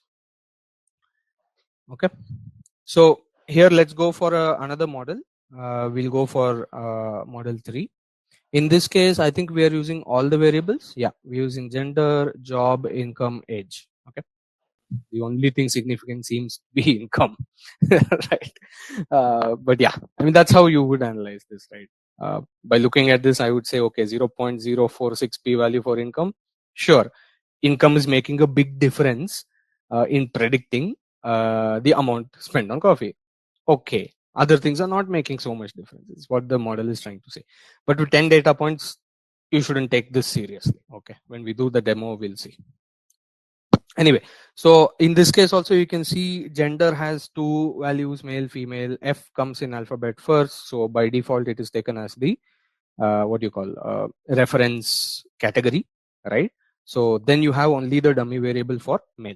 Same way in job, that is business government service, B is alphabetically the first one, so it's taken as the reference category. Null category, you can say 0, right? And then you have government and service dummy variables for job, which is why you're seeing gender male is here, and job job government and job service are here. Again, this is exactly like a pivot table. Okay, this is essentially when you combine categorical and numerical variables and build linear regression models out of it. It's kind of like a dynamic pivot table. Okay, so you fix income and age at certain levels, and then you change the dummy variables or the categorical variables with zeros and ones, and then you are making claims about averages of groups, essentially, right? And you can do the same by fixing the categorical also. So the whole point is that when you do pivot tables and all, you're limited, right? You can only have one condition here, one condition here. If you try to use what is that bar graphs and things like that, you're limited to the number of variables that you can encode. Linear regression allows you to encode how many variables? N number of variables, right? You can perform analysis using N number of variables. That's kind of the power of linear regression. So this is kind of what your equation is going to look like. Interpretation is similar, and so on. Okay, I have a few answers here, and everyone is saying it's A true. Yes, that is right. Let's break this down before we continue. Okay, um, this is my linear regression equation on the top. Predicted sales is equal to some intercept plus 4 times number of salespersons plus 3 times budget size. Okay, it says here sales is the amount of money made in thousands of dollars. Let's keep that in mind. So the unit here is thousands of dollars of sales. N salesperson is size of the sales team. Okay, so how many people? Budget size is the amount of money allocated to the sales team in, again, thousands of dollars. Let's keep this also in mind. Now, before we go to the statement which is written here, let us ourselves try to interpret, right? According to this linear regression equation, intercept is already constant, so forget about that. If I fix this n salespersons, if I fix n salespersons at some number, I can fix it at 10, I can fix it at 100, whatever, right? Then the equation essentially boils down to sales equal to some constant. I'll just call it k. Okay, generally nobody calls it k, I'm just calling it k. Some constant k plus 3 times the budget size, right? Because n salesperson is fixed, intercept is constant, so this whole thing, intercept plus 4 times n salesperson, that whole thing becomes constant. So now the equation is what? Sales equal to some constant plus 3 times budget size. Essentially, whatever you do to the budget affects the sales 3 times. That's exactly what this number says. If I increase budget by 1 unit, sales will increase by 1 unit. If I decrease budget by 1 unit, sales will decrease by, sorry, not 1 unit, 3 units. Okay, that's the coefficient. So increase budget by 1 unit, sales increase by 3 unit. Okay, decrease budget by 1 unit, sales decreases by 3 unit on average. Essentially, the linear regression model has gone through your full data and understood that this is the most optimal relationship it can convey to you. Okay, you will find a similar thing if you do analysis of averages of groups, right? This is what I've been saying since day one. Linear regression is a very simplistic model in that sense. Okay, it's giving you holistic information in terms of averages. Okay, so now if you increase your budget by $1,000, that means what? One unit, because the units are thousands of dollars. So the sales will increase by what? 3 units. That's the coefficient. And what's the sales unit? Thousands of dollars. Okay, so $3,000. Great. For what? For the same sales team size. This is very important. See, if you're going to compare teams of different sizes, then this doesn't work. But I hope this example shows you how to really, use this to understand. Use linear regression to understand the business problem. Basically, it's saying, supposing you have a situation in your business or in your, system where, say you have two teams. Suppose you have two, say, sub teams of sales, okay, and you have the same team size, say 50 salespersons here, 50 salespersons here, okay. Then what is linear regression really telling you? It is telling you that for these two, if you want to compare why the sales are different, maybe you should look at the budget. Right?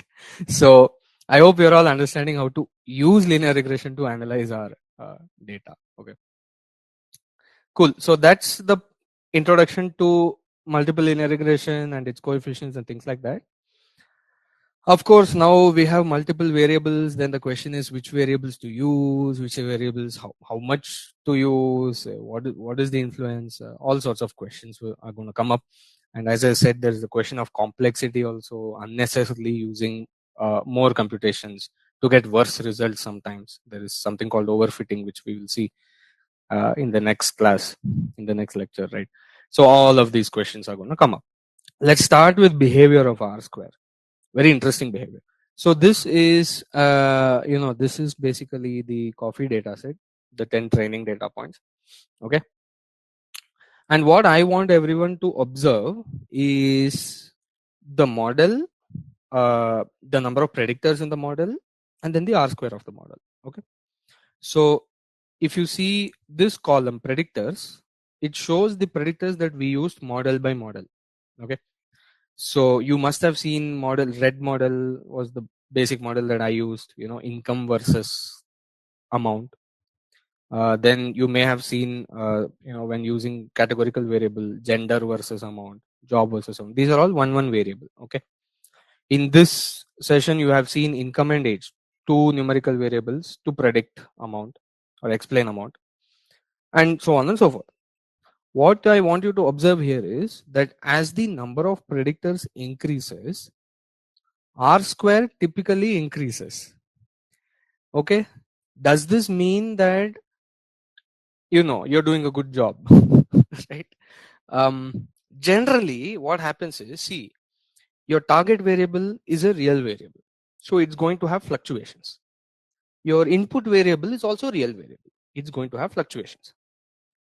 It's very rare that the correlation between an input and a target is zero. Exactly zero. Very rare. So if the correlation is not zero for any random variable, so for example, in this case, I can even take, temperature in the city opposite to the, on the opposite side of the earth. Suppose this coffee shop is in US, right? In USA, then I can take a city in China, record the temperature there as a data, add it to this data, use it as a predictor, and my R square will typically increase. It's weird that way, right? It will use any correlation available to start explaining the variance or the variation in the target. Okay. So R square typically increases as the number of predictors increases, right? Then the question comes, does it actually then imply good predictive model? Are you learning for the future? If you remember the examples that we used last time, are you well prepared for your board exam? Right? That's a good question. If just studying anything, gives me R square, good R square, am I prepared? Right?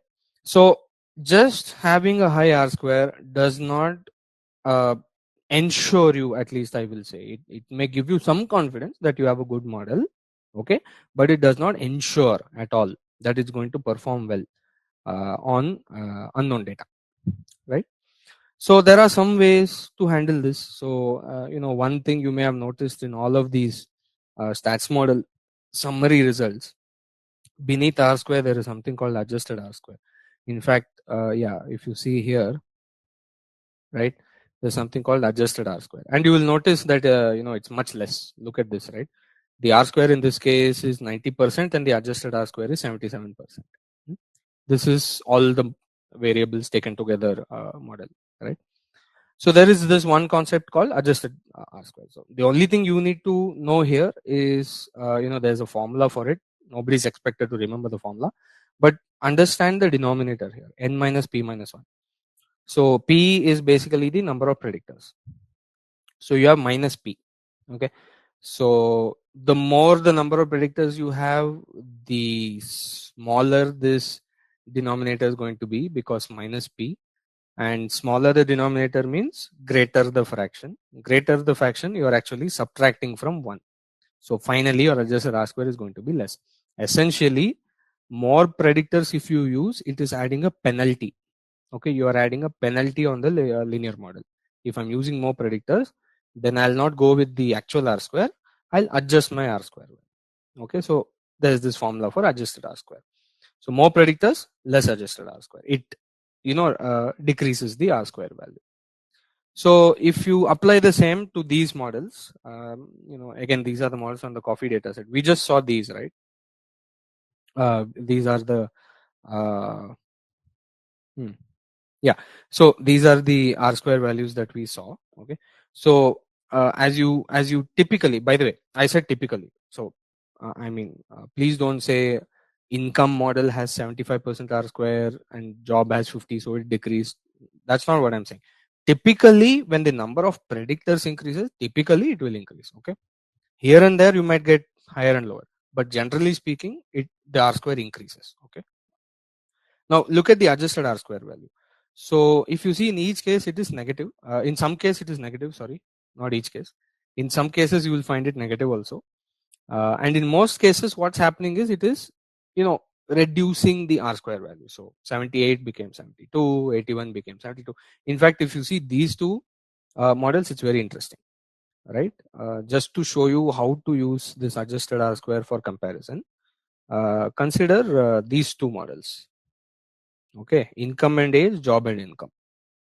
So if I use income and age to predict coffee amount spent on coffee, sorry, the r square is 0.787 and adjusted r square is 0.726. If I use job and income, the r square is 0.817, but the adjusted r square is 0.725. So essentially what it's saying is your r square may be much larger, but both models seem to be performing similarly. Okay, so if you see the adjusted r square, it says that the models are similar. Just because the r square is more doesn't mean it's a much better model. Okay, but see, in practice what I will say is that even this thing called adjusted r square is, it's an attempt to adjust the behavior of r square, right? As I said, r square will go on increasing if you go on putting predictor variables, right? Here and there you'll get some dip or whatever, but as and when keep adding more variables, your r square will typically increase. And adjusted r square is what? It's nothing but an adjustment to the r square, right? So I will not say that it is an effective indicator of predictive power. Okay, because the model has not seen any predictions, right? The model has not tested itself on any new data. So for that, you really need predictive performance metrics only. Okay, anyway, now coming to some other issues in multiple linear regression.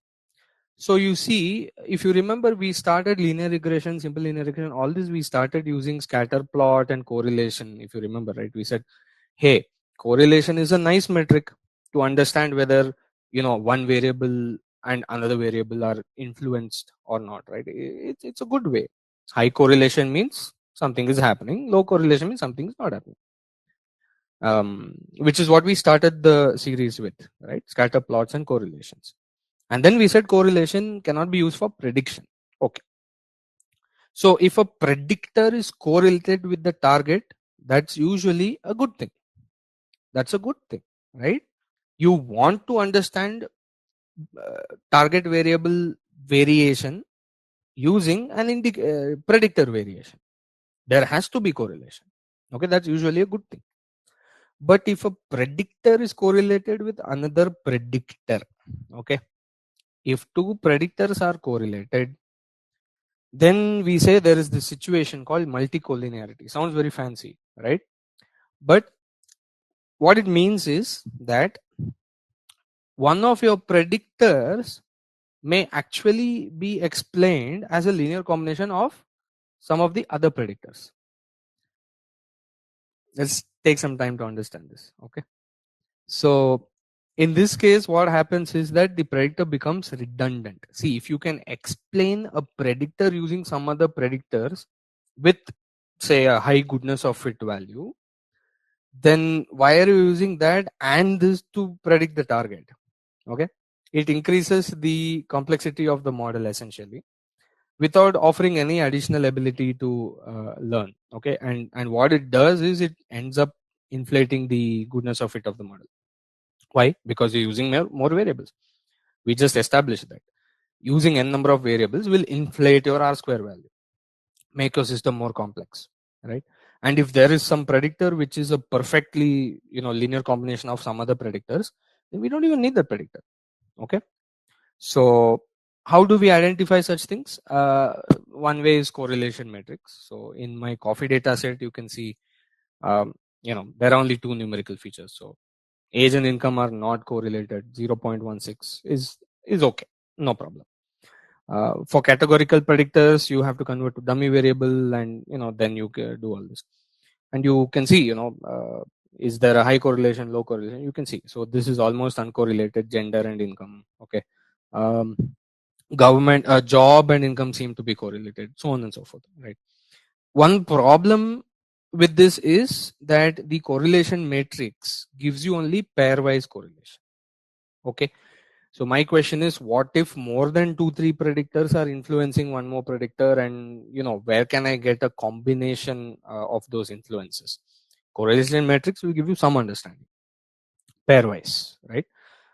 So if you want to know if more than 2-3 predictors is influencing another predictor, there is something called variance inflation factor, or VIF. Okay, it's very simple. Okay, I'll tell you the general procedure. So what you do is you remove the target from the data set first. So if you remember our coffee data, gender, job, income, age, amount, remove the amount, just remove the amount. So now what do you have? You have gender, job, income, age. These are the predictors, right? What you need to do, take each predictor, explain it as a linear combination of the remaining predictors. What does that mean? Linear regression. Take gender and fit a linear regression using job, income, age. What is the target now? Gender. Same way, take job and then use gender, income, age, fit a linear regression model for job. So if you do this, you'll get 4 regression models. Now I am trying to say, if any of these regression models have very high R square, then what does that mean? For example, if you say the last one, right, age equal to linear regression of gender, job, income, suppose it has 95% R square. What is the meaning of this? It means gender, job, and income explain age almost perfectly. Okay. In other words, if I know the value of gender, job, and income, I am 95% accurate in calculating age. Then do I need age in my original linear model? They are giving the same information, right? Age influencing amount and gender, job, income influencing amount are the same. Why? Because age is almost 95% explained using gender, job, and income. Okay, so this situation is called multicollinearity. All right, so if any of these linear regressions has a high R square, then that particular target predictor suffers from multicollinearity in the data set. So what do? We create a measure which is inversely proportional to this R square. Okay, so here in any of these models, if the R square is high, I need my metric to be low. So that is what variance inflation factor actually does. So the formula is 1 by 1 minus R square. If R square is high, 1 minus R square will be low and VIF will be high. Now Of course, I need not have taken the what you say reciprocal, but generally, universally, everyone wanted a uh, kind of decent value to look at. If you leave it as 1 minus r square, you'll get 0.0000 something, right? So they took the inverse. Okay. So this is how it looks, right? You find r square for the gender model, you find r square for the job model, and so on. You get the VIFs. And typically now what? Because it's 1 by 1 minus r square, if r square is high, then 1 minus r square is low and VIF will be high. In other words, I don't want high VIF. If my VIF is high, that means that particular model's R square is high. And I hope everyone understands we are not even considering amount. Amount, that is the original target, is completely removed from the data set. Okay, we are only looking at predictors as combinations of predictors. Okay, these are the models that I'm talking about when I talk about VIF. Amount is not in the picture. Okay, great. So typically, okay, so VIF is a measure of multicollinearity. If the VIF is high, that's not a good thing. Basically, the ith predictor might suffer from collinearity. Range is 1 to infinity. That's kind of obvious. If you look at this, I know r square goes from 0 to 1. So if r square is 0, then VIF is 1. If r square is very close to 1, then VIF will be close to infinity. Correct? So VIF 1 means r square is 0, which is a good thing, right? If VIF is 1, that means this r square was 0. Then only 1 by 1 equal to 1, right? So that's a good thing. If typically VIF greater than 5, is considered as a high VIF value. But I would say again, you'll have to do the analysis on the data and understand, right? It's not all the time that you're going to get very nice VIF values. Okay, it depends on the amount of data you use, and many other kinds of factors. In fact, categorical variables cause issues in the interpretability of VIF. So if you just take numerical variables, you'll get set of VIF. The moment you introduce categorical, those will change drastically, right? There are a lot of interpretation issues with VIF, I will say. So I'll show you in the demonstration how to understand and use all these things, right?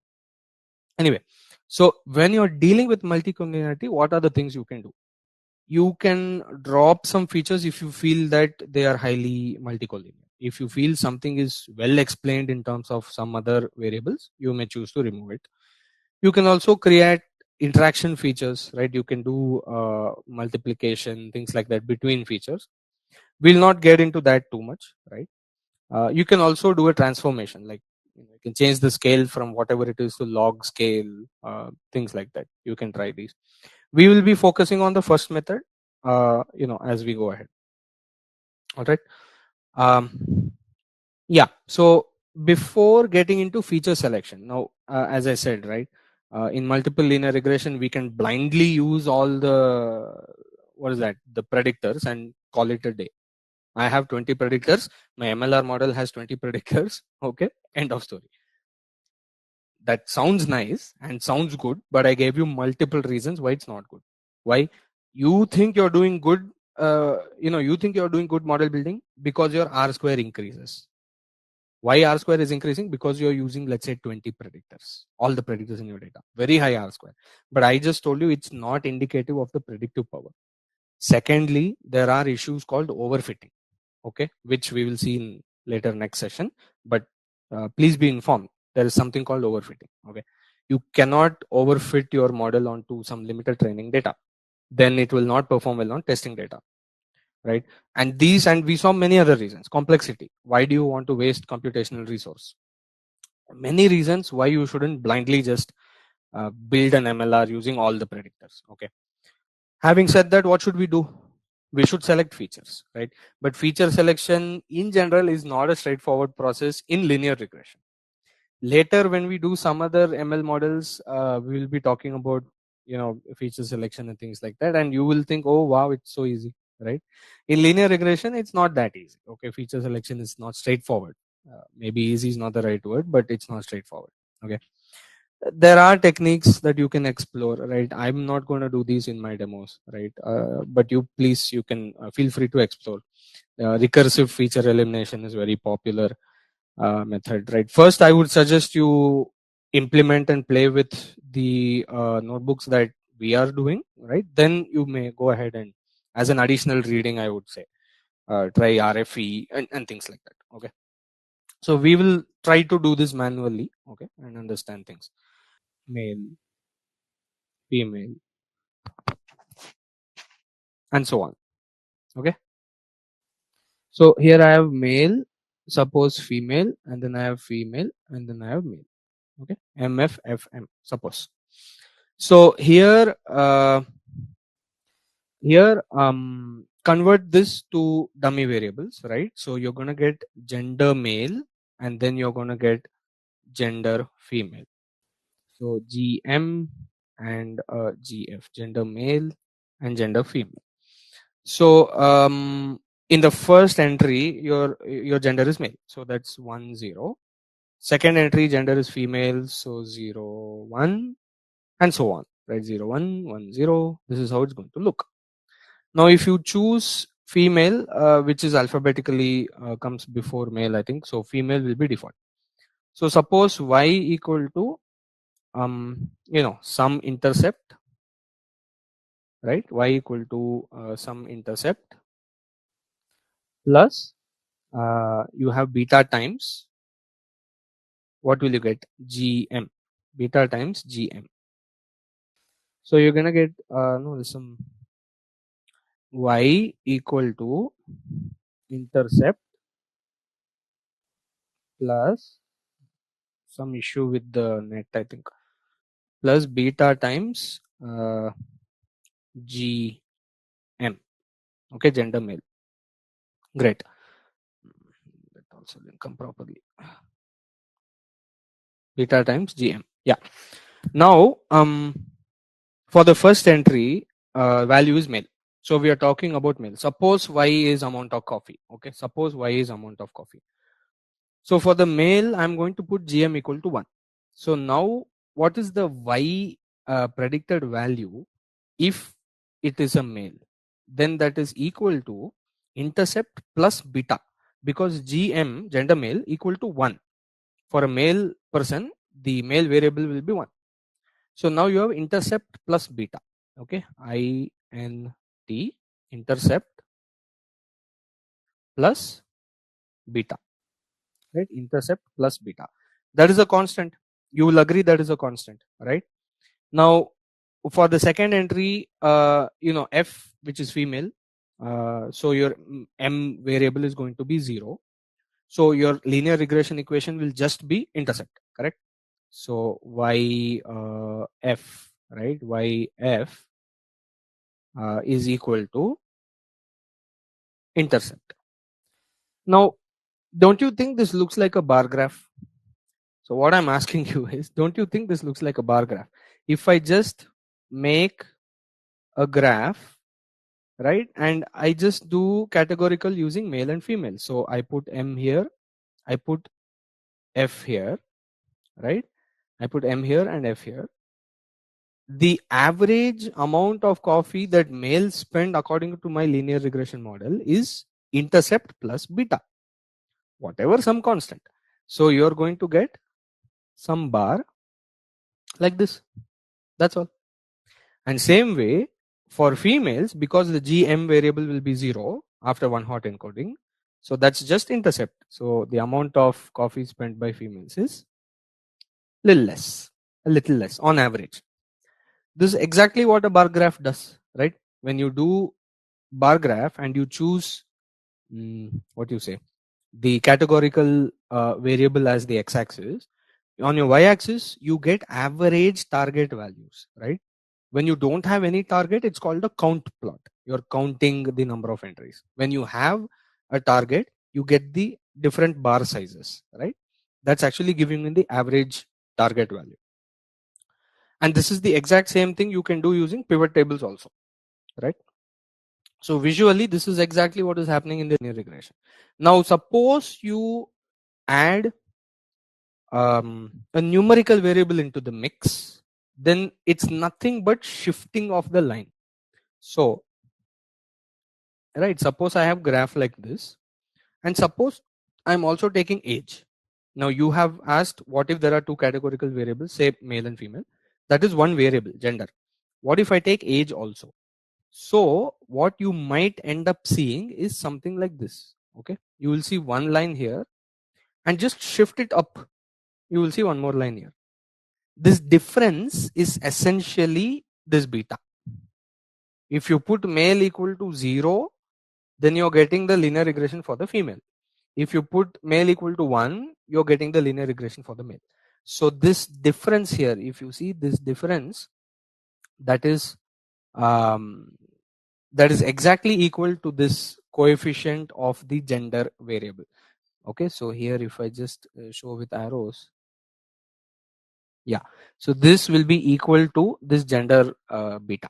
Okay, this difference is equal to the beta of the gender. So what is the one on the bottom? It's the one without the beta, so that's females. So this is the linear regression for females, which is amount of coffee spending versus age. So here my x-axis that I'm showing you is age actually. Okay, so I just wanted to show what will happen when you mix a numerical variable also, right? On the y-axis, obviously it is the coffee amount. So I hope this is clear, right? For the females, you will get a connection between their age and the amount of coffee. For the males, you will get. Now, supposing that the categorical variable is an influential predictor, then you will see big difference between the two linear regression lines. Okay, and how do you know what is big and small? Just look at the beta value, right? If it's a strong beta, if it's a large beta, that means the two groups are having very different averages. So part one, setup data prep, we've seen this in detail before. All the libraries and packages like warnings, numpy panda, seaborn, stats model .formula.api. This is for smf.ols, ordinary least squares, sklearn linear model. You import linear regression method.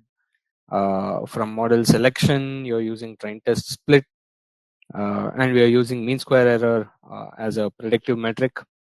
And finally, there's this one new thing that we are going to import. Okay, this method called variance inflation factor from stats model.stats.outliers influence. Okay, so you will use this method to calculate the VIF basically. So I'm going ahead and running that.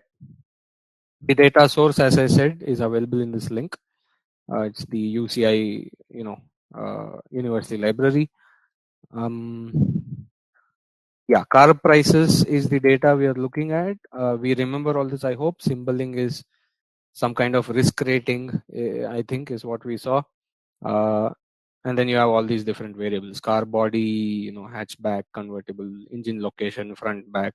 I think we dropped engine location because it was highly imbalanced. And then there are all these things, city mpg. We spoke about some of these mileage and horsepower, things like that last time, right? And if you see here price, this is the target, this is what we want to predict. Okay, so right, and the data description is good but not good enough generally, right? In this case at least it's not good enough. So some domain knowledge, reading, research would be good for those who are not car experts, and for those who are car experts, this should be a breeze, right? Anyway, so just going through quickly, these are all strings. We have to change it to category. So object to category using dot as type category. We saw all this. Also remember that things like symboling may be encoded as integers, but they are actually category. Okay. So symboling ranges from what, -2, -0, 1, 2, 3, something like that. There is no 0.5 symboling, 1.5 symboling, right? It's a categorical actually. So you have to convert that also. You have to be careful. You have to be very careful and understand your data. Star name we are dropping. We saw this before. Not really useful, right? And finally, this is kind of the data that we have. 205 entries and 19 features we are using. In that also, as I said, I'm leaving the full analysis of this data set to the learners, to the audience. I'm going to take some random, combination. This is what I've taken: symboling, car body, engine location, car length, so on and so forth, to demonstrate some of these concepts, right? That basically leaves me with 205 entries and 11 features, I think, out of which one is price. Yeah. And finally, as you can see, there are no missing values, 205, 205, 205. So size of data is 205, and you can see how many non-null values are there in each column, and it's all 205. Okay. So as you know, price is the target. So y equal to df price. This is our target variable, and everything else, or at least a subset of everything else, we will consider as the input. So you have to do x equal to df dot drop price. Okay. And last time, if you remember, we did the train test split also. So x train, x test, y train, y test, train test split, input x, output y, 20% or 0.2 we will keep for testing. And of course, random state for reproducibility. 20% means what? Of 205, it is 41. So our testing data, and you can check it here itself, x train. Yeah, so car ID 5, 72, 135, 146. All of these cars have been taken for training, and this 53, 182, 6. All these cars have been taken for testing. Great. So the EDA also is something that we remember, right? So count plots tell you regarding categorical data, right? How many of your data points have zero risk? How many of your data points are hatchback? How many of your car have front engine, rear engine? Then we saw that, look, almost 99% of the data has front engine, and rear engine almost, I think, 2 or 3 cars had, we checked last time. So it's kind of pointless. Keeping this feature is pointless, right? So we removed the feature. Pair plot, I'm not running it in this demo. You may run it if you want, right? Gives you understanding of correlation between features. In fact, this is where we start today's discussion in more detail. Okay, we are going to look at correlation matrix and understand things. Okay, because we want to do multiple linear regression. So first thing you want to see is, the price thing, is it correlated with everything else, right? That's what you want to see. These are only numerical features, by the way. We will look at categorical things soon. These are only numerical. Car length, car width, car height, car weight, horsepower, city mileage, highway mileage, and price. So 0.68 is good. Okay, car length influences price. Car width 0.76. Car height, interestingly, seems uncorrelated with price. So we should be very suspicious of this feature. Car height. Is it useful or not? We don't know. It's almost uncorrelated with price. Okay. And what is the meaning of linear regression? You're basically saying increase in the value of a predictor should lead to either increase or decrease in the value of the target. You want some directional influence. You want to put a number on that, right? So 0.12 is a very bad correlation value. So we should keep in mind this is a questionable feature, right? Curb weight 0.84, 0.81 horsepower. These are good features, obviously. And even these two are good features, right? Minus 0.69, minus 0.7. So first thing you want to do is you want to check the price, that is the target, and its correlation with the numerical features. Okay. Then the second thing you want to do is you want to see these diagonals will always be equal to 1, because we know that one variable is always going to be perfectly correlated with itself. Okay. So x correlated with x, answer is 1. So you should just ignore this. You should ignore the diagonal, just ignore all this and see the other numbers. 0.84 is very high. So you see car length and car width, very high correlation. This should be obvious, right? You don't get cars like pencils or something, right? If the length of the car increases, then the width of the car also should increase, correct? So that the car looks like a car, if you know what I'm saying, right? So this is a high correlation and it's obvious. Again, there's a very high correlation between car weight and both car length and car width. Okay, so what does this mean? Out of car length, car width, and car weight, maybe one of these is enough. I don't even need all three. Maybe one of these is enough. Okay, so this is how you look at the correlation matrix and understand it. Okay, so we'll go deeper into this now. If you want to see for categorical, then you have to get dummies. Okay, so you have to use pandas dot get dummies. I'm storing it in a separate data frame called dfcat, and I have the additional categorical variables are symboling and car body. So let's generate the dummies, and just to make the point clear, I have you look here. I have used drop first equal to false, okay, which means I am retaining the base level. Now, if you see symbol, let's look at symboling, right?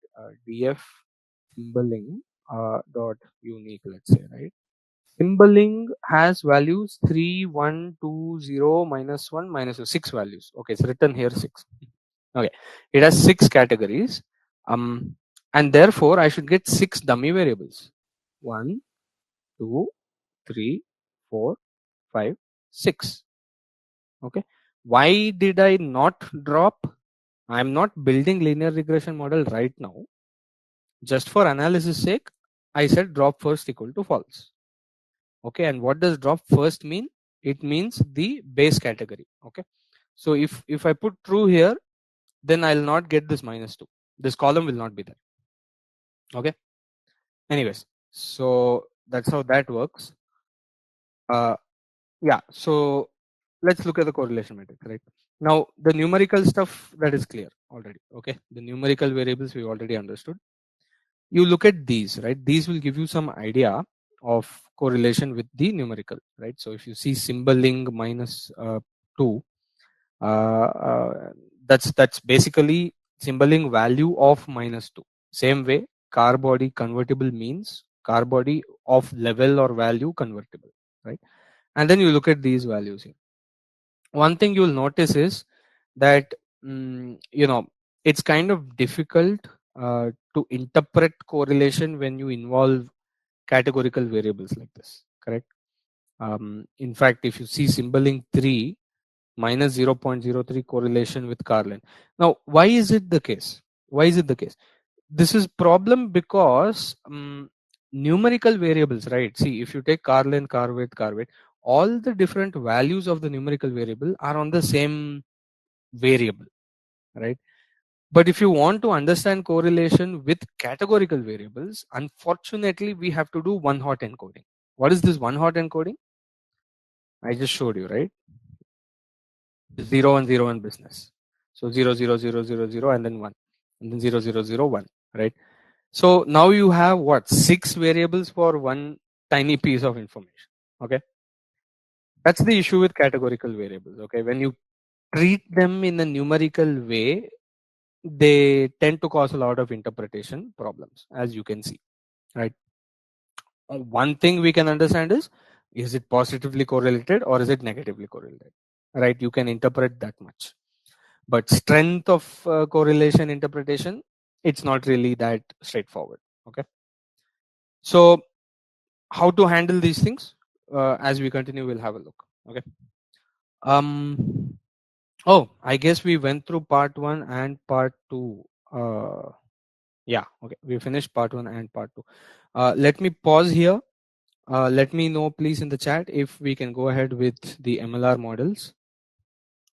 Any questions till this point?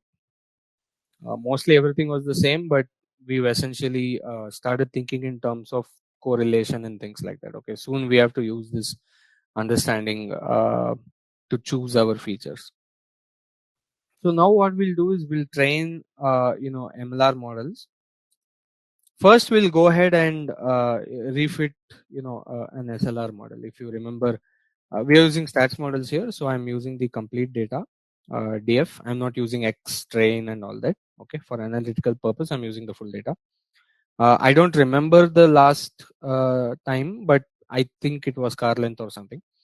We are using correlation matrices. We are looking at numerical variables. Okay, we started with multiple linear regression with all the variables, and one by one you were checking the statistical significance values, the correlation table, and you are assessing it practically also, should I keep this feature, not keep this feature, right? This is what we did.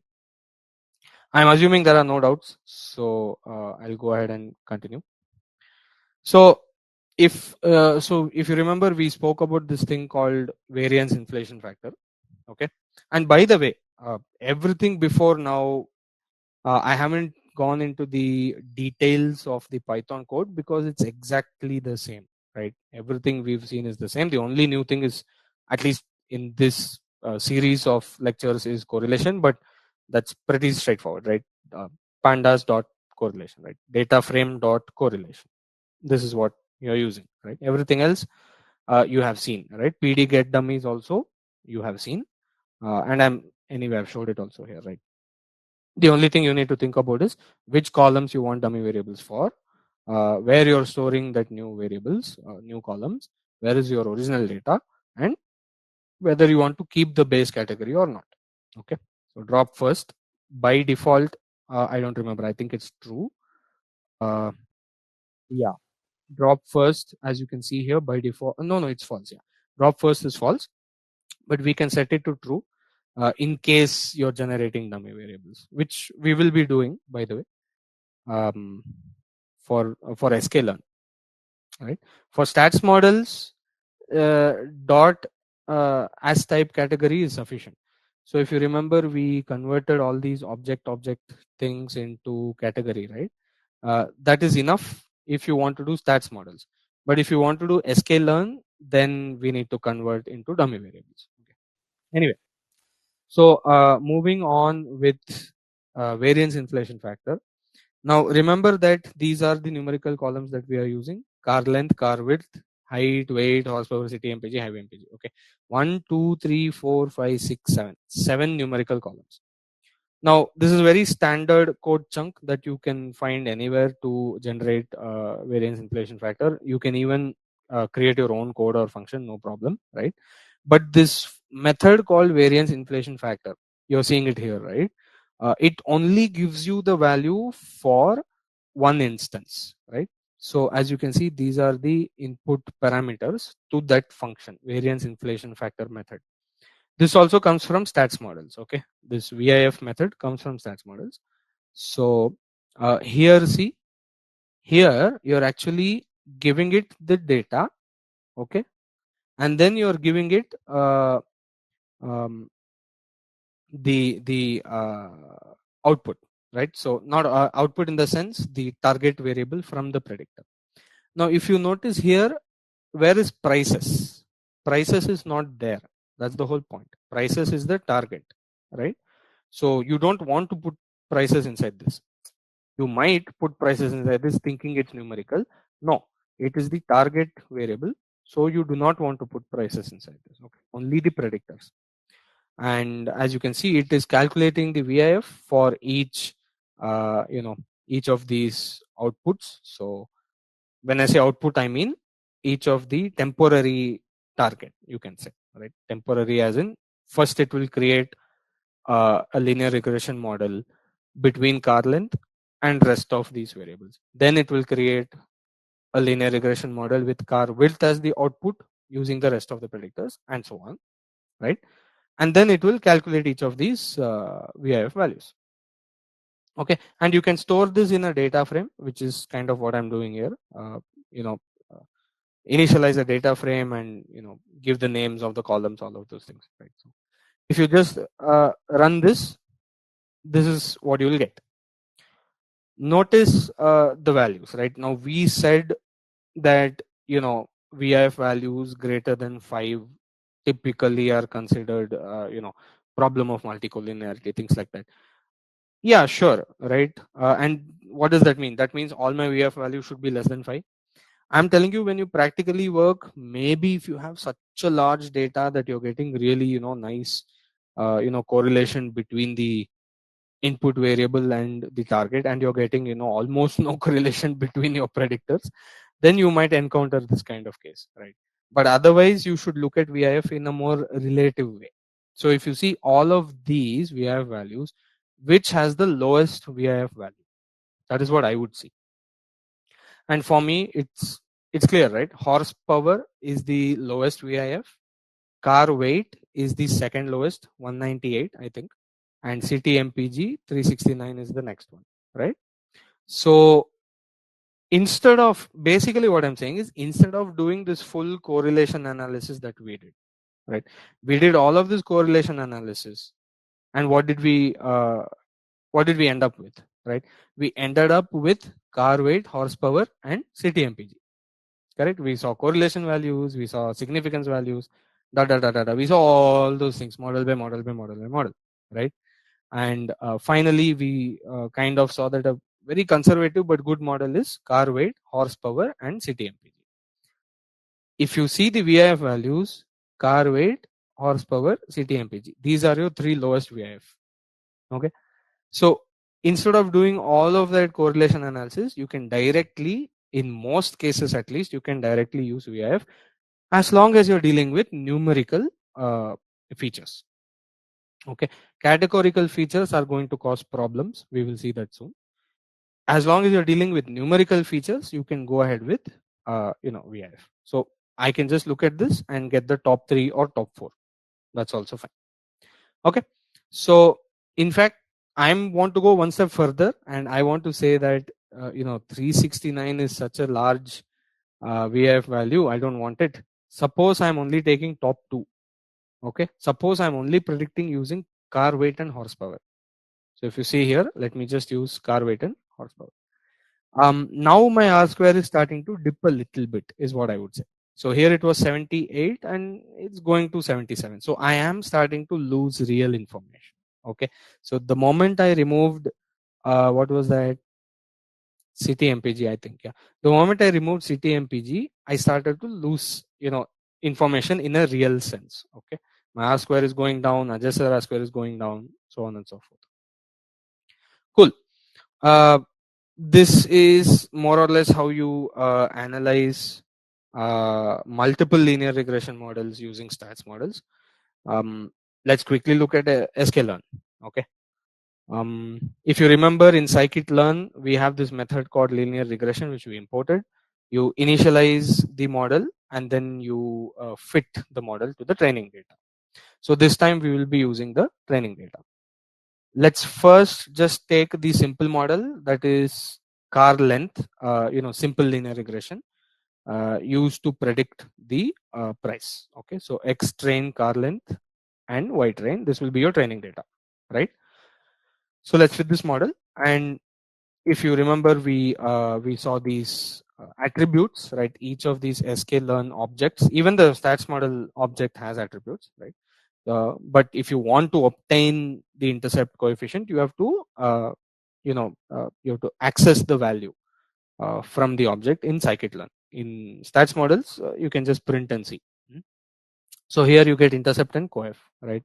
So LR model 1 dot intercept, and if you remember, I said attributes have this underscore at the end just to differentiate that it's an attribute. Okay, so these values will be the same as the stats models one. How to obtain predictions? You essentially use the model LR model 1, right? Dot predict. So the method you're using is dot predict, and you're predicting on what? On the testing set. Basically, because training, I already saw what happened, right? I have R square values, whatever, and I am confident that the linear regression model finds the optimum SSE, right? So training, of course, it's going to optimize.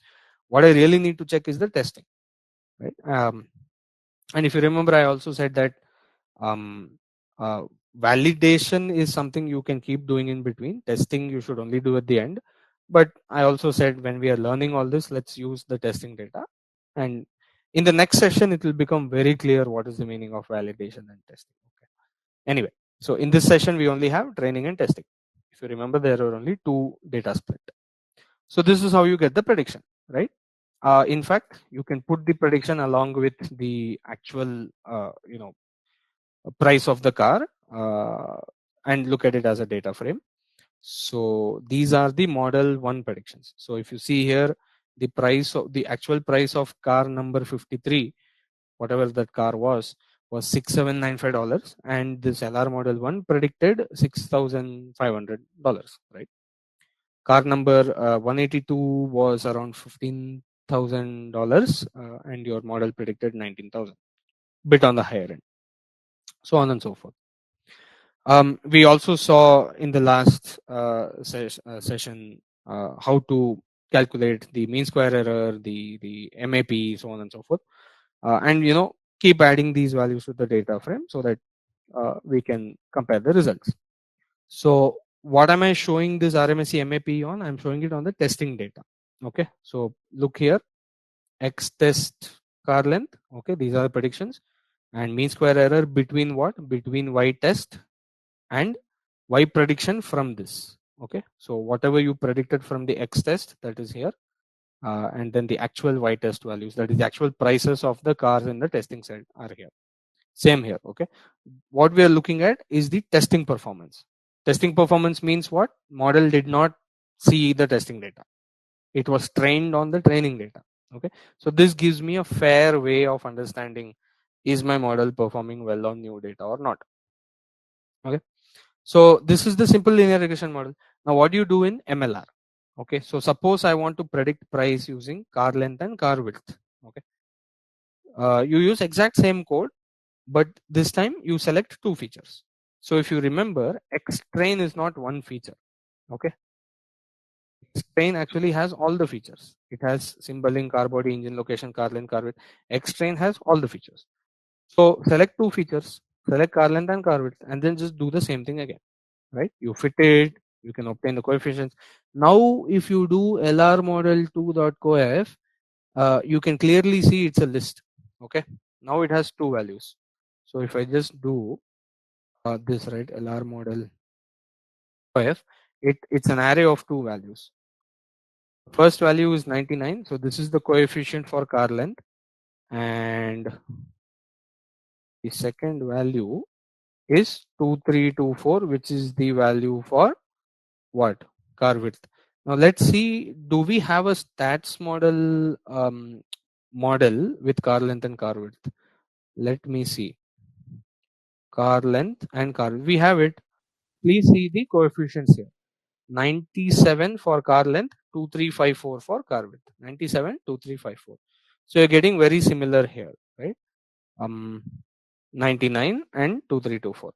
Why we are getting very slight difference? Because the stats model result was on the training, no, full data, and this sklearn is only on the training data. Okay, X train.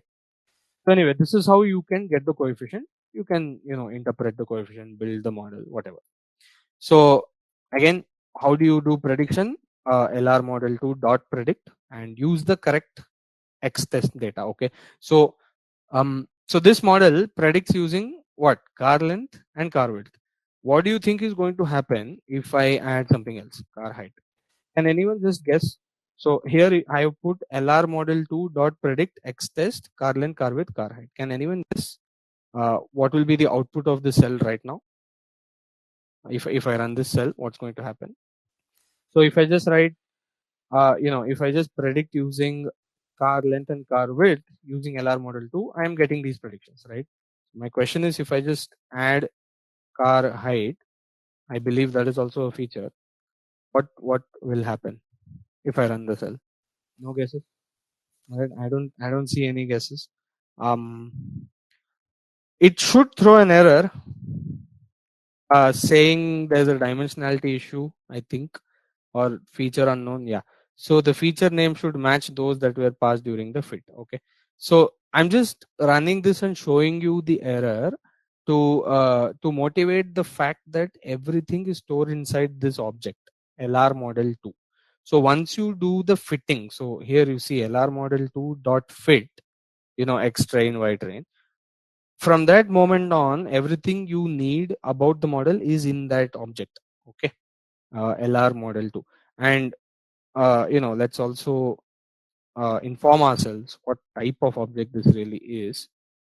It's some sklearn object, right? Yeah. So it's an sklearn linear model. It's a class. It's an object of the class linear regression. Okay, it has been trained now. Okay, so now it has knowledge of what are the predictors and all sorts of things, right? Right. So then again, you can just check how well it is predicting. Is it better? Is it worse? All those things you can check. Uh, and the way to really do that is, of course, you have to calculate the errors and things like that, right? So interesting. If you remember, I think the SLR model, which we saw last time, also had 33 point something percent MAP. and this MLR model, the second model, the MAP has reduced. Okay.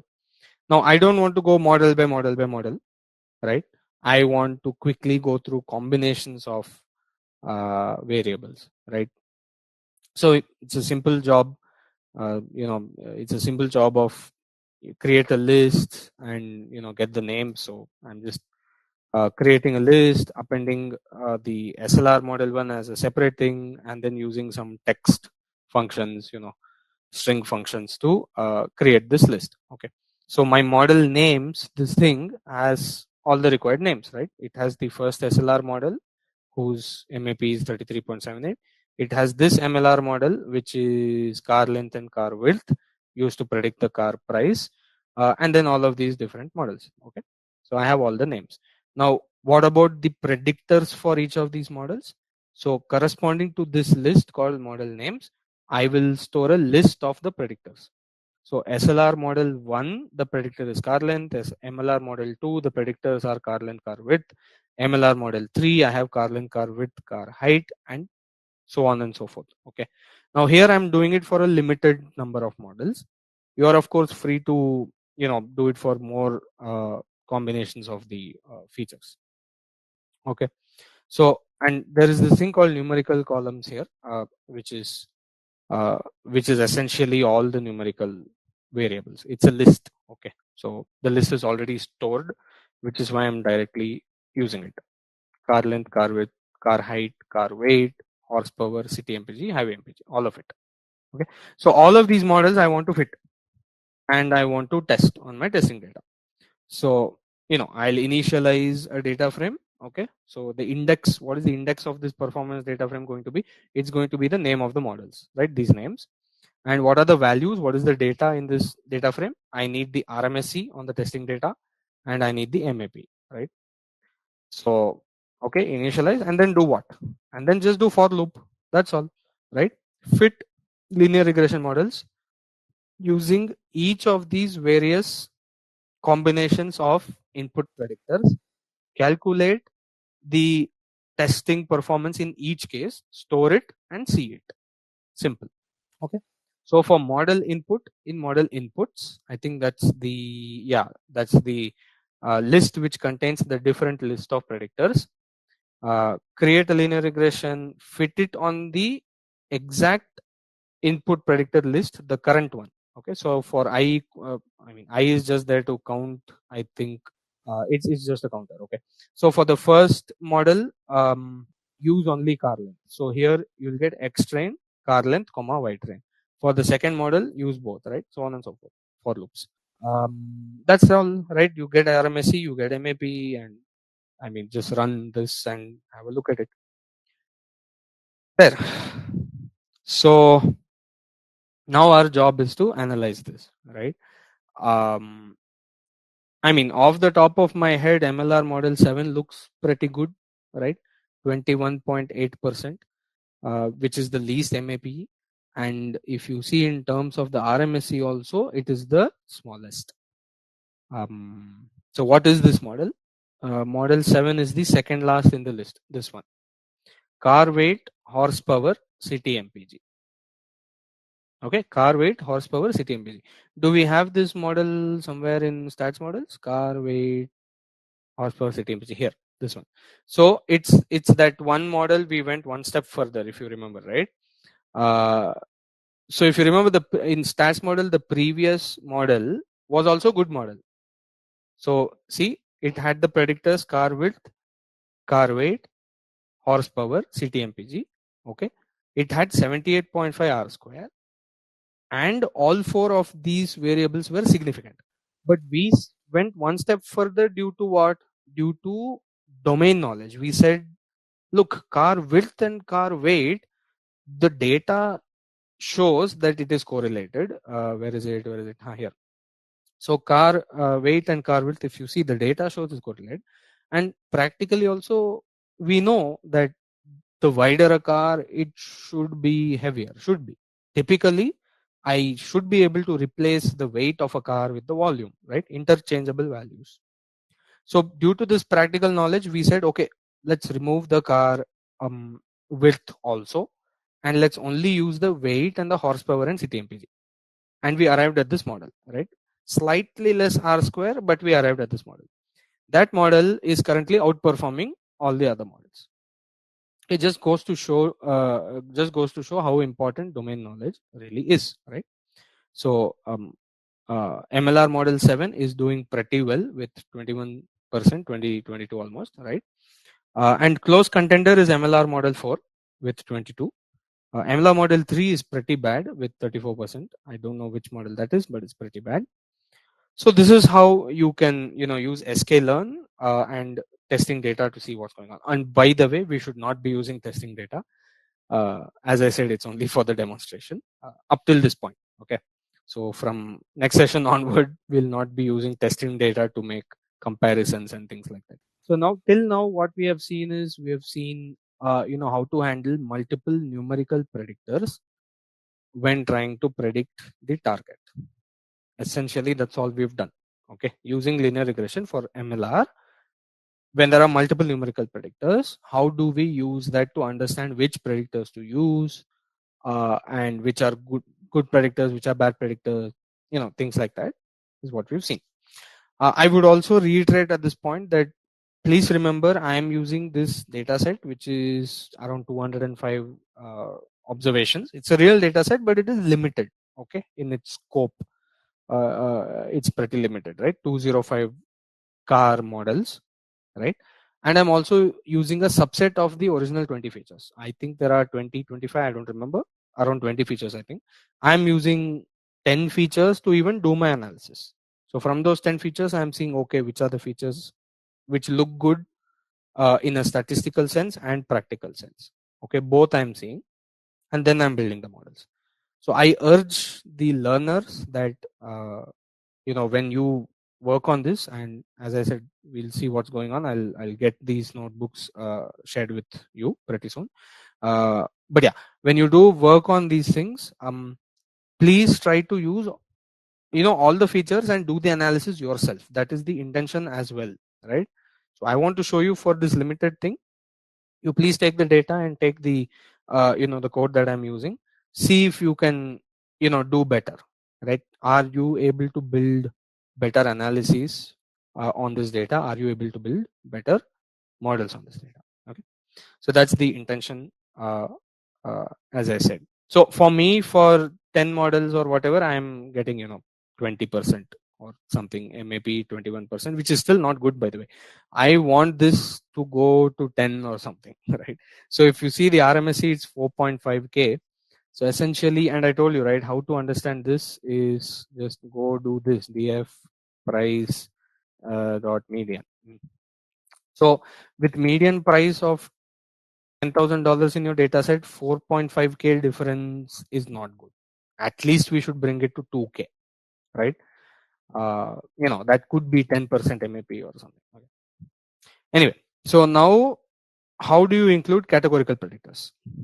So as I said, for stats models, it is pretty easy because you already converted the categorical predictors to category data type. So let's use the same model as before. All the numerical models, predictors. So car length, car width, car height, car weight, horsepower, CTMPG, highway MPG, all of this. Plus, let's say we also add car body, and we are doing it in stats models. Okay. So now if you see, okay, the R square value has increased. Okay, good. We should be using categorical predictors also if they are available, right?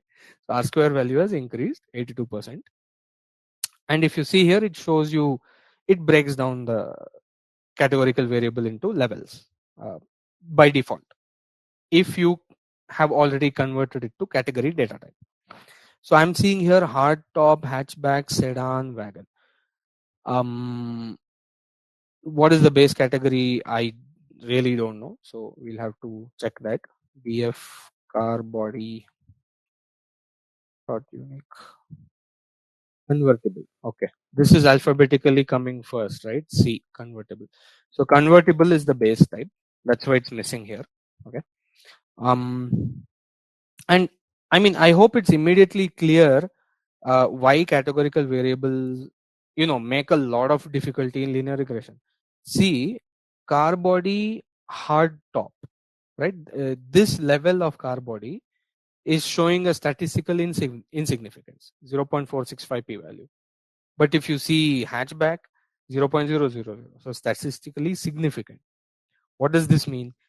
I mean, it's easy to draw the meaning and put it in English and say, but then when you do the analysis, it's kind of, causes a lot of issues. It's easy to just say that, okay, whether a car has a hatchback or not significantly influences its price. That's what it says. Same way, whether a car is of a sedan or not significantly influences its price. Whether a car has hard top or not does not significantly influence the price. Okay, that's what it's trying to say.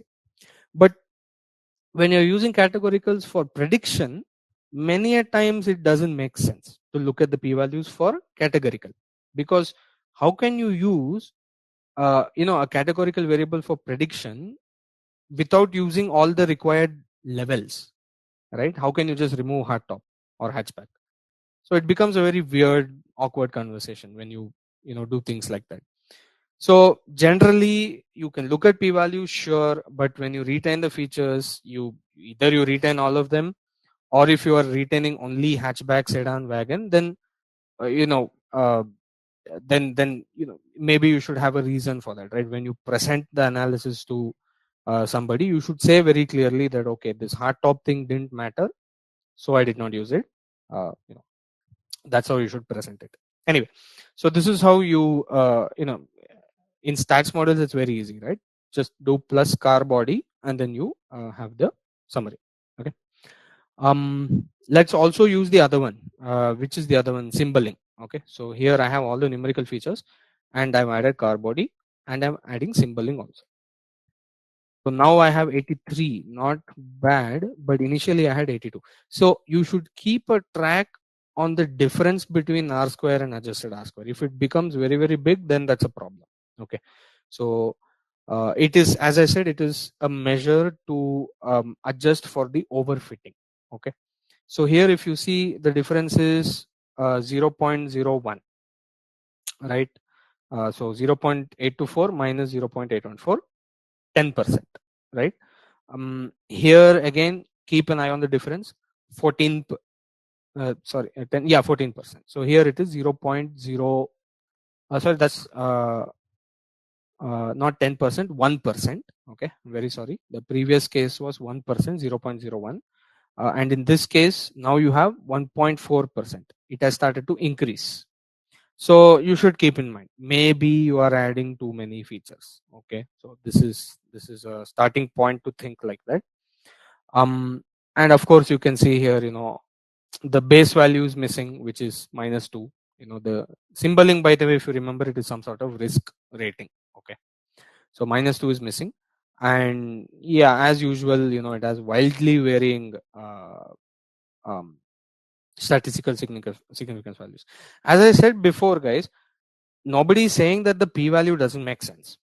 The p-values make full statistical sense. Okay, 100% statistical sense it makes. That is, if you take groups of these data, calculate the mean, do the hypothesis test and get the p-value and all of that, you do all that, yes, it works. Okay, the problem is in the interpretation, in the modeling, right? In modeling, which are the features should I keep, which I shouldn't keep, that interpretation is where the ambiguity comes. As I said, you are free to keep whichever features you want to keep, right? And you can, for example, here I see 0.052. This is the closest I have to a statistically significant value out of the symboling: 0.15, 0.07, 0.05, 0.23, 0.09, right? So I might just keep symboling 1. If you remember, for categorical features, you will get all these different variables, right? So in gender case, it was gender male, gender female. 2 you have variables. So in this case, I can remove all these variables, symboling -1, 0, 2, 3. Only if I want, I can keep symboling 1, right? Question is whether that's even practically the right way to do it, right? Are you saying symboling -1 doesn't matter? Are you saying symboling rating of 3 doesn't matter? statistically, because of the data, it's showing something, right? But practically, is it the way to think about it? So these are all questions that you will have as data analysts, as when you get into ML analysis, things like that, right? These are the questions that you'll ask, right? So please remember that data analysis is very different from machine learning. We saw this a while ago. Data analysis is what? Understanding what the data has to say. Now the data is telling me a lot of things, right? So it's telling me that car body hard top is insignificant. Okay. So what am I going to do? Either I believe my 200 data points, or I get 200 more data points and then see do the regression analysis, right, and see whether it's uh, becoming significant or not, right? And if it's still not becoming significant, I might ask the question to the car manufacturer or the dealer, like, what's the deal with this hardtop thing? Why do people not care? My question to the dealer will be, people don't care, is it, whether it's hardtop or not? There's absolutely the prices of the two pools are almost the same. So these are the kinds of things that I might discuss with my board or the car manufacturer or whatever, right? If I'm doing this as an analysis task. If I'm doing it as an ML task, that's a different story altogether, right? In the ML task, what I need good predictions. Okay, of course I can use my practical knowledge, but just removing one level of a categorical variable is, I mean, for lack of a better word, very awkward when you do machine learning modeling. Until and unless I have a full approval from an expert that the hard top value can be replaced with NA or something, okay, in my data, till that time I'm going to keep this in my ML model. Okay.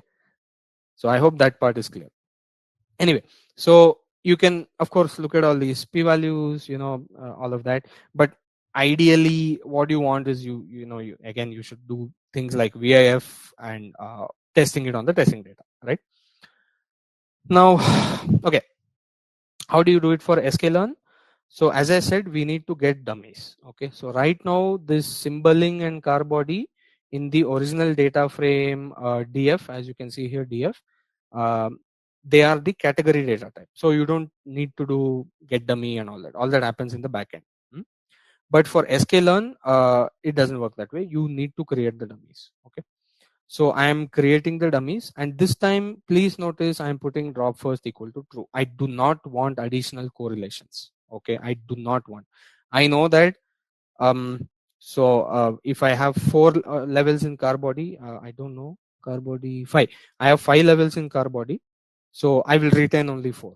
The fifth one is going to be perfectly correlated with combination of these 4. Okay, so I don't want that. So drop first is going to be true. And the columns that I'm getting dummies for is car body and symboling. Both for xtrain and xtest I need to do this, and I'm storing it in the variables. Okay. So you can have a look at these. It has, okay, for whatever reason it seems to have engine location. I do not know why that is still here. Anyway, we are not using this, so not to worry, but I have no idea why the engine location. Maybe I dropped it only from DF. Yeah. Engine location I dropped only from DF, I think. Let me check. Yeah, DF drop. So if you notice, xtrain, xtest, xy, all this is happening before I dropped it from DF, the engine location, which is why it is still there. Okay. Interesting side point, but yeah, just an interesting side point. Right. So I have car length, car width, car height, all of these things I have, right? And I also have now my dummy variables. Okay. So please remember, you need to create your dummy variables when you are using scikit-learn, sklearn. In stats models, you don't necessarily need to do that. Okay. So same is for xtest also. You have to create dummies when you are using the categorical. Great. Okay. Then before we go into modeling, let's look at correlations, right? Same thing. Look at correlations. Now, I told you before, interpreting correlations between categorical and numerical variables is a bit, bit iffy, right? You can say it's negative and positive correlation, but think about it. Think about it in a way, right? Think about it.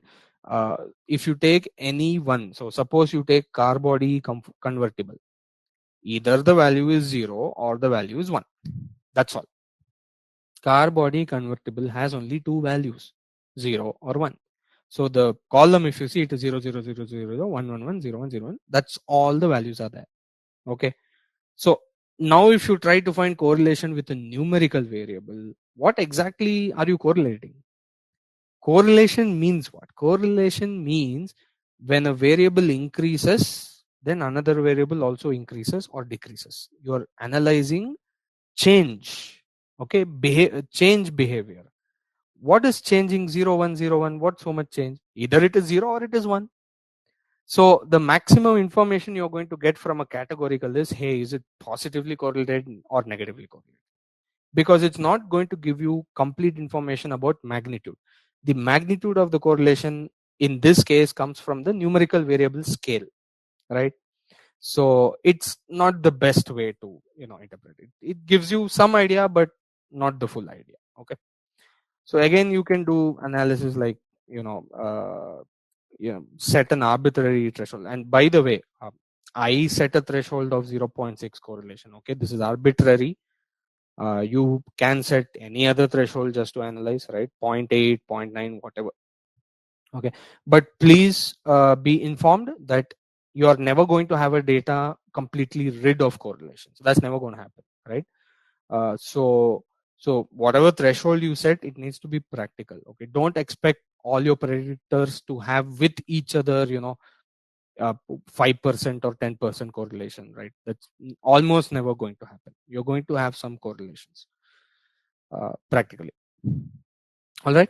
So okay, the categorical correlations, what are you going to interpret here? Everything is NaN, right? What are you going to interpret? So this is obviously a problem. What about VIF? What about variance inflation factor, right? So again, for VIF, what you need to do, you need to convert into dummy, right? 0 1 1 0, the one hot encoding, right? So I am doing this for the full data frame, which is why I am doing pd.getDummies again. I know I've already done it for extra and extras, but here I'm doing a bit of analysis. So I'm using the full data frame. Okay, so get the dummies for car body and symboling and do the whole variance inflation factor thing, right? Please look at the screen, right? All the categorical variables have very less VIF, which means they are the best predictor. Do you think so? Do you think so? Right. So if you just see all the numerical ones, much higher variance inflation factor. All the categorical ones very low, right? Car body hardtop 2, car body hatchback 14, CT highway MPG 300 400, right? Is this meaningful, right? Is this really meaningful?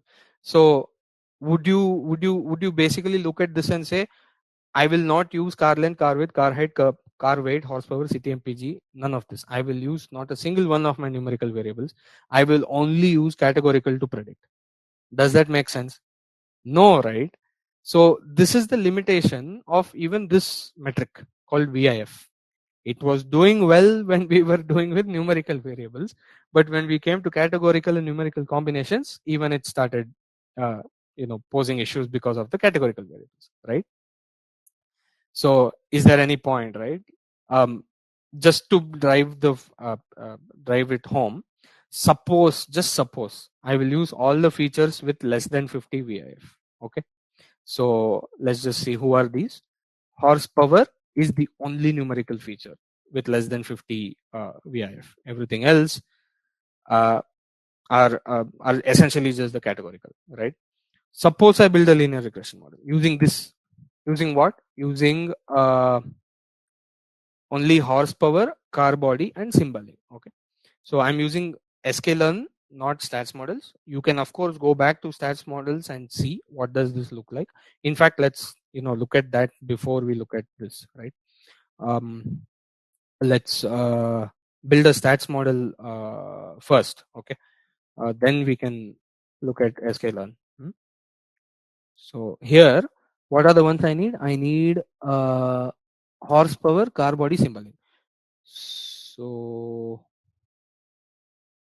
right, and this is stats model, so I don't need dummy and all that. Let's just call it temp model. I don't want to change the names of the existing models, right? Yeah, great.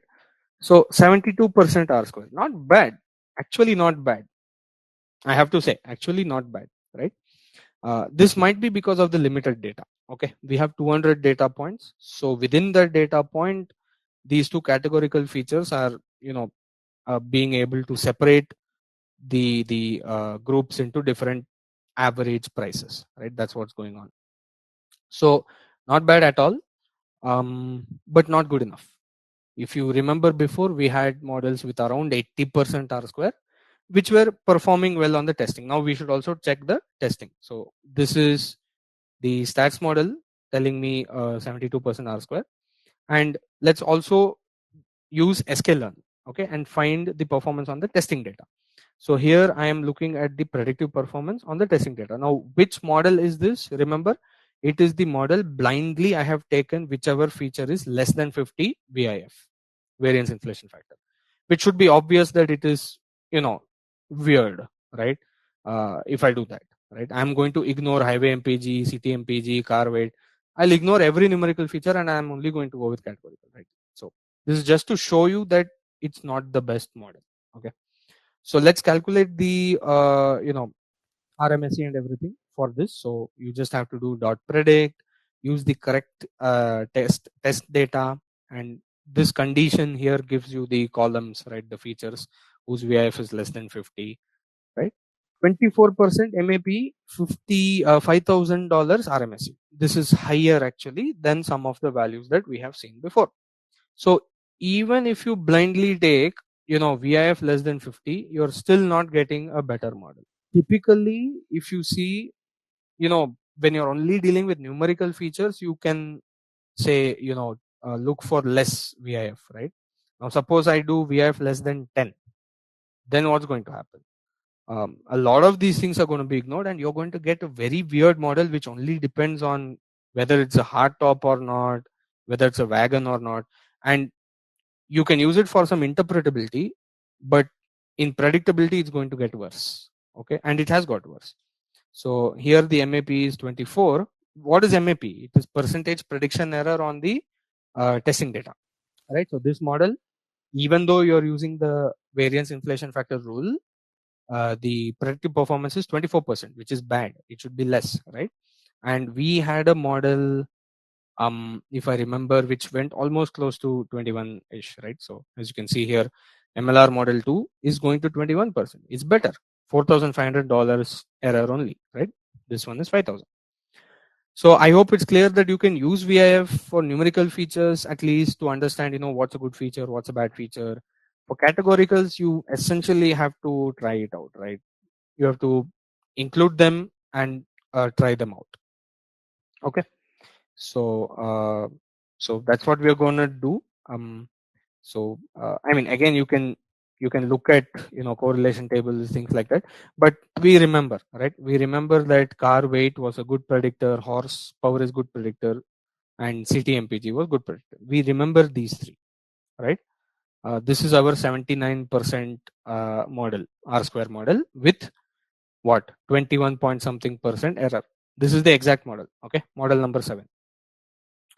Model number, this one, model number 7, whose predictive performance was the best till now. And what is model number 7 actually? If you see the yeah, so here if you see, it is based on car weight, horsepower, city mpg. Okay, so you're predicting car price using these three. Okay, great. To this best model of using numerical predictors, now you add categoricals and see what happens. Okay, so car weight, horsepower, city mpg, and then you have to add car body, right, and symboling. So How do you add these two categorical features to sklearn? You cannot just add one feature. As I said, sklearn, you have to give dummies for categories. So to add car body, hard top, hatchback, sedan, wagon, okay, symboling -1 0 1 2 3, right? And as you can see, I have missed the base category. So symboling -2 doesn't exist. I didn't even ask for it. So drop first equal to true in PD dummies. Okay. So let's run this model, okay, and see how it is performing. Okay, 21.89, not bad. So yeah, the VIF, if you go by variance inflation factor analysis, you will end up with the wrong model. Okay, as I said, in linear regression, there are a lot of things that we need to see. Okay, this is something I think I should make clear right now. The simpler the model, the more complicated the analysis. Okay, so linear regression is simple. Y equal to mx plus c, right? Slope intercept, straight line, simple model. There will be a lot of complicated analysis. Later, when you do more, let's say, complex machine learning models, the effort spent on such analysis will be less. That is the trade-off. Okay, if you want simple, nice, interpretable model, then complicated analysis and decision making. If you go for a complex model, understand it, wrangle with it, then you will be sort of easier with the decision making and analysis. Okay, anyway, so I'm already getting a better MAP on the testing data. Okay, what was this model? It is our existing best model, that is numerical predictors, car weight, horsepower, city mpg, plus symboling and car body, both. Okay, symboling and car body. So now you may want to ask, okay, what if I remove car body? What if we just keep symboling, right? That also you can do. So here I'm fitting another model, car weight, horsepower, and city mpg, along with symboling. I'm not using car body this time. Okay, the MAP increased 22.39. Okay, not bad, but not good. I want to keep reducing this MAP. And finally, you can try just car weight and horsepower, maybe reduce even one more, right? So as I said, city mpg, we discussed that horsepower and mpg, they are correlated. In today's rapidly evolving business landscape, machine learning and AI are no longer buzzwords. They are essential tools for staying competitive. Are you ready to lead the AI revolution in your industry? upGrad, in collaboration with IIIT Bangalore, brings you the Executive Diploma in Machine Learning and AI. This program is designed for ambitious professionals like you, seeking to leverage AI for strategic decision-making and innovation. Gain hands-on experience with cutting-edge technologies, learn from renowned faculty, and network with industry peers. Elevate your career, drive business transformation, and position yourself as an expert in AI. Enroll today and future-proof your career. So the agenda for today, so first we'll talk about something called bias and variance in machine learning models. These terms you will come across a lot when you talk about ML models. So let's, we'll have some understanding of these terms and how they relate to these things called overfitting, underfitting, and what's the problem, all that. Then we'll talk about regularization in linear regression and what is regularization. We'll talk about that. Okay, and then we'll see two methods for regularization in linear regression, which is ridge regression and lasso regression. We'll quickly compare the two, and then we'll get into something called hyperparameter tuning. We will understand the difference between parameter and hyperparameter. Then a quick note on model selection, which will be more useful as we go ahead. Yes, logistic regression is a different topic, Jacob. It is related to linear regression in a mathematical sense. They are quite similar, but in terms of objective, they are different. Right? So, in fact, logistic regression name is a bit funny because it's used for classification, but we call it logistic regression. Okay. So, linear regression is used for regression, numerical values, to predict numerical values. Logistic regression is used for classification. But the math is quite similar. Okay, the math is quite similar, and that you will be doing next week, I think, logistic regression. So we'll quickly just talk about model selection. This will become more useful as you add more machine learning models to your uh, you know uh, arms, right? You'll have more tools in the sense more ML models to work with. That time model selection plays an important role. So for that you have to understand various models. Then you can make judgment calls. Should I be using linear regression? Should I be using decision tree? All those kinds of things. And finally, we'll see a Python demo of linear regression, hyperparameter tuning. Let's get into this whole bias variance business, right?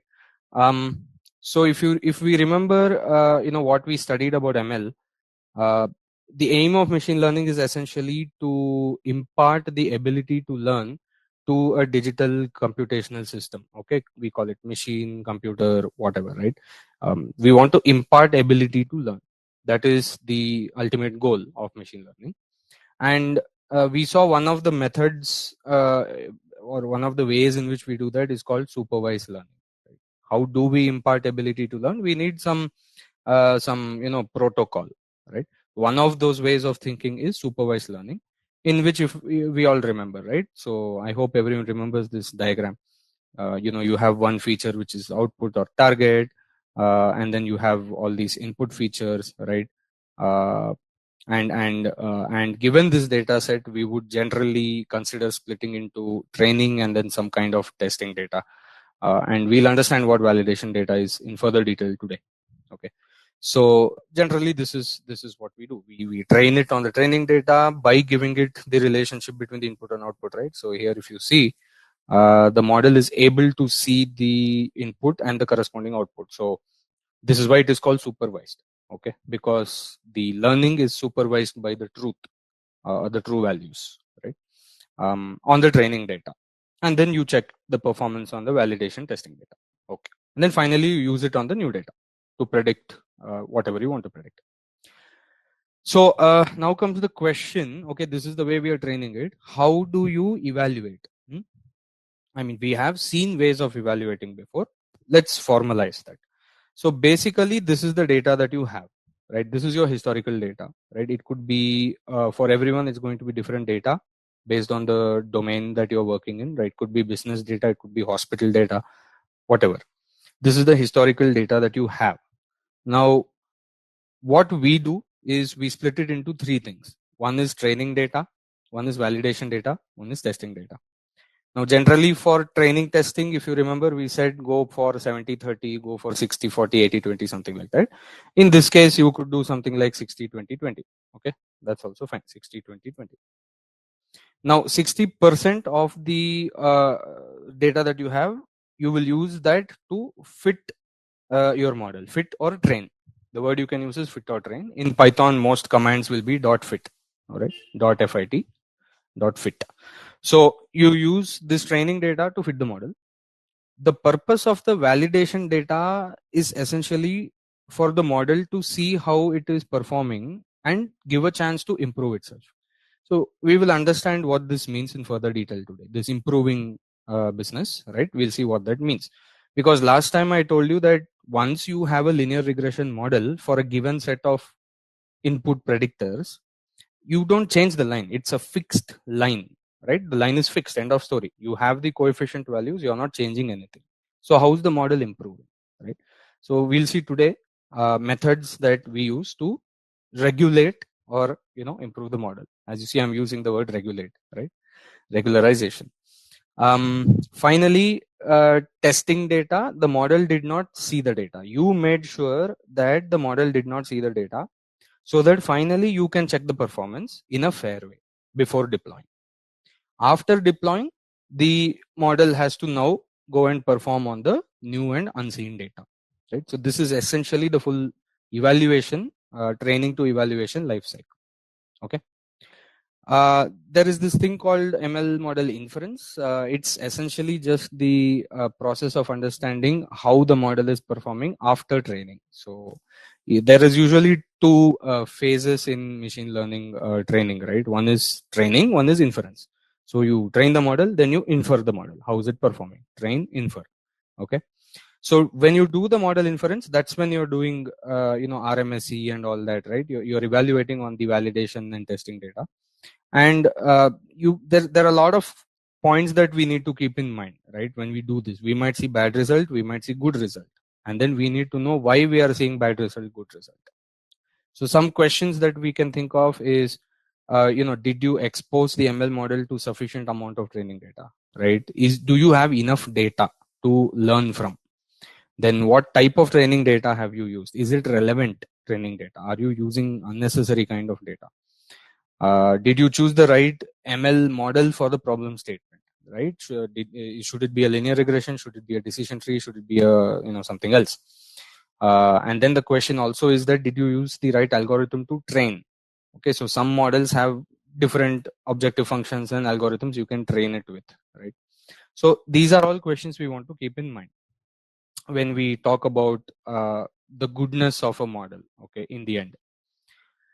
Now, the main problems that generally machine learning models face can be classified in two parts. One is called underfitting, one is called overfitting.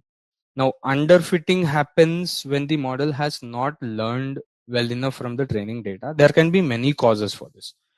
One, maybe you don't have enough training data. Two, maybe you have irrelevant training data.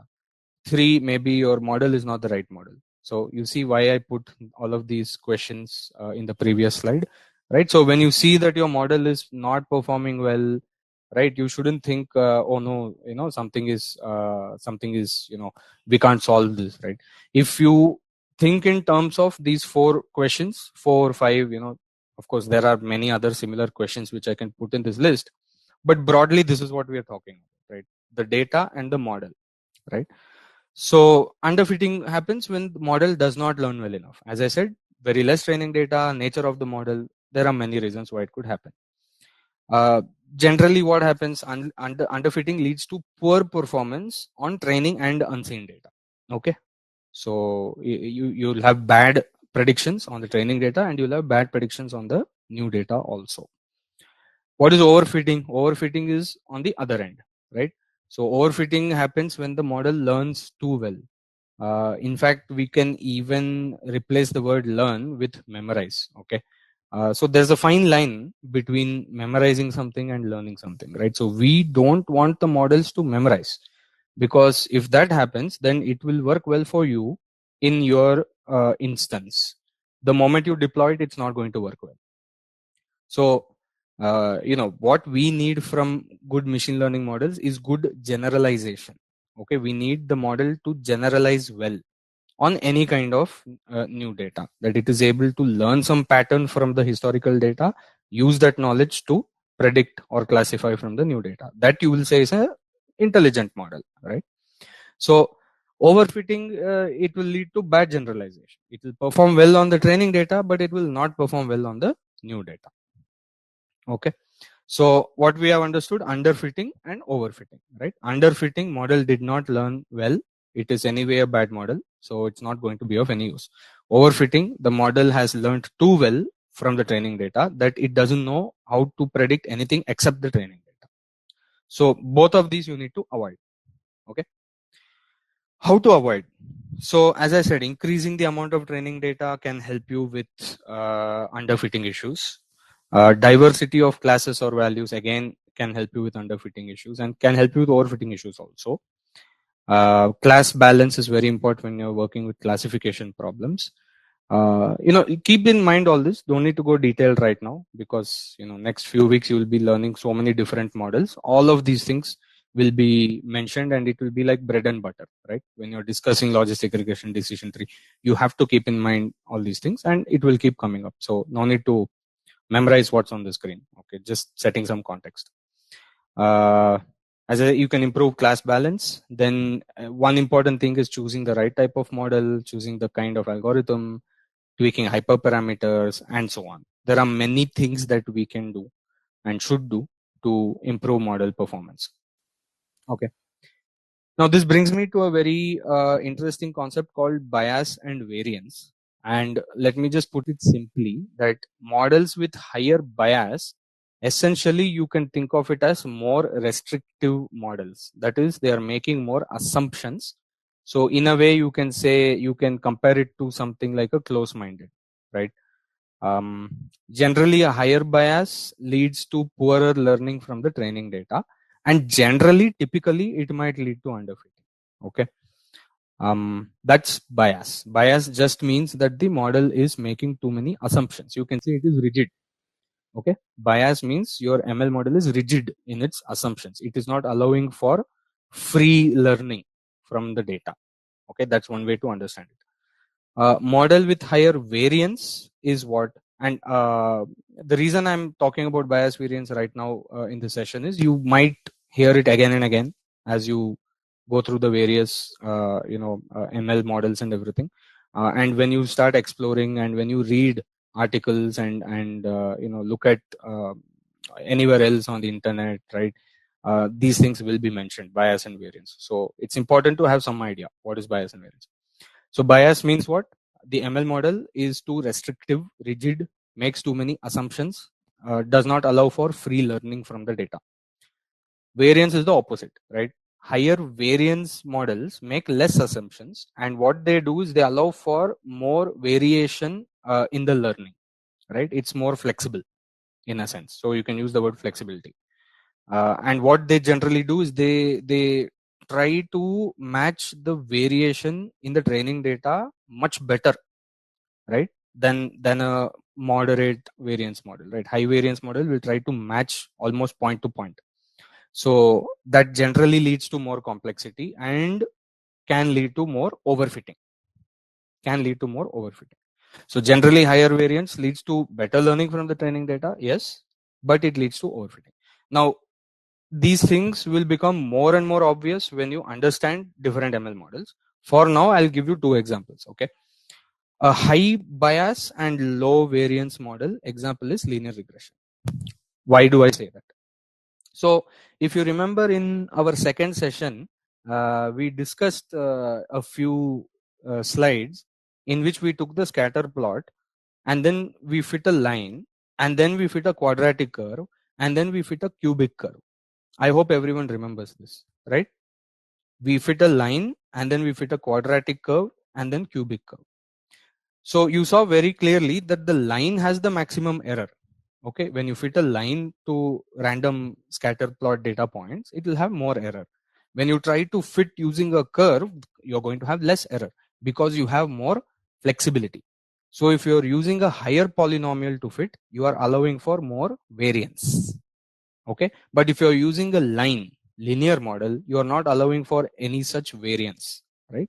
It's a rigid model, only straight line, no up down curve, nothing like that, right? It's a single straight line. And that is why linear regression can be considered as a high bias model. It's assuming that your data is linearly related. Okay, it's and which may not be a correct assumption. If you see the world around us, I mean, a lot of things need not be linearly related, right? Even though there may be a correlation, does not mean it's a linear relation. Okay, so but the linear regression model is a simple model, which is why we are starting ML with simple model, right? Just y equal to mx plus c, full stop. Not y equal to mx minus m squared, mx square, whatever, right? That's a complex model. So linear regression, high bias. And it's a low variance model. It doesn't allow for variation in the learning. Okay, so that would be an example of high bias, low variance model. What about a low bias and high variance model? Now, many of you may not have encountered this model. You will be encountering it, I think, in some weeks from now, right? So first linear regression, then logistic, and I don't remember what's there in the program after that, but you will be studying decision tree sometime in the future in this program. So decision trees are almost opposite of linear regression. They make zero assumptions about the data actually. Okay, if in fact there's no formula also. The decision tree model does not have any understandable formula, let me say. Maybe there is a very complicated logic formula, okay, that we can create for decision tree, but there is no generic simple formula. for decision tree. Okay, so it makes no assumptions about the data because there's no general formula also. It's a low bias model, making less assumptions. Okay, and generally the decision tree actually very prone to overfitting. It is very prone to overfitting because of this, and it is a high variance model. Okay, high variance in the sense any changes in the training data, the decision tree can match that change also. So you can even get 99% accuracy on the training data and almost 5-10% accuracy on the testing data. It's that bad. Okay, decision trees. Okay, so that's what a low bias high variance model will look like. It is low bias because it does not make any assumptions about the data. It has no restrictions. It is able to train from the data very easily, and it's a high variance model for that reason, right? And an example is decision tree. Okay, I just want everyone to keep these concepts in mind. It's not the case that we should understand these concepts in this session in these 10 minutes. Okay, absolutely not. This you have to think about on a day-to-day basis as you go through this program, as you study the various machine learning models. You must keep these in the back of your mind. Keep asking the questions. Am I looking at a high bias model? Am I looking at a high variance model, low variance model? Am I looking at a model which can overfit or potentially has the tendency to overfit? Am I looking at a model which is a tendency to underfit? Keep these questions open when you go through all the different ML models. Okay. All right. So generally, to improve model performance, on a model building level, what we really want to do, we want to decrease the bias, right? I told you, high bias means very restrictive and you're not able to train properly. Okay. And you want to increase the variance, right? Variance means again training properly from the training data. But generally speaking, there is no model which has perfectly zero bias and perfectly 100% variance. There's no such. It's a trade-off. Okay, it's always a balance between bias and variance. Okay, so generally that translates to, as I said, this bias variance stuff. You can think of it as the back end process of the machine learning model. You can think of it as nature or characteristic of the ML model, right? So if this is your ML model, right, then it will have characteristics called bias and variance. This can be translated to the performance. So when you do the testing and deployment, right, that time what is really important is performance. So in performance, this balance between bias and variance translates to what? It translates to the balance between underfitting and overfitting. Okay, so it's a very fine balance, and we will see this in full detail with the Python demo today. Okay, where underfitting is happening, why it's happening, how overfitting is happening, all that we will see. Okay, so I just want everyone to know and keep in mind that in the back end there is this notion of bias and variance, which has everything to do with the structure and the formula used in the ML models. Okay, and just to sum it up, linear regression, very very very simple equation, obviously very restrictive and very high bias. Regularization in linear regression. Okay, so let's start with the general formula, and again, let's not worry about the algebra too much. It may look complicated, but it is simple if you box it out properly. Okay, so here is your predicted output. This is the formula that you will use to calculate your predicted output: beta nautilus, beta 1, x1, so on. X1, x2, these are your predictors. This is an MLR model, obviously, and you can just use a sigma operator and make this look a bit smaller, the expression. So here you have I equal to 1 to n, which is nothing but your input features. So x1, x2, x3, so on, and the coefficients. So if you remember the linear regression sessions, we discussed that the learning actually happens in the coefficients, right? Of course, we discussed two things. One is the coefficient, one is the structure of the model itself. But structure, we cannot do anything right now because we are using linear regression. Okay, so we are stuck with this structure. Now, given this structure, then where is the learning happening, right? The learning is happening in the coefficients. So then it is a logical claim that bad and good learning also happens in the coefficients. Okay, whatever bad learning happened, blame the coefficients. Whatever good learning happened, credit the coefficients, right? So that's the main thing we have to focus on. What are the optimal coefficients? Now, just remember, for the theory part, as I said, we'll be using this small data set. I hope everyone remembers this. Let's just go through it once. This is my target that I want to predict. It's the amount of money spent on coffee. What you're looking at is a historical data. So this is last year's data. I have 10 customers here, Aarti, Darshan, Isha, and so on, and I have their some characteristics like gender, job, income, age, so on and so forth.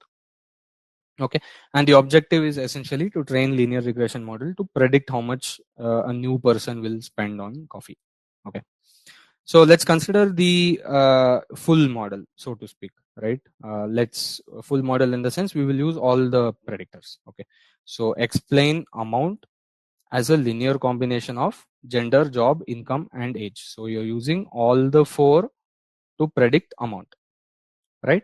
So how many linear regression equations are there for this model? One only. There is only one linear regression equation. Okay. Now, before we get into regularization, there is one thing we need to understand, that is feature scaling. Now, many of you may have come across this, may not have. Still, let's sort of talk about it and understand why this is required. So, see, initially, if you look at your data, all the predictors are on the own scale. Like if you see gender, it's on a scale of binary, female, male, whatever. If you see income here, it's on a different scale. It's in many thousands, many tens of thousands of dollars. If you see age, it is in 20, 30, 40, 50, 60, things like that. Okay, so each predictor is in its own scale. Now, if we want to compare two predictors really fairly, if you want to compare fairly, then generally what you need to do is you need to make them of the same scale. Otherwise, how will you compare? Because if you see the equation of linear regression, each of these betas, if you see each of these betas, the beta is multiplied by the x. So in this case, suppose x is age and suppose this x is income. Now we just saw that age is on a scale of 10, 20, 30, 40, 50, right? And income is on a scale of tens of thousands. Then the coefficient will be on different scales accordingly. Why? Because both coefficients are predicting the same target. The target is the same. It has a common target, right? So what will happen? Wherever, so if you consider the income variable, which has a larger scale, the coefficient will be on a smaller scale. You might have noticed this. If you look at the PDF from the previous sessions and things like that, income coefficient was 0.026 something something in the red model, right? But age coefficient will not be so small.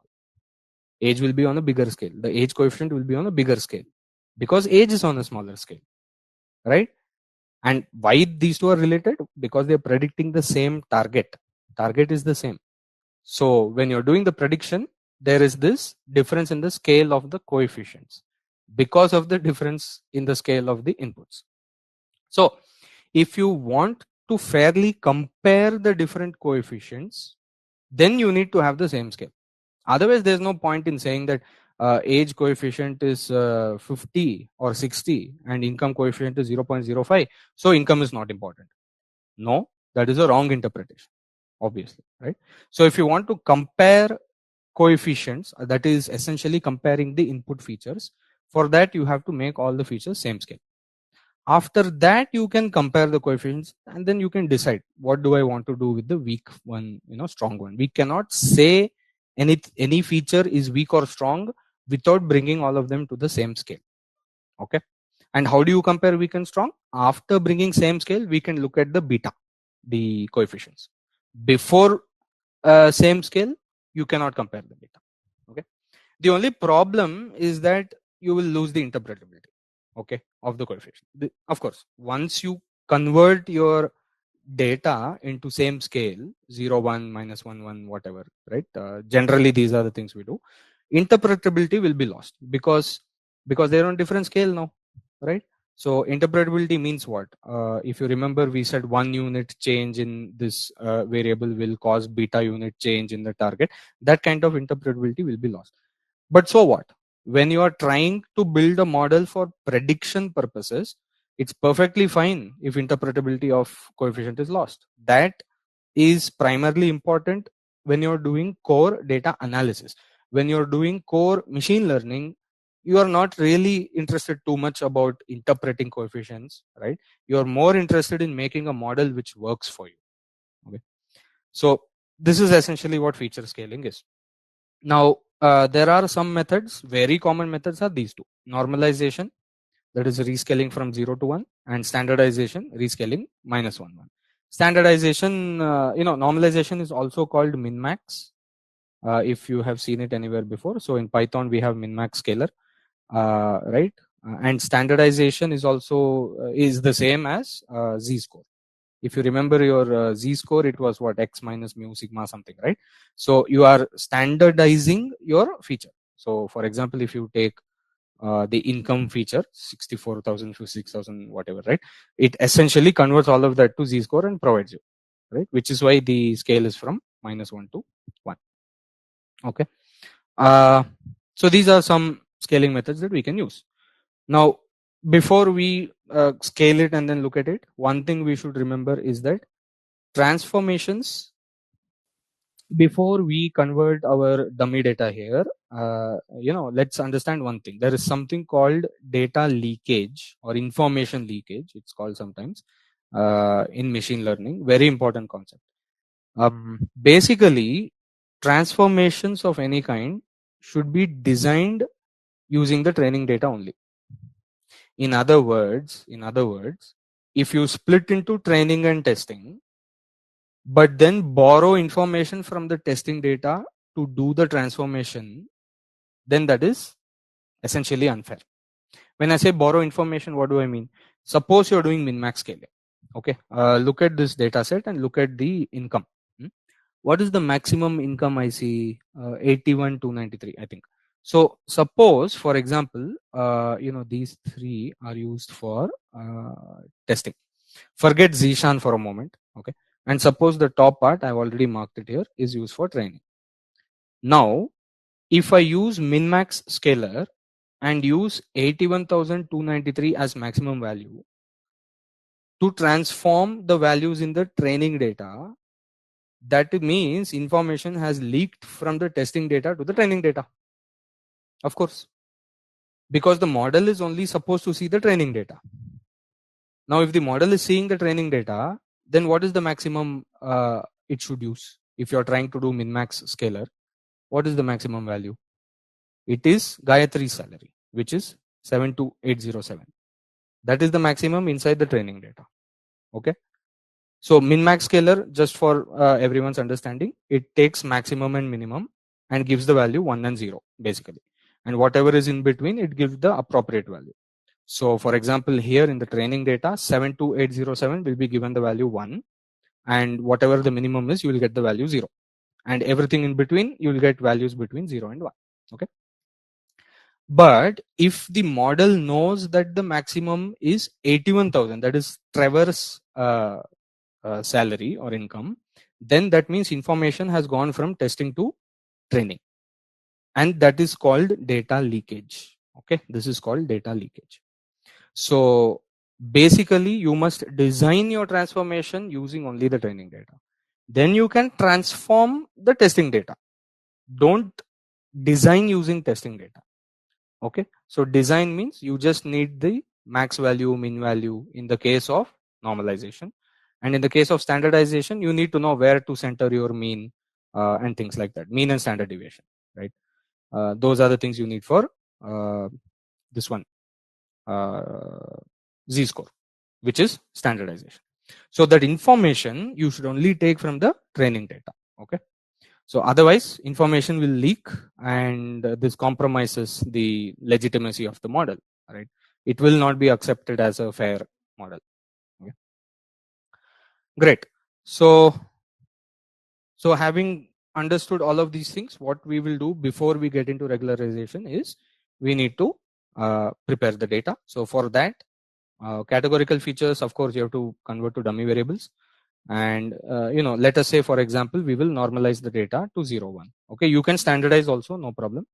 I have considered normalization here, which is min max scalar. For those who are interested, you can quickly, if you want, Google min max scalar. Okay, we'll anyway be using it today, I think. So this is the Python method. Okay, min max scalar for normalization. So what will your transform data look like? So you can see on your screen, now everything has been changed from 0 to 1. Okay, so here I am using all 10 data as training data. Okay, so from RT to Zishan, I have 10 data points, all are my training data. If you see, Zishan has an income of 0 and Trevor has an income of 1. Let's quickly confirm that with our data. So if you see the income column, please check which is the minimum income in all 10. Zishan has the minimum income, right? 44987, and maximum income is Trevor 81293. So your scalar gave value of 0 to Zishan and 1 to Trevor. Every other value will be between 0 and 1. Same for age. So now you can check here age also, which is the minimum age.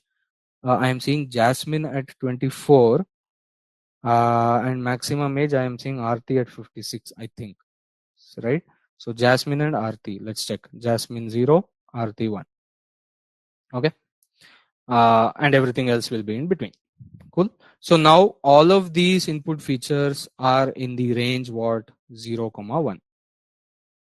All the input features are in the range 0, 1. Now if I fit a linear regression model, now I can compare the coefficients and make claims which is more important feature, which is less important feature. Okay, that's the whole point of doing this. So if you look at the unregularized model, just a fancy way of saying basic linear regression model, MLR. Okay, this is your basic MLR model. So you're explaining amount as a combination of all the input features. Also notice one more thing. The what do you call, the categorical variables have to be converted to dummy variables. Okay, so you need the zeros and ones because now it's all numerical, correct? So you need the zeros and ones. All right. Great. So so that's that. And as you can see, where are the coefficients? Yeah, here are the coefficients. Okay, so you can see the coefficients of this unregularized model here. It has an intercept 1371. Okay, and it also has the coefficient for the gender variable, coefficient for job variable, and things like that. Now looking at these coefficients, you can make some claims that okay, the lowest coefficient seems to be income in terms of magnitude, lowest is income, so maybe it is the least important. Now of course I am using only 10 training data points, so so don't make any claims using 10 data points. I'm just showing this to demonstrate how to use these things. But more importantly, if you see down, here is the training RMSE and the testing RMSE. So if you see, the training RMSE is lower and the testing RMSE is higher. Similarly, the training MAPE is lower and the testing MAPE is higher. What does this mean? This means that the performance of the model on the training data is not bad, is good, but the performance on the testing is bad. So this is exactly what we call overfitting. Okay, this is exactly what we call overfitting. Testing performance is worse than the training performance. So if you compare 101 and 197, RMSE should be low, right? RMSE is nothing but the difference in the predictions. Difference should be less. It's less in the training, more in the testing, which means it learned well, but too well. Therefore, it is failing in the testing, right? So we say in this case, we say that model is not able to generalize well. Okay, it has learned from the training data quite well, but it's not generalizing on the unknown data. So in other words, you can say it has not learned, but more rather it has memorized or something like that. This is a bad thing. Okay, that brings us to the concept of regularization. Okay, so look at the screen. and we'll understand this step by step. This is obviously your original linear regression model, correct? uh, y hat is the predicted value, and then this is your regression equation. Now, the basic regression equation loss function was only this much. It may look complicated, but this is nothing but SSE. If you check very carefully, this is nothing but the SSE, because whatever is this beta naught plus beta 1, whatever, this is nothing but y cap, right? This is nothing but the y cap value. So what you're looking at is yi, which is the true value, minus this whole thing inside the bracket, which is y cap, which is the predicted value. How are you predicting? It's nothing but, beta naught plus beta 1 x1 plus beta 2 x2, so on and so forth. So this part is your traditional SSE. Okay. So this is exactly what we used to find the linear regression model. But notice that now in regularization, what we will do is we will add this additional term to the loss. So already your SSE is there as your loss function, but on top of that, we are adding a new term called the regularization term. Okay, that is here. If you notice very carefully, what it is nothing but absolute value of coefficient. It is raised to some power p. That is just a parameter which we can set, p equal to 1, 2, 3, 4, whatever we can set. And alpha is kind of a control factor. Okay, alpha is basically some kind of control factor. So we'll go into this in detail bit by bit. For now, let us understand what we have seen in this slide. Okay, essentially we have added a regularization term to the loss function. The purpose, I will make it more obvious soon. We'll discuss this in more detail, why we did this. Alpha is a tuning parameter. Okay, alpha in this term, you can see it's a more of a control parameter. How powerful do you want your effect to be? That kind of thing. It's a power factor, you can say. P is the power of the coefficient terms in this summation. Okay, so it controls the type of regularization. And essentially how this works is that if you increase alpha, then beta must reduce to reduce the loss. Let's again look at the formula and understand that. So imagine you only had the SSE. Okay, imagine that you did not add the regularization term. So what's going to happen? The model is going to find out the beta values which reduces or minimizes the SSE. Now the only way for you to reduce or minimize the SSE is to have non-zero coefficients. Non-zero coefficients. Because if all your coefficients were zero, that means your prediction is zero. That means your loss is going to be very high. Just imagine yi minus 0 in each case. Now, how do you think you are going to reduce this amount? Of course, we cannot have 0 as my prediction. We have to have some prediction, correct? So for some prediction, we have to have some beta value. For better prediction, we need better beta value. This is exactly how linear regression works. It finds the optimal beta value to match the true values. In other words, the burden or the load is placed on the beta values. What if this is leading to overfitting in my model, right? That is the point. What if I am explaining too much? I am putting too much burden on my beta, right? Then you will get a very good training performance. But what if that is leading to overfitting? So the reason to add this additional regularization loss is so that the model is motivated not to increase beta too much. Because just imagine what is going to happen to this additional term if you keep increasing beta value. And notice there is an absolute value, so you're not considering minus, plus and all that. You are only taking magnitude. Okay, so suppose you have very, very high beta values, then of course you will be producing better predictions, no doubt about that. But if you have high beta values, then what is going to happen to this loss term? It is also going to increase. The regularization term loss is going to increase. That is going to contribute to the overall loss, correct? and that is how we optimize the model not to place too much burden on the betas. So you can think of it this way: if alpha is zero, then the linear regression model tries to explain all the target variance using the betas, right? So a target variable is coffee, and whatever variation is there, all that variation will be explained using these betas only. If alpha was zero, if alpha is not zero, then the model has to increase the beta to do the prediction.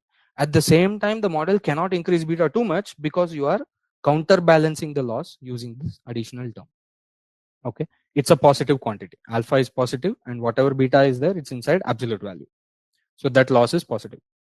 Correct? So more beta will give you less SSE, but more beta will give you more regularization loss. Okay, I hope this made sense, right? So then you use alpha to control this effect. Basically, you use alpha to control the effect. If you put alpha as 0, it is your basic regression model, nothing else. If you start increasing alpha, then betas will be forced to limit. They cannot unnecessarily keep increasing in magnitude. Okay, I hope that is clear. Beta can be negative. Of course, beta can be negative. When I say increase, I mean magnitude. Okay, so you may have very large negative beta values and you may have very large positive beta values in the same model. All of these betas together are allowing you to do good predictions on the training data, which reduces the SSE. Good, very good. But that may lead to overfitting. Now what do? We added this additional regularization term, which is essentially sum of all the coefficients with absolute value.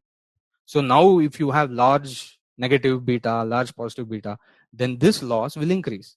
So now the model is forced to find a very, very optimal linear regression, very, very optimal set of coefficients, which minimizes this new loss. Okay, so it is a way to control this unregulated expansion of the beta values. This is where the word regularization comes from.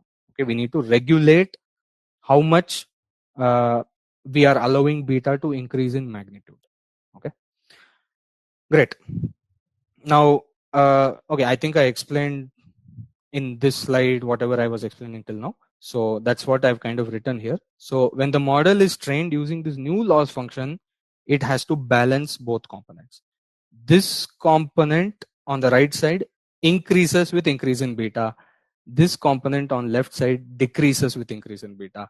This is your SSE. This is your regularization loss. SSE and regularization loss. Okay, so now you have to balance. How much power should we give regularization? Alpha. That is where you consider alpha. Okay, great. So what is the meaning of all this? In a sense, if you take the unregularized model and the regularized model, the unregularized model has stronger coefficients, no doubt, but that may lead to overfitting. The regularized model may be left with weaker coefficients, not the best training data predictors, but it might perform better on unseen data. And generally it does. Okay, generally it does. The only way for linear regression models to overfit is by increasing number of predictors. Other models overfit in other ways. Okay, but linear regression has only one way to overfit, which is increasing the number of predictors. So if you are in a situation where you are building a linear regression model and you need to use 10, 20 predictors for whatever reason, then you have to regularize your model. Otherwise, you run the risk of overfitting. Okay. Cool. We'll see all of this in action in the demo. Okay. And obviously, the effect of scaling I've already mentioned to you before. Correct.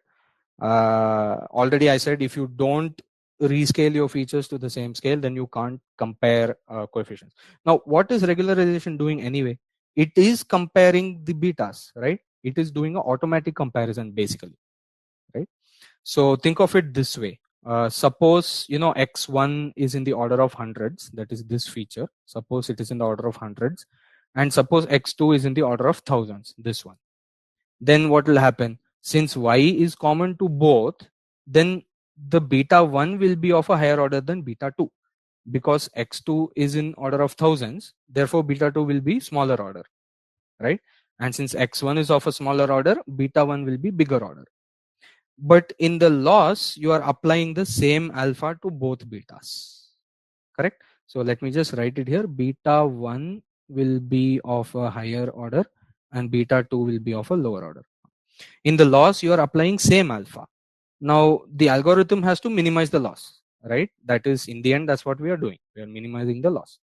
The beta with the lower order, that is beta 2, will be ignored, right? It will totally be ignored because it's a small value, right? And the effect of beta 1 will be more pronounced. Alpha has to worry about beta 1 more than it has to worry about beta 2. This is not fair, right? Alpha is worrying about beta 1. Why? Because beta 1 is much larger order, and since beta 2 is of smaller order, alpha doesn't care, right? Small change in alpha, right, will pronounce more effect in the case of the higher order coefficient. So again, this is not a fair way of training the model. It's not a fair way of treating your input predictors, right? So again, to show the importance of scaling the features before going ahead with regularization. All right. And as I said, in the unregularized case, you scale the features, you look at the model, linear regression model, then you can compare the coefficients and say, okay, this looks like age is less important or whatever, income is more important. The only way you can make that claim is after you rescale all of it to same 0 1 0 1 0 1 or -1, whatever, whichever scale. That is manual. That is a manual comparison. Regularization is a kind of automatic comparison, you can think of, right? It's a kind of automatic method, right? And we'll see more detail what it does to the coefficients. All right, having understood all of this, that brings me to parts 3 and 4, which is the two most common type of regularization. First is called ridge regression or L2 regression. For those who would like to know more about the math part of it, L2 refers to L2 norm. So this is obviously a vector concept. So if you're interested, you can refresh on that a little bit. So L2 regression, L2 norm. And obviously, okay, I've missed the squares. I guess nobody noticed here. If you see, I missed the square, I think. Yeah, here I'm missing the square. Okay. So in the loss, same way here as well, I have missed the square. So let me put that. Now it is your SSE. Okay. So in ridge regression, what are we doing? This is your SSE, sum of square errors, right? This is your SSE. And for this term, we will choose P equal to 2. And if you choose P equal to 2, you will get square. So here you are adding square of the betas. Okay. That's all it is. So we understood what regularization is. Ridge regression is nothing but P equal to 2. In this formula, P equal to 2. So now you are going to train with this new loss function. I did this for the 10 data points, the coffee data set, Arti, whatever Zishan, right? And immediately you can see the results. Please see the results. Unregularized model has 825 coefficient for gender. The ridge model has 29. I chose alpha equal to 25, by the way. Okay. So before training the model, I chose alpha equal to 25. Immediately you can see that the magnitudes of all the coefficients have gone down, right? That is pretty much obvious. You can see it, right? These are the coefficients, by the way, right? Intercept, gender, job, these are the intercept obviously increased, but all the other coefficients have gone down in magnitude. This is the effect of regularization. And you might be asking, okay, fine, what's going on with the model inference? Fine, let us look at it. So the unregularized model, if you see, it was overfitting, correct? So 101 RMSE in training data, 197 in training data, testing data. So bad performance in testing, good performance in training, that is overfitting. Great. What happened in the rich case? Well, in the rich case, very bad learning happened. The first thing you can see is bad learning, right? The training error itself is much higher, 293, right? And the training MAP is 12%, which is much higher. But even though bad learning has occurred, you can see that the testing uh, results are almost the same as the training results. Okay, and this is called the concept of generalization. Generalization does not mean you perform bad in training, good in testing, or good in training, bad in testing. None of that. Generalization means you perform similarly in all the data sets. Your model performs similarly in all the data sets, but you should perform well. Okay, so there are two parts to generalization, right? Generalization includes: one, your model should perform well; two, it should perform similarly in all the data sets, right? So training, validation, testing, you need to have similar values. So if you see, the ridge model has slightly more similar values: 12%, 10%, 12%, 10%. Okay, so this is how ridge model penalized my coefficients, but of course it led to bad learning. We said this could happen, right? A while ago in the quiz we said this could happen. It is happening, it does happen. Okay, so of course you need to control the alpha value. Okay, what is lasso regression? This is the other popular one. Okay, again let me put my squares. Yeah, let me put my squares. So in lasso regression, again you have your SSE. This is your sum of square errors, right? This is SSE. Instead of p equal to 2, you take p equal to 1. Okay, so as I've written here, p equal to 1. So now the new loss that you will be using is this. So this is your sum of square error plus this additional lasso term. And for those who want to read the math, L1 norm, right? So these are all vector concepts, right? L1 norm, L2 norm, all these things. It's kind of obvious though. L1 means p equal to 1, L2 means p equal to 2. Okay. Let's see the effect of the lasso model. Now in lasso also, I took alpha equal to 25.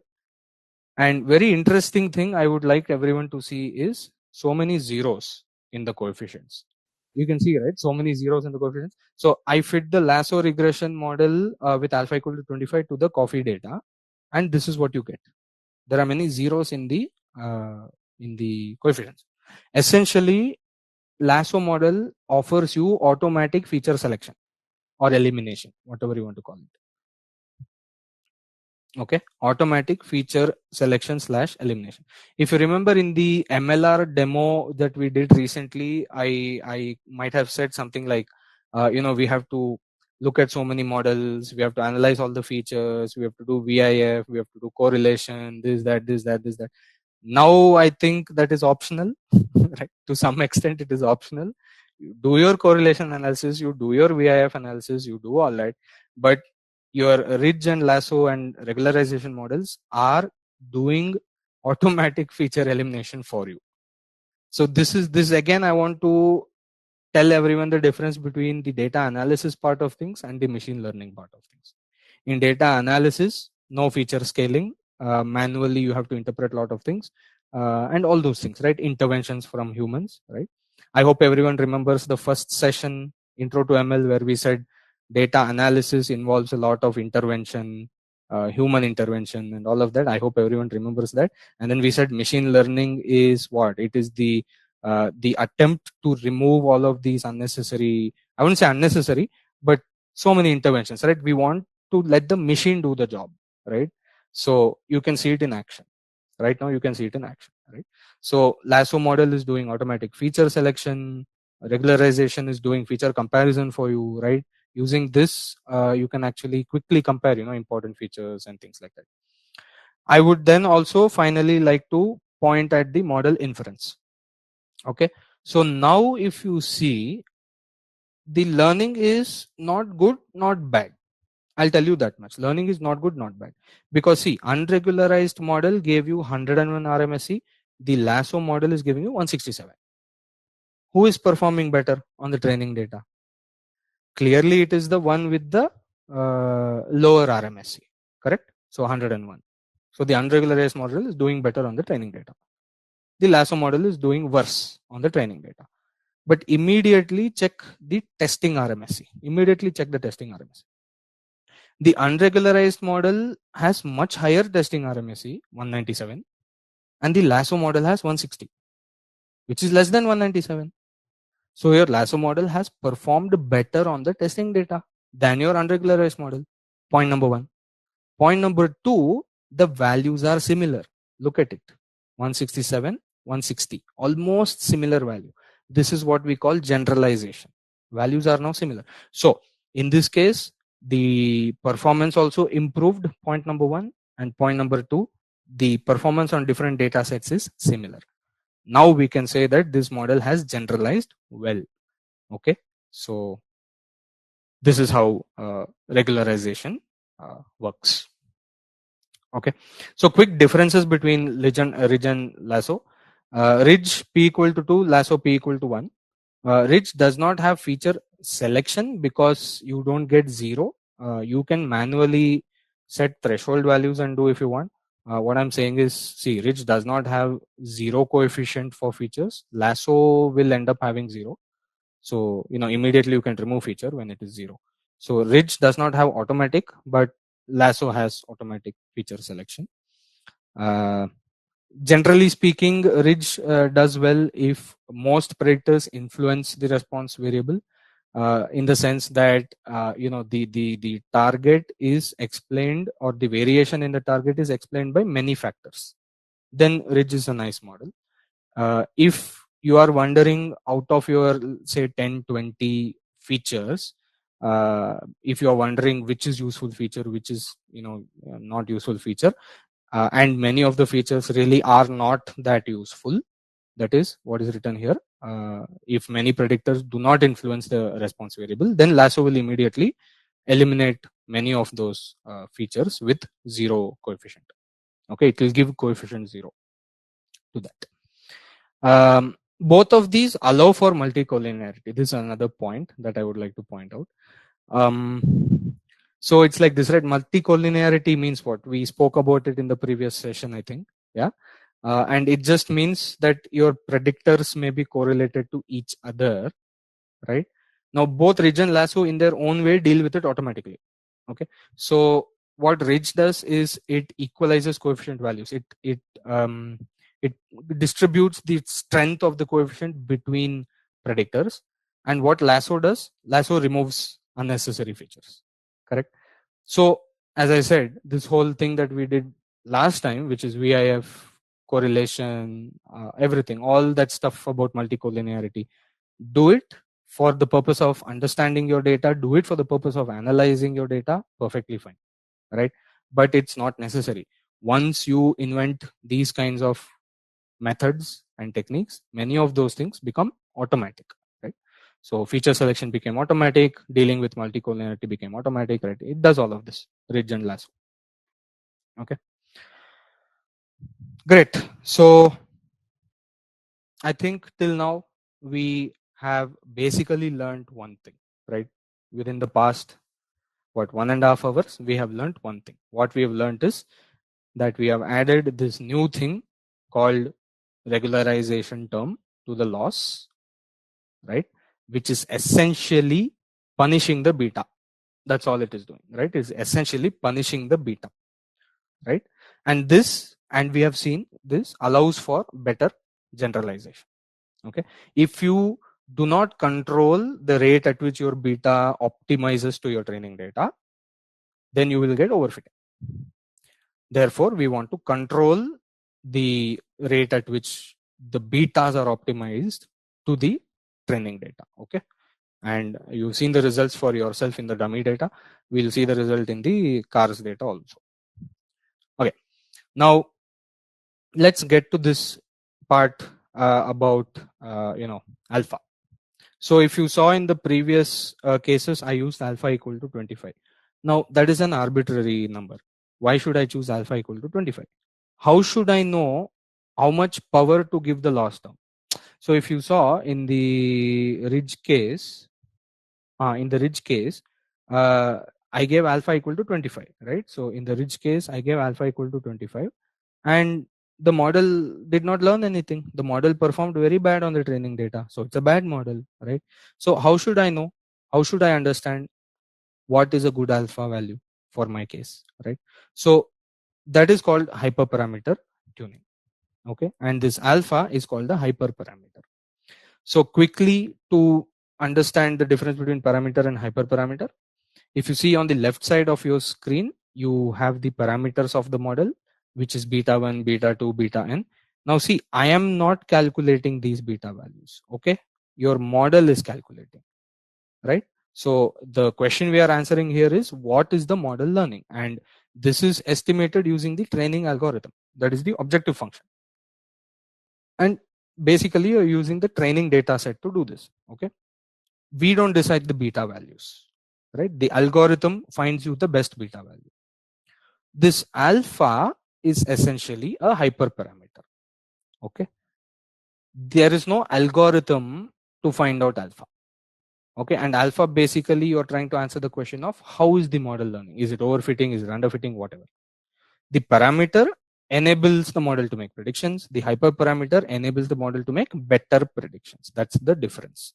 Okay, and generally these alpha values we find using searches. We basically search for alpha values. We basically search for hyperparameters. Now of course there are many methods where you can somewhat have an algorithm to find the value of alpha for hyperparameters. They tend to get a bit complex and very, what you say, situational. Generally speaking, if you want to implement your ML machine learning tasks in various domains, in various data sets, in various projects, then this is generally the way one would approach it. You search for alpha. How do you search for alpha? For loops, grid searches. There are many search heuristics that are there. Okay, and this is exactly where we will use the validation set. Okay, to choose a good alpha, we will use validation set. How we will use? Essentially, we will train our training data, train our model on the training data for different alpha values. Alpha equal to 1, alpha equal to 2, alpha equal to 3, whatever, right? And train the model, train the model, train the model. Just train model for each of the different alpha values on the training data. Check the performance of all of those trained models on the validation data. Out of all those validation performances, choose the best. Then you retrain your model and then you show it to the testing data. So this is the reason we split validation and testing separately. Okay, validation data is used to check which hyperparameter value is good for your model. So you're actually improving your model.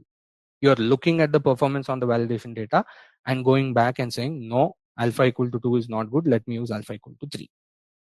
Right? So training and validation, both of these data sets form training. The whole process of training requires both training and validation. Okay, this is the reason why we split that validation data. Now I have some graphs here. We'll see different graphs on the cars data today, but this is generally how you analyze. Okay, so here you have MAPE of the ridge model as a function of alpha. Basically on the x-axis you have the alpha values 1, 2, 3, 4, whatever till 50. Okay, just I have 0 to 50. You can take 0 to 100, whatever. Then you just run the for loops. You run the for loops, train the model for each alpha value, and check the performance. Okay, check the performance of that specific alpha value model for training and validation data. And that's what you're seeing here. The blue is the training MAP and the red is the validation. So what do you think will happen if alpha increases? What do you think will happen? We just saw multiple examples as well as a quiz, right? If you have very big alpha, then you are penalizing the coefficients. That means you are going to do less learning, correct? If you're penalizing beta for existing, then of course there is going to be less learning. So as your alpha increases, you are actually blocking your model from learning too fast, which means it's going to have more error. And that's what you're seeing in the blue graph, the blue line, right? The error is increasing with increasing in alpha, right? Both MAP and RMSE, both are increasing with the increase in the alpha value in the training data. This is for the training data. This is true for the training data, correct? What happens in the validation data? This is exactly what I said might look surprising, but it is very normal. In the domain of machine learning, this is very normal. Initially, the validation error increased. Then it started decreasing. It will decrease till what? I don't know. You have to check for more values now. I have stopped my alpha value at 50. You can check for 100, whatever. It might decrease till a point, then it might increase again. So this is interesting behavior, isn't it? The error which should be less, by the way, we are talking about MAPE or MSC. These are difference based errors. So we want less difference. So ideally we want less error. By increasing alpha, training error has to increase. Training error will increase because you are blocking the model from overfitting to the training data. So training error will increase. That is what you're seeing in the blue color. It is increasing, training error.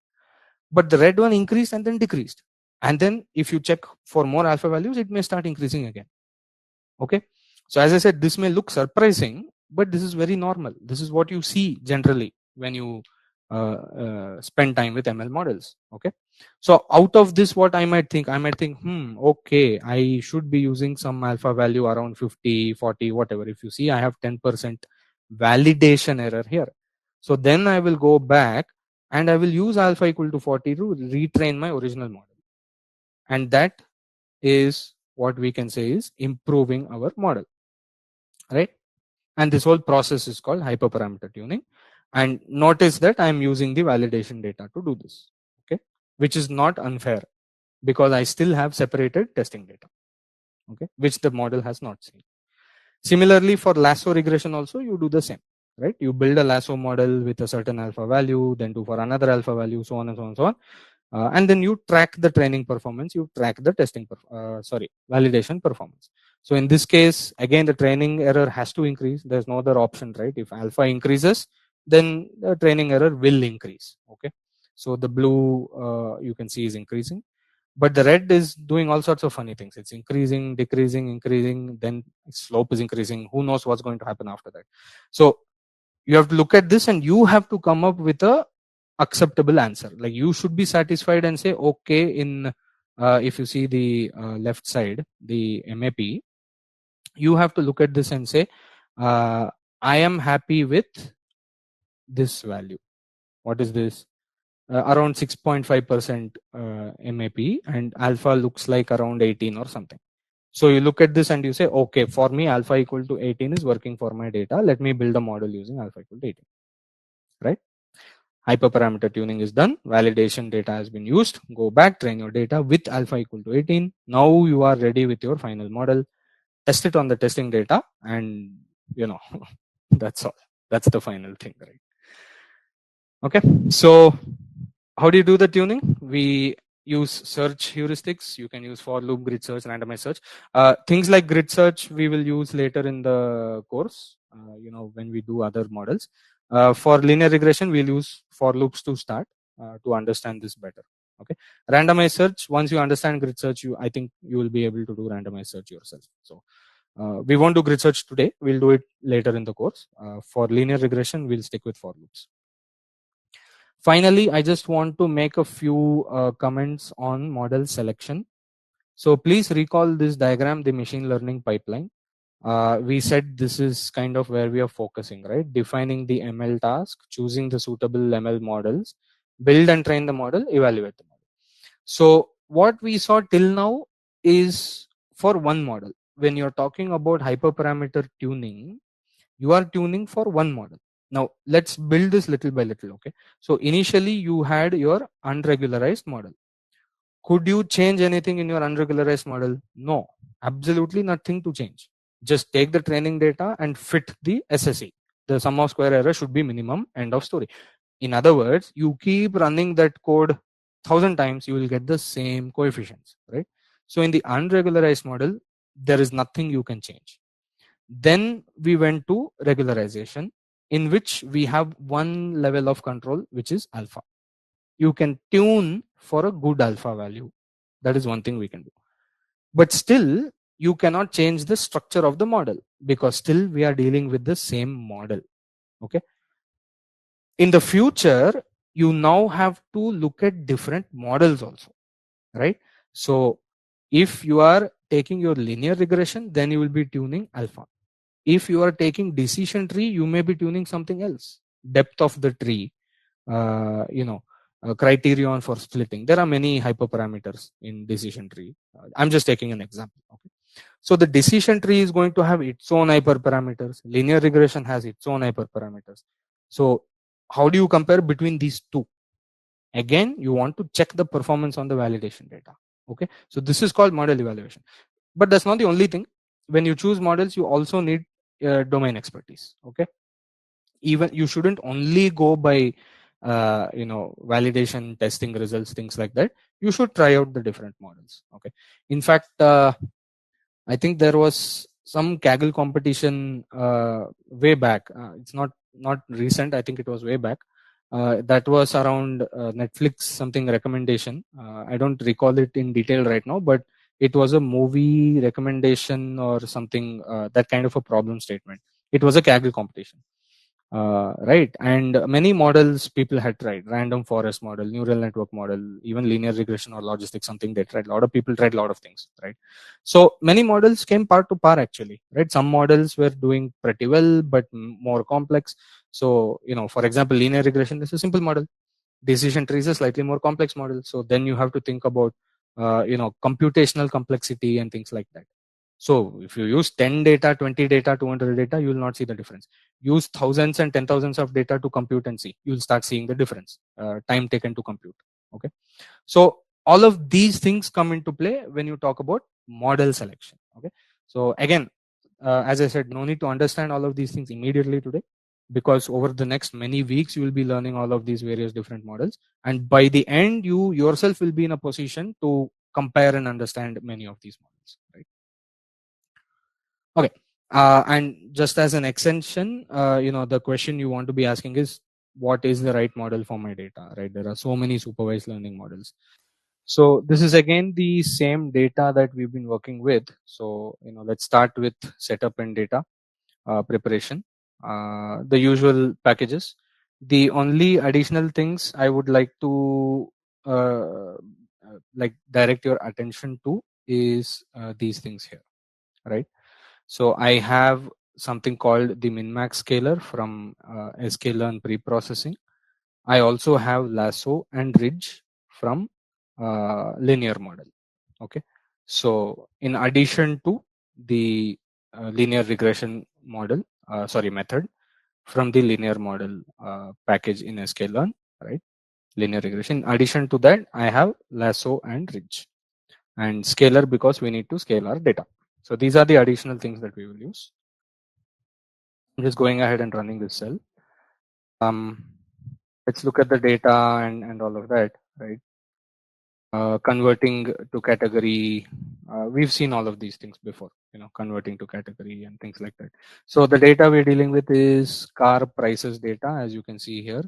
The price is our target variable, and we have many predictors: symboling, door number, car body, engine location, wheelbase, so on and so forth, right? We have spoken about and analyzed and fit linear regression models to many of these, using many of these predictors to predict price.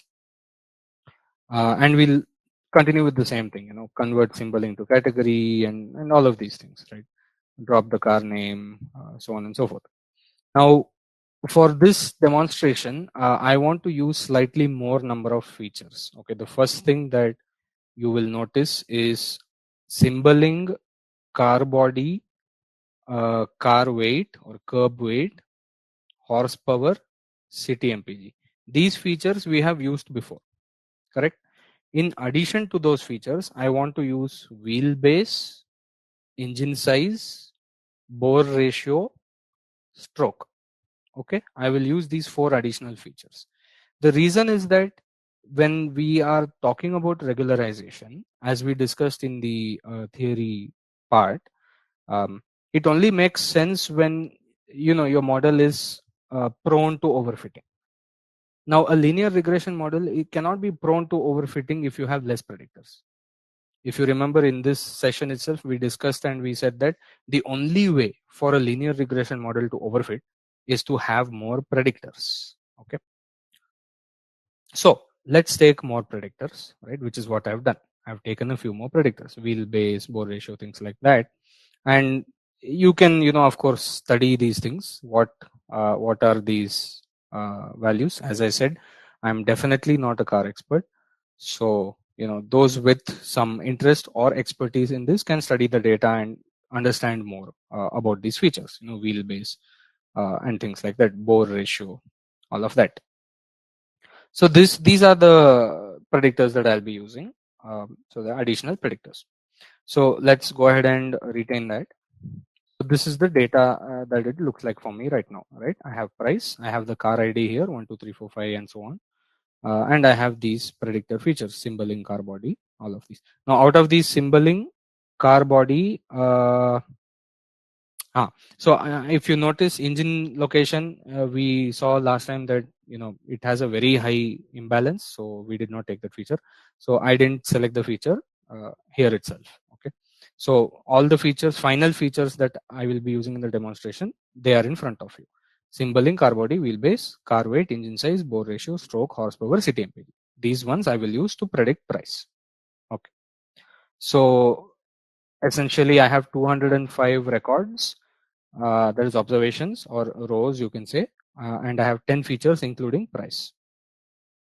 Okay, and you can check that there are no missing data, and you can also check the type of the data. Okay, so yeah, that's that. Now this is again something that we generally do, right, when we fit machine learning models, especially using sklearn. We have to split it into two things, x and y, input and output.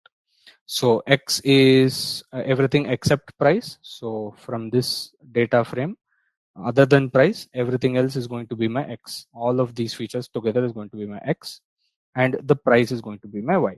So you can quickly just look at it, right? X is all of these features. So I have car ID 1 to 205, and I have all these features and the values. Similarly, y, car ID 1 to 205, these are the prices of the cars. Okay. So finally, in the last session, we split the data into training and testing, right? We used train test split command, this command only once.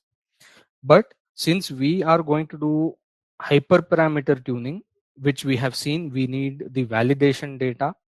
Again, validation data is just a fancy way of saying testing only, but we will not use the validation data as the final, because we are using it to improve our model. That leaves us with a gap in the end. We need some kind of final score, you can say, right, for the model. And we cannot use validation for that, because we are using the validation data to get good alpha values. Then of course, if I use good alpha value, it will do good in the validation data. That's not a fair test. So we need validation separately, we need test separately, correct? So now we need to split the data into training, validation, and testing. Okay, that you can do by using the train test split command 2 times. Very simple. So in the first command, you can see here I have written x train, x temporary, y train, y temp, and here I'm putting x and y as the input, and test size as 0.4. 0.4 means 40% test size, which means these x temp and y temp will have 40% of the original data, and 60% will go into training. Okay, now in the next command, in the next train test split command, use xtemp and ytemp as the input. So the 40% that you did not use for training, that you use as the input for the command, train test split command. And here I am using test size 0.5, which means whichever 40% you retained from the first command, you are now splitting into 50-50 basically. So 60% you kept as training, whatever remaining you kept as input for the next command, and there you are splitting into 50-50. So here x validation, y validation, you will get 50% of the data of the remaining data, that is 40% of the original.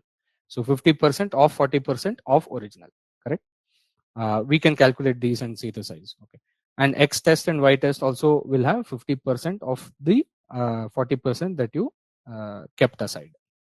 So in 205 is my original number of records, correct? So 60% of 205 is 120 something, I don't know, but we can check the length using the len command. So you can quickly check the number of observations in your 3 data sets. Okay, so you can just use the len command to do that. So the training data has 123 cars observations. The validation data has 41 cars, and the testing data has 41 cars. Okay, so this is the split that we'll be going ahead with. Now The next thing we said, if you want to actually do regularization, that is automatic feature elimination, automatic feature comparison, and you want to skip all this VIF and all of that, this is a necessity. You need to rescale your data to the same scale. Correct. Now, since your categorical variables are already within 0 1 range, therefore it makes very much sense to use a min-max scaler here, right? So min-max scaler will rescale your features to 0 1. So before we do that, we will just see an example. So if I just say extrain head and I just want to see two inputs, two records. So before the scaling, if you see, wheelbase is on a different scale, 93.7107, all of that. Curb weight is in another scale, 2000 pounds, I guess. Car weight we discussed was measured in pounds or something in this data set. So I don't know, we need to check, but last time I remember someone said pounds. So this is 2000 3000 pounds. Engine size, I'm guessing this is some kind of volume metric, so it has its own scale. Bore ratio is a ratio, so it has its own scale. So all of these different features are on different scales. Okay, now remember also that I said there is the concept of data leakage. Okay, you should not train your scaler, that is, you should not design your scaler using all the data. You should only design it using the training data. So generally what you do, these are the few steps. First, you initialize a scaler. Okay, so scaler equal to min-max scaler. The scaler is initialized. Then you need to fit the scaler. Basically, initialize and fit. There are two things. Okay, initialize and then fit. So you initialize the scaler and then fit the scaler. So this is the initialization. Now I obviously want to fit it only for the numerical columns, right? So I will select the data. So this command gives me the column names. Okay, so numerical columns equal to df.select d types. You've seen this command before, and I'm including int64 float 64. Where is this coming from? How do I know this? You go to df info. In df info, I can see my numeric data. These are in either int64 or float 64. Okay, so I will select those columns int64, float 64, and if you see here, I have ignored the last entry, that is the last column. Why have I done that? So let's quickly understand that also. So if I just do this df select columns int and whatnot, it gives me price also. Now see, you can scale price, but it doesn't make any sense at all because it's not affected in any way, right? Price is what you are uh, predicting, right? This price is what you're predicting. The data leakage issue and the coefficient comparison issue, all of these issues are issues of the predictors, not of the target variable. So there is no need to scale the target at all. Okay, target you can directly calculate. Okay, no problem. So I want to exclude the target, which is why I have used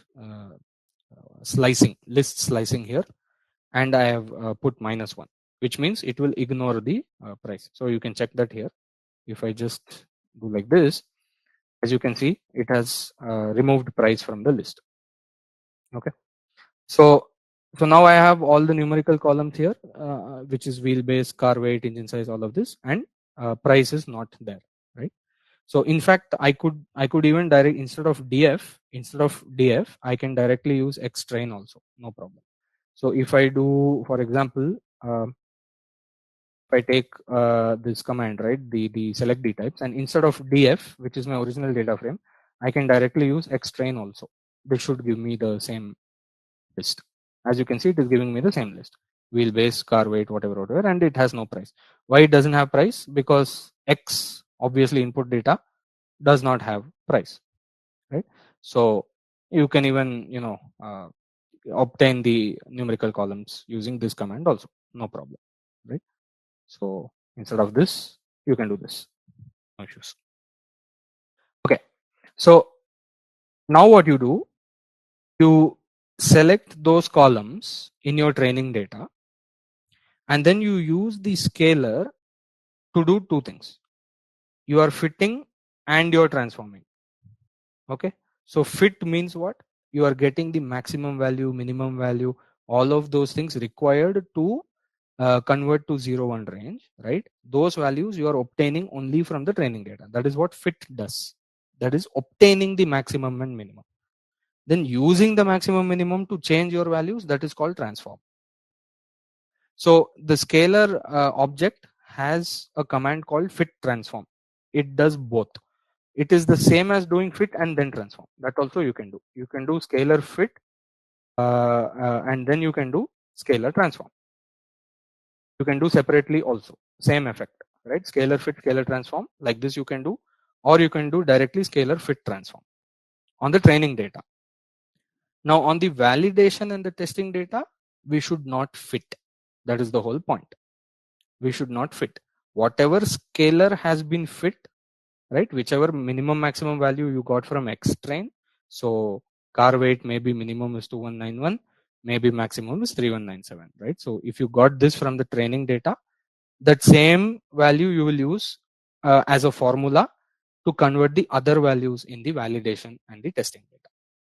Okay, so the formula I don't quickly remember it, but it is a very simple algebraic transformation, right? It's a new value equal to I think max minus old divide by min something. There is a very simple formula. I don't remember immediately. You can just Google and check the formula for min max. It's very simple. But for that formula to work, you need the min and max. Okay, and that you should only get from the training data, which is why I'm using fit transform here. Okay, and then for validation and testing, whatever formula you got, min max formula, same formula you have to use here. You cannot fit again. Okay, so let's go ahead and do the fitting. Now let's see what happened to my X train. So I'll take the same command and I'll just see here. Now you can see all of these things have been transformed. Okay, everything has been transformed from 0 to 1, right? And in fact, another way to check is let's say X train. Say you take wheelbase, okay, and I'll say max. Definitely you will get the maximum value 1 somewhere in the training data. You will get. Why? Because the min max scalar maximum value also came from the training data. So that maximum value exists in the training data. So 100% X train will have somewhere you will get 1, the maximum value. But is it going to be the same for X test and X val? I don't think so. As you can see in the screen in front of you, the maximum transformed value in validation for wheelbase is 0.74, not 1. So now I hope it is becoming clear. Your 0 and 1 came from the training data, right? You cannot again do a new fit on the validation and say validation has maximum 1, so there also 0 and 1. There you'll fit a new scalar. No, that is called data leakage. That is problem of data leakage, right? Similarly, X test maximum is 0.84. Again, the value 1 is not there. Why? Because the value 1 came from the training data. Okay, so this is kind of the preparation that we need to do. Now we have scaled all our numerical columns. We need to now get dummies. Now if you see the X train or anything, right? X train, let's say I just see 2 values. These things are still need to be converted to dummies, right? So symboling here it says 1 and 0, but we know very well it has -1, 3 other values also are there. It's a categorical variable. So we need to get dummies for this, get dummies for car body. Okay. So we need to get dummies for each of the data, X train, X val, X test. And again, you're just going to use pandas get dummies, choose your data, choose your columns, and drop the first dummy variable in each case, because you don't need you know 2 dummy variables for 2 levels. We understood that in categorical, right? So if you have male and female, you only need male. You need just 1 column. If you have 3 levels, you need 2 columns, things like that. So we are dropping the first one in each case. So this is done. This is all I need to do for preparing the data. So now if I see X train dummies, I should be having a very large, yeah. So these are all the numerical ones, and then if you see this side, you have all the categorical ones, right? So if you see car body, hard top, hatchback, sedan, wagon, and if you see original DF car body, there is one category which we have taken for reference, which is that convertible. So if you see car body convertible, it is not there here because I dropped first. Okay, I did drop first equal to 2. You can keep it if you want, but it's of no use. As I said, the information in that is exactly like complement of the information in the other 4 columns. So if you know the information of these 4 columns, that is 100% equal to knowing the information in that one column. So when you have 5 levels, so here you see convertible, hatchback, sedan, wagon, hardtop, 5 levels. You don't need 5 dummy variables, you need 4. Okay, to completely define the data, you only need 4. So anyway, this is what my data looks like right now, and we are ready to build the models, right? So first, we can do, predict price using all the predictors in my data. Okay, all the predictors means all of these: wheelbase, bore ratio, car body symboling, all of that, right? So we can of course do an analysis using stats models. So if you see here, I'm using the full data frame before. So in stats models, you don't need to do XY split and all of that. And we did not, when you're doing analysis, you don't necessarily need to split into training, validation, and all of that. This is just for looking at the model, just to recall the model. Okay, so we are fitting the complete model, so it is using all the predictors to predict price. Okay, so smf.ols fit and then summary. Now if you see the r square and adjusted r square, these things are pretty good. Yes, 85%, 84%, that's a good sign. uh, you know Maybe it's too good also. Okay, so that you cannot judge from here, right? So when I say too good, I'm talking about overfitting. Now that I have increased the number of predictors, there is a larger chance of overfitting, and we will see how to judge that. So just by looking at this r square value, I cannot say whether it is overfitting or underfitting. I cannot say that. I can say it's a good fit for the training data, but I cannot say whether it's going to do well on the testing data. So before we continue for sklearn, if you see, one small thing is, in stats model you can directly give the categorical variable as a single name, symboling, and automatically the stats model package is going to split it into the levels, right? So symboling will be split into -1, 0, 1, 2, 3. Default is -2. Same way, car body, you only give the name car body here, but stats model will automatically split it into the required dummy levels, right? That's an advantage, you can say, with stats models. But with sklearn, that doesn't work. You have to give the feature name correctly. So if you see here, I've written features considered equal to this.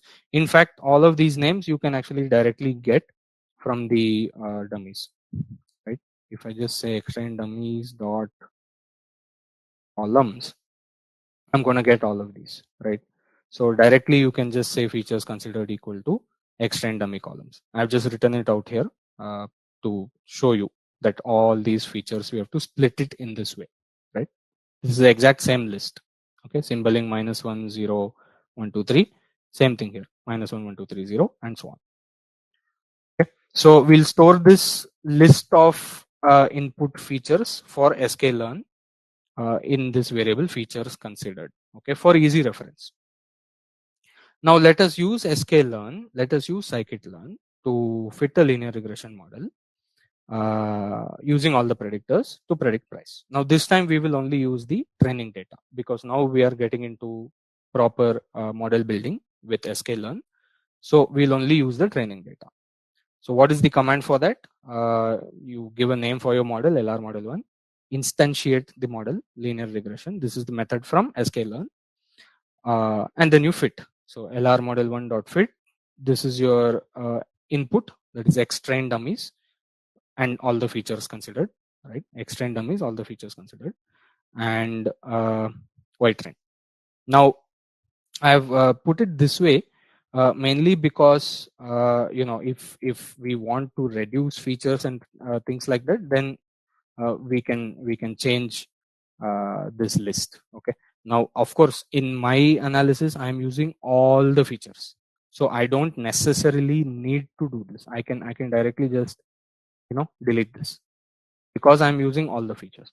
But if we wish to, maybe when we rerun the notebook, if you want to remove a feature or something, then you can do that.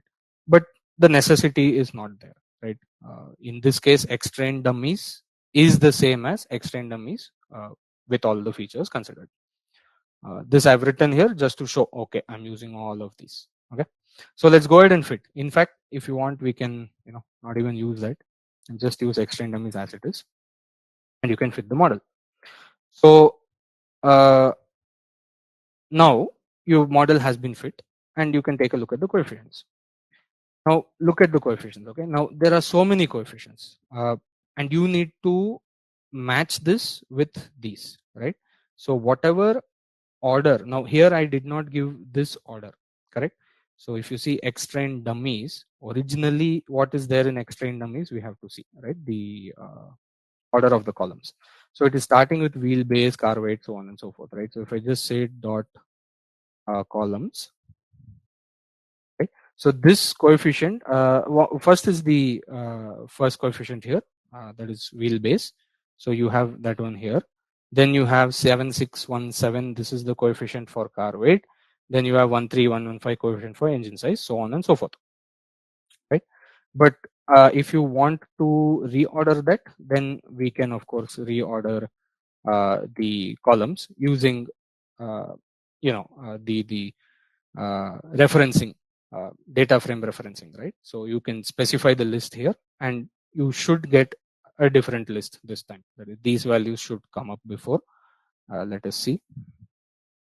Yeah, so you can see here the values which related to symboling, now they will come here because I have given in that order, right? So I've given the column names in this order. You will get the the coefficients in the same order. Let's check again. Okay, so if I just want to show you, I can just do this, and I will not use this list here. I'll directly just use extrain dummies, right? And let me print the coefficients here. So as you can see, these values 2036, 2416, 2495, these are the coefficients of what? For that you have to check the columns of extrain. Where was that? Extrain dummies dot. So yeah, you can see these 5 values here, 2036, 2416, 2495. That relates to these 5 features here. Okay, that is in the original extrain dummies. Okay, here I have not specified any order for the input features. If I do specify the order, or if I do take a subset of the input features, I can specify the order. What is the specify order? It is there in this variable features considered. So you have symboling -101 whatever, right? So these 5. So ideally what should happen? These values 2036, 2416, it should come first, and that's exactly what is happening here, as you can see. Okay, so this is kind of important. That's kind of the reason why I did this, right? Because when I do ML model analysis and things like that, generally the original extrain data columns, somehow they just get messed up as you do all your EDA and dummies and all of that. It gets a little messed up. So when you are doing your ML analysis, you may be interested to reorder the columns. Okay, like what do you want to see first? Categorical first and this first, whatever, right? That's one thing with sklearn that you need to keep in mind. Okay, keep in mind that it's not going to give you names. Okay, like stats model will always give you names, name, coefficient value, all those values are here. It will give you the names and all. sklearn is not going to give you the names. It will give you the coefficient in a list. All right, cool. Now that that is out of the way, we know that these are symboling coefficients. This is car body, and these are all my wheelbase and all of those things. Okay, this we have seen before already how to do. just take the model, use the predict command, and here I want to actually repredict the training. So here I want to look at the training performance, I want to look at the validation performance, right, for this model. And in this model, if you notice, we did not do any regularization. And this code you've already seen before, mean square error, MAP, all of those things. So use the prediction on the training data to get the training predictions, use it on the validation data to get the validation predictions, and then print the, calculate the values accordingly. So you can see that the unregularized model has a training MAP of 15%, but validation of 21. What would you call this? Please remember what we discussed in this session. Training error is less and validation error is more. What is the meaning of this? This is overfitting. Very, very clear case of overfitting. Training performance is good, that is less error. Validation performance is worse, that is more error. Okay, you can compare the same with the RMSE also. 2,800, and if you remember last time we said we want to try to get it to $2,000, $3,000, right? The price was around the mark of what, $11,000, $12,000 median, something like that. The prices are around $11,000, $12,000. So at least I want to try to get, on my unseen data, not training data. Training data, of course, we want around 2,000 something, the error in the price. But for validation and testing also, I should get around that. That's not happening. As you can see in this case, it's not happening, right? So there's much more error in the validation data when you do the predictions. So this is case of overfitting. Now let's look at the ridge model. Okay, so almost all the commands are exactly the same. Instead of linear regression method, you use ridge method. So if you see this command here, ridge, this I'll just go back and show you. From sklearn linear model, linear regression, this is the basic model that we've been studying. And again, from sklearn linear model, we have lasso, we have ridge. So instead of linear regression, you just use lasso or ridge. Okay, so in ridge, I will start with alpha equal to 1 because I don't know which alpha is correct. Okay, so I have to start with some alpha. In fact, I guess there must be some default. Yeah, the default alpha is 1.0. Okay, and everything else, if you see, looks like linear regression because it is linear regression. It just has a name, ridge regression. Okay, so ridge, start with alpha equal to 1 or anything, and follow the same steps, fit the model on the training data. Okay? And now you can compare the coefficients. So here, coefficients of the unregularized model, as you can see, these were the coefficients of symboling and wheelbase, all of those things are here. And this set, it is the coefficients of the ridge model. Already you can see that the coefficients have been damped down, right? 2036 became 799, 2416 became 656, 3465 became 1823. So already there is the coefficients are getting penalized. This is what we mean when we talk about regularization. All the coefficients will get penalized. We will not allow the coefficients to try to overfit the target variable. So then your next question is going to be, okay, how do I actually, so okay, now your question is fine, the coefficients have been penalized, but what about the model inference? How is it performing? Did this help me? For that, go ahead and do the same thing. Predict on the training data, predict on the validation data. If you remember the slides also, the analysis of the overfitting, underfitting, you're doing by comparing training and validation performance, right? So use your ridge model, LR model to predict on training, predict on validation, and get the results. Now you can see here. Okay, so first thing what you notice is that the training error increases. You go back to your unregularized model, the training error is 15.74%.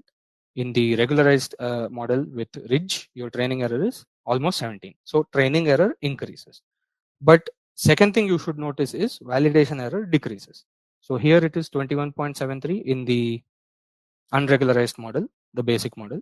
In the ridge model, it has decreased to 20. As I said, it might look surprising, but it is very normal when you deal with ML models.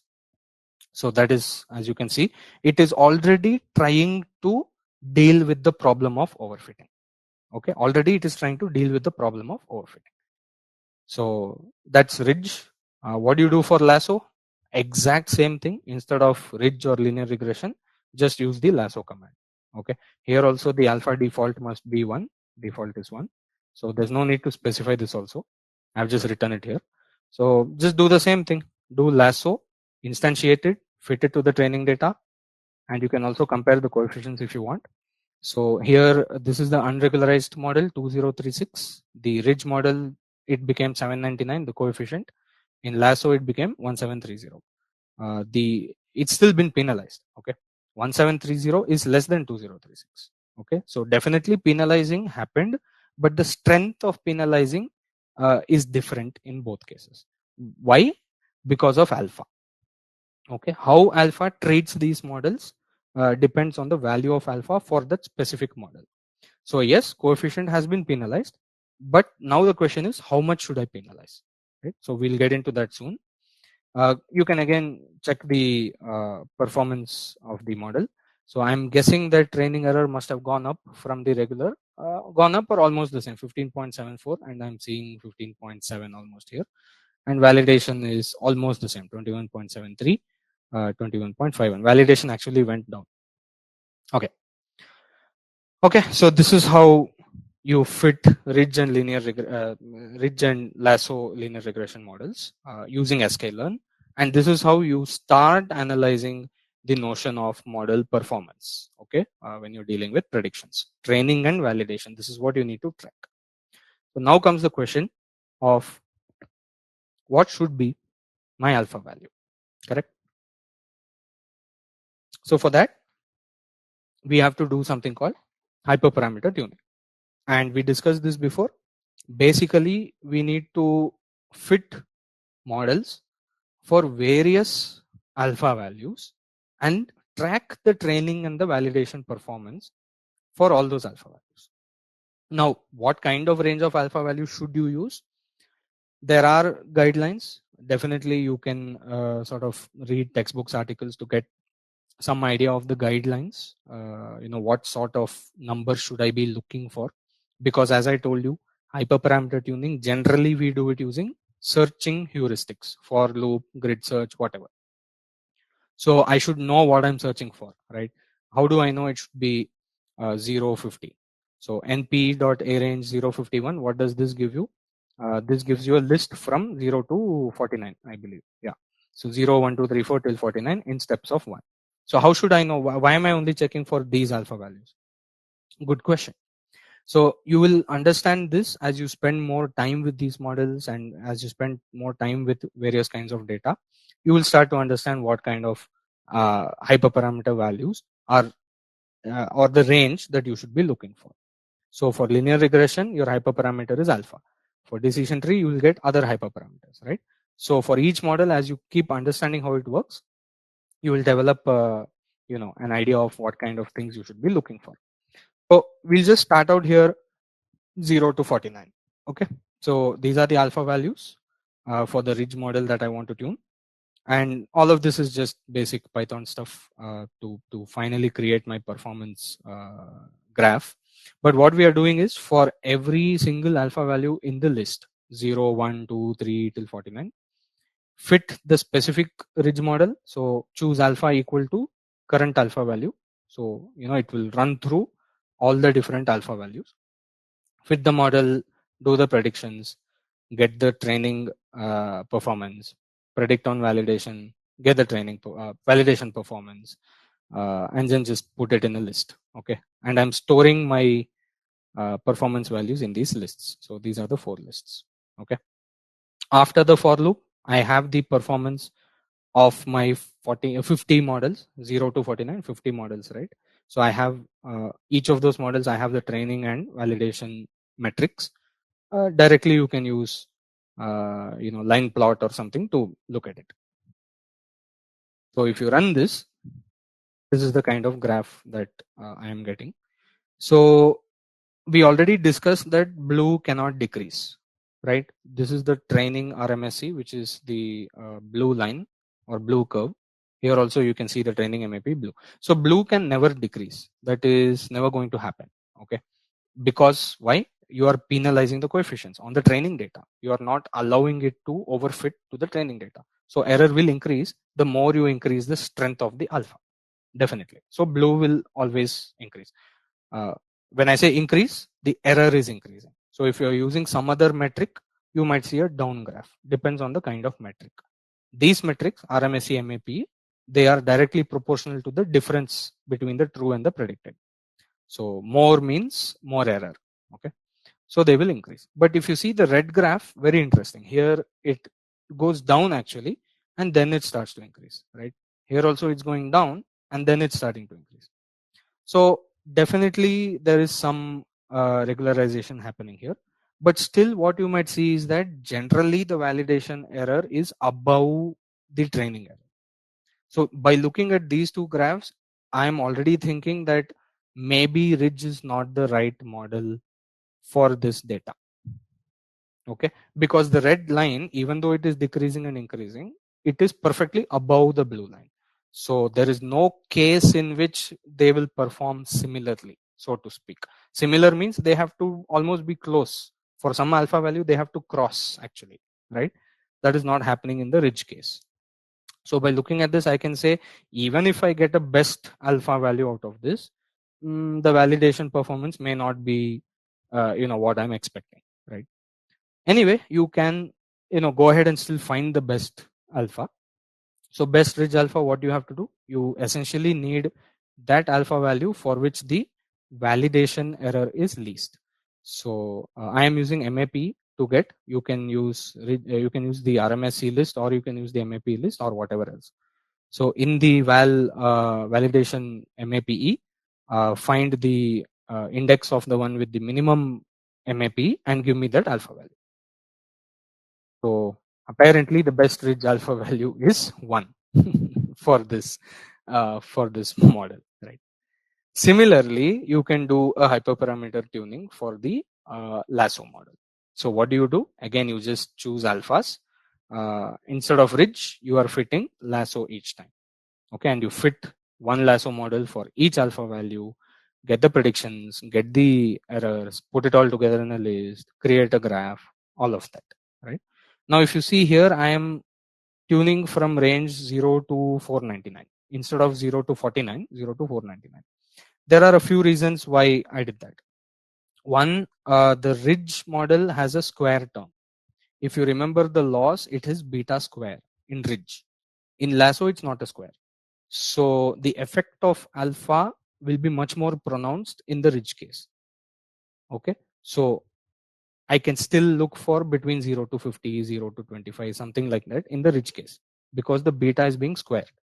In the lasso case, it's a modulus of beta, not square. Power is 1. So I might need stronger alpha values, right? For that reason, I am searching for a larger range. Okay, so this and many other reasons, as I said, you can try out different things, right? You can even try 0 1000 and go in steps of 5, no problem. Sorry, 1000, yeah. 0 1000, go in steps of 5. You can sort of try out different values. Essentially at the end of the day, as I told you, it's a search for the right hyperparameter value. Okay, at the end of the day, it's a search.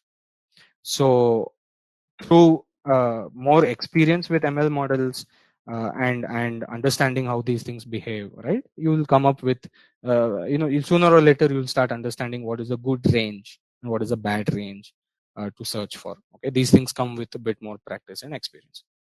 Anyway, so I just need to do the same thing again. Okay, it's a very, very big cell, but it's all very simple stuff. So let's run it. Let's see what happens. Okay, quite interesting. I would say this is quite interesting. All right. So what's happening here now? Similarly, the blue line generally. By the way, there is a small decrease here. You shouldn't count that, because 0 means unregularized. Okay, so I am including 0 in my list. Okay, And what did alpha equal to 0 mean? Alpha equal to 0 means unregularized. So you're comparing unregularized model with a regularized model. So this comparison is not valid. So here it's going down or it can go up, doesn't matter. Okay, but generally the trend is that it has to go up. So as you can see, this error is going up. And another reason, I think this is MAP. Yeah, MAP is not an absolute metric. So there might be some cases where it flattens out and things like that. But generally the trend you can see is that it is increasing, the training error. Okay. What about the validation? Now, interestingly enough, there is a minimum here and then there is going up here. If you remember, I told you, right, that we don't know what's going to happen in the validation case. We have to actually search and see what's happening in the validation data. We can't predict what's happening in the validation. So in this case, as you can see, it's going down, it's going up, it's going down here, it has a slope here, all sorts of things are happening. And it's getting really close around somewhere here, right? Around this 250, 300 mark. In terms of percentages, it's getting pretty close, right? Okay. Again, we can do the same thing. Now, by looking at this, again, I would say that I am not hopeful because I need my validation and training errors at least to cross or at least to touch or at least to be really close. By looking at these graphs, I'm not getting so much confidence, but we will really not know until we do the final test. Okay, but this is generally not good enough is what I would say, right? This is not good enough. We might want to explore using more predictors, things like that, collecting more data. As I told you, the data is pretty less. For training we are using 120 data points. That is as good as a small data set, correct? So there are many reasons, but by looking at this, I would say maybe I need to collect more data, maybe I need to use more predictors, so that I get better result when I'm trying to compare the training and the validation performance. Regardless, you can do the same thing again. Choose the alpha value for which you get minimum error. So here there's a very stark minimum somewhere here. So I can go ahead and so apparently the best lasso alpha is 247 somewhere here, right? To around 250 for lasso. So now that we have our optimum alpha values by looking at the validation data, we should go back and train the final models. Okay, so the final optimal models. Unregularized model, already it is trained, so I don't need to train it again. These are the coefficients, just keeping it for reference. And now we will predict on the test data and see the testing results. Because after all of this, what I'm saying is I'm done with my training, I'm done with my validation, I'm done with my tuning, and I am ready to declare my model on the testing data, right? So let's go ahead and predict on the testing data as well this time. Okay, so LR model 1, yeah. So here these are the predictions, and let's just go ahead and do that. So here if you see, these values should be similar, right? This is exactly the same metrics that we saw in the unregularized model, which is somewhere here. Yeah, 15.74% error on the training, 21.73 on the validation. Okay, so on the testing, what was it? 19%. Okay, so 15% on the training, 21% on validation, 19% on testing. This is the model inference for the unregularized model, right? Now for the ridge model, what do you do? Again, you just use the ridge command, choose the best ridge alpha, which you got from the hyperparameter tuning, and then you fit the model.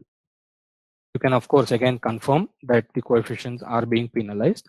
So these coefficients are being penalized here, right? And then you can again go ahead and predict on the training, validation, and testing data. Now if you see here, the optimum ridge model is point number 1, performing worse in training, that is expected, performing slightly better in validation, so 20.35% here, 21% in the unregularized case. So validation is slightly better, not much better, only slightly. And testing, of course, we cannot predict. Okay, and clearly the ridge model, even after optimizing, has not performed that well. Okay, so then as compared to the unregularized model, right? So then you fit the lasso model. Again, you get the best lasso alpha from the tuning, fit the lasso model, check the coefficients. This is the interesting part, right? This is the very interesting part. Notice how lasso model completely negates some of the coefficients, right? It basically says, I don't want these features. All of these features have been eliminated. So this is the interesting thing about lasso. It eliminates many features, right? Automatic feature selection. So clearly features have been penalized here, right? Then again, you can go ahead and predict on the training, validation, testing using this model, and then see its performance. This, I think, is such a classic case of generalization. Just look at the values. Just look at the values. Yeah, 17.5, 19.7, 17.3. So close to each other and good, right? So if you remember, what did we say? It should be consistent across data sets. That is one thing, and it should be good, right? So if you see the unregularized model, it is not consistent. The unregularized model is doing well on the training data, doing very bad on the validation data, and we don't know how it's going to do on the test data. And this time it did bad, right? Consistency is not there, and generally performance is bad. Okay. And if you see the ridge also, it's kind of bad in the training, very bad in the validation and testing, and it's not consistent also, 16, 20, right? But if you see these values, this is the best testing SME we have got by far. This is the best validation MAP we have got by far. And if you see all the three values, they are very consistent. This is the indicator that your model is starting to generalize. This is the meaning of generalizability or generalization. Able to perform similarly given whatever kind of data. Correct? This means you are best prepared for your board exam. Right? We will say, right, whatever paper comes, I'm going to do well. Right? That is the generalizability that you are able to see in the lasso model for this data set. Okay. So I think let me take a pause here because that's kind of the end of this session. You have now grasped the core concept of linear regression, a powerful tool for making predictions and analyzing data. Take a moment to reflect on what you've learned and how it can be applied to your own projects or interests. If you are feeling a little overwhelmed, don't worry. Rewatch this video, experiment with the concepts, and join me in the comments with any questions. The dataset and code script used in this tutorial are added in the description for you to check out. Let's keep up our progress and build our knowledge step by step. Subscribe, hit the bell, and I'll see you in the next step of our machine learning journey.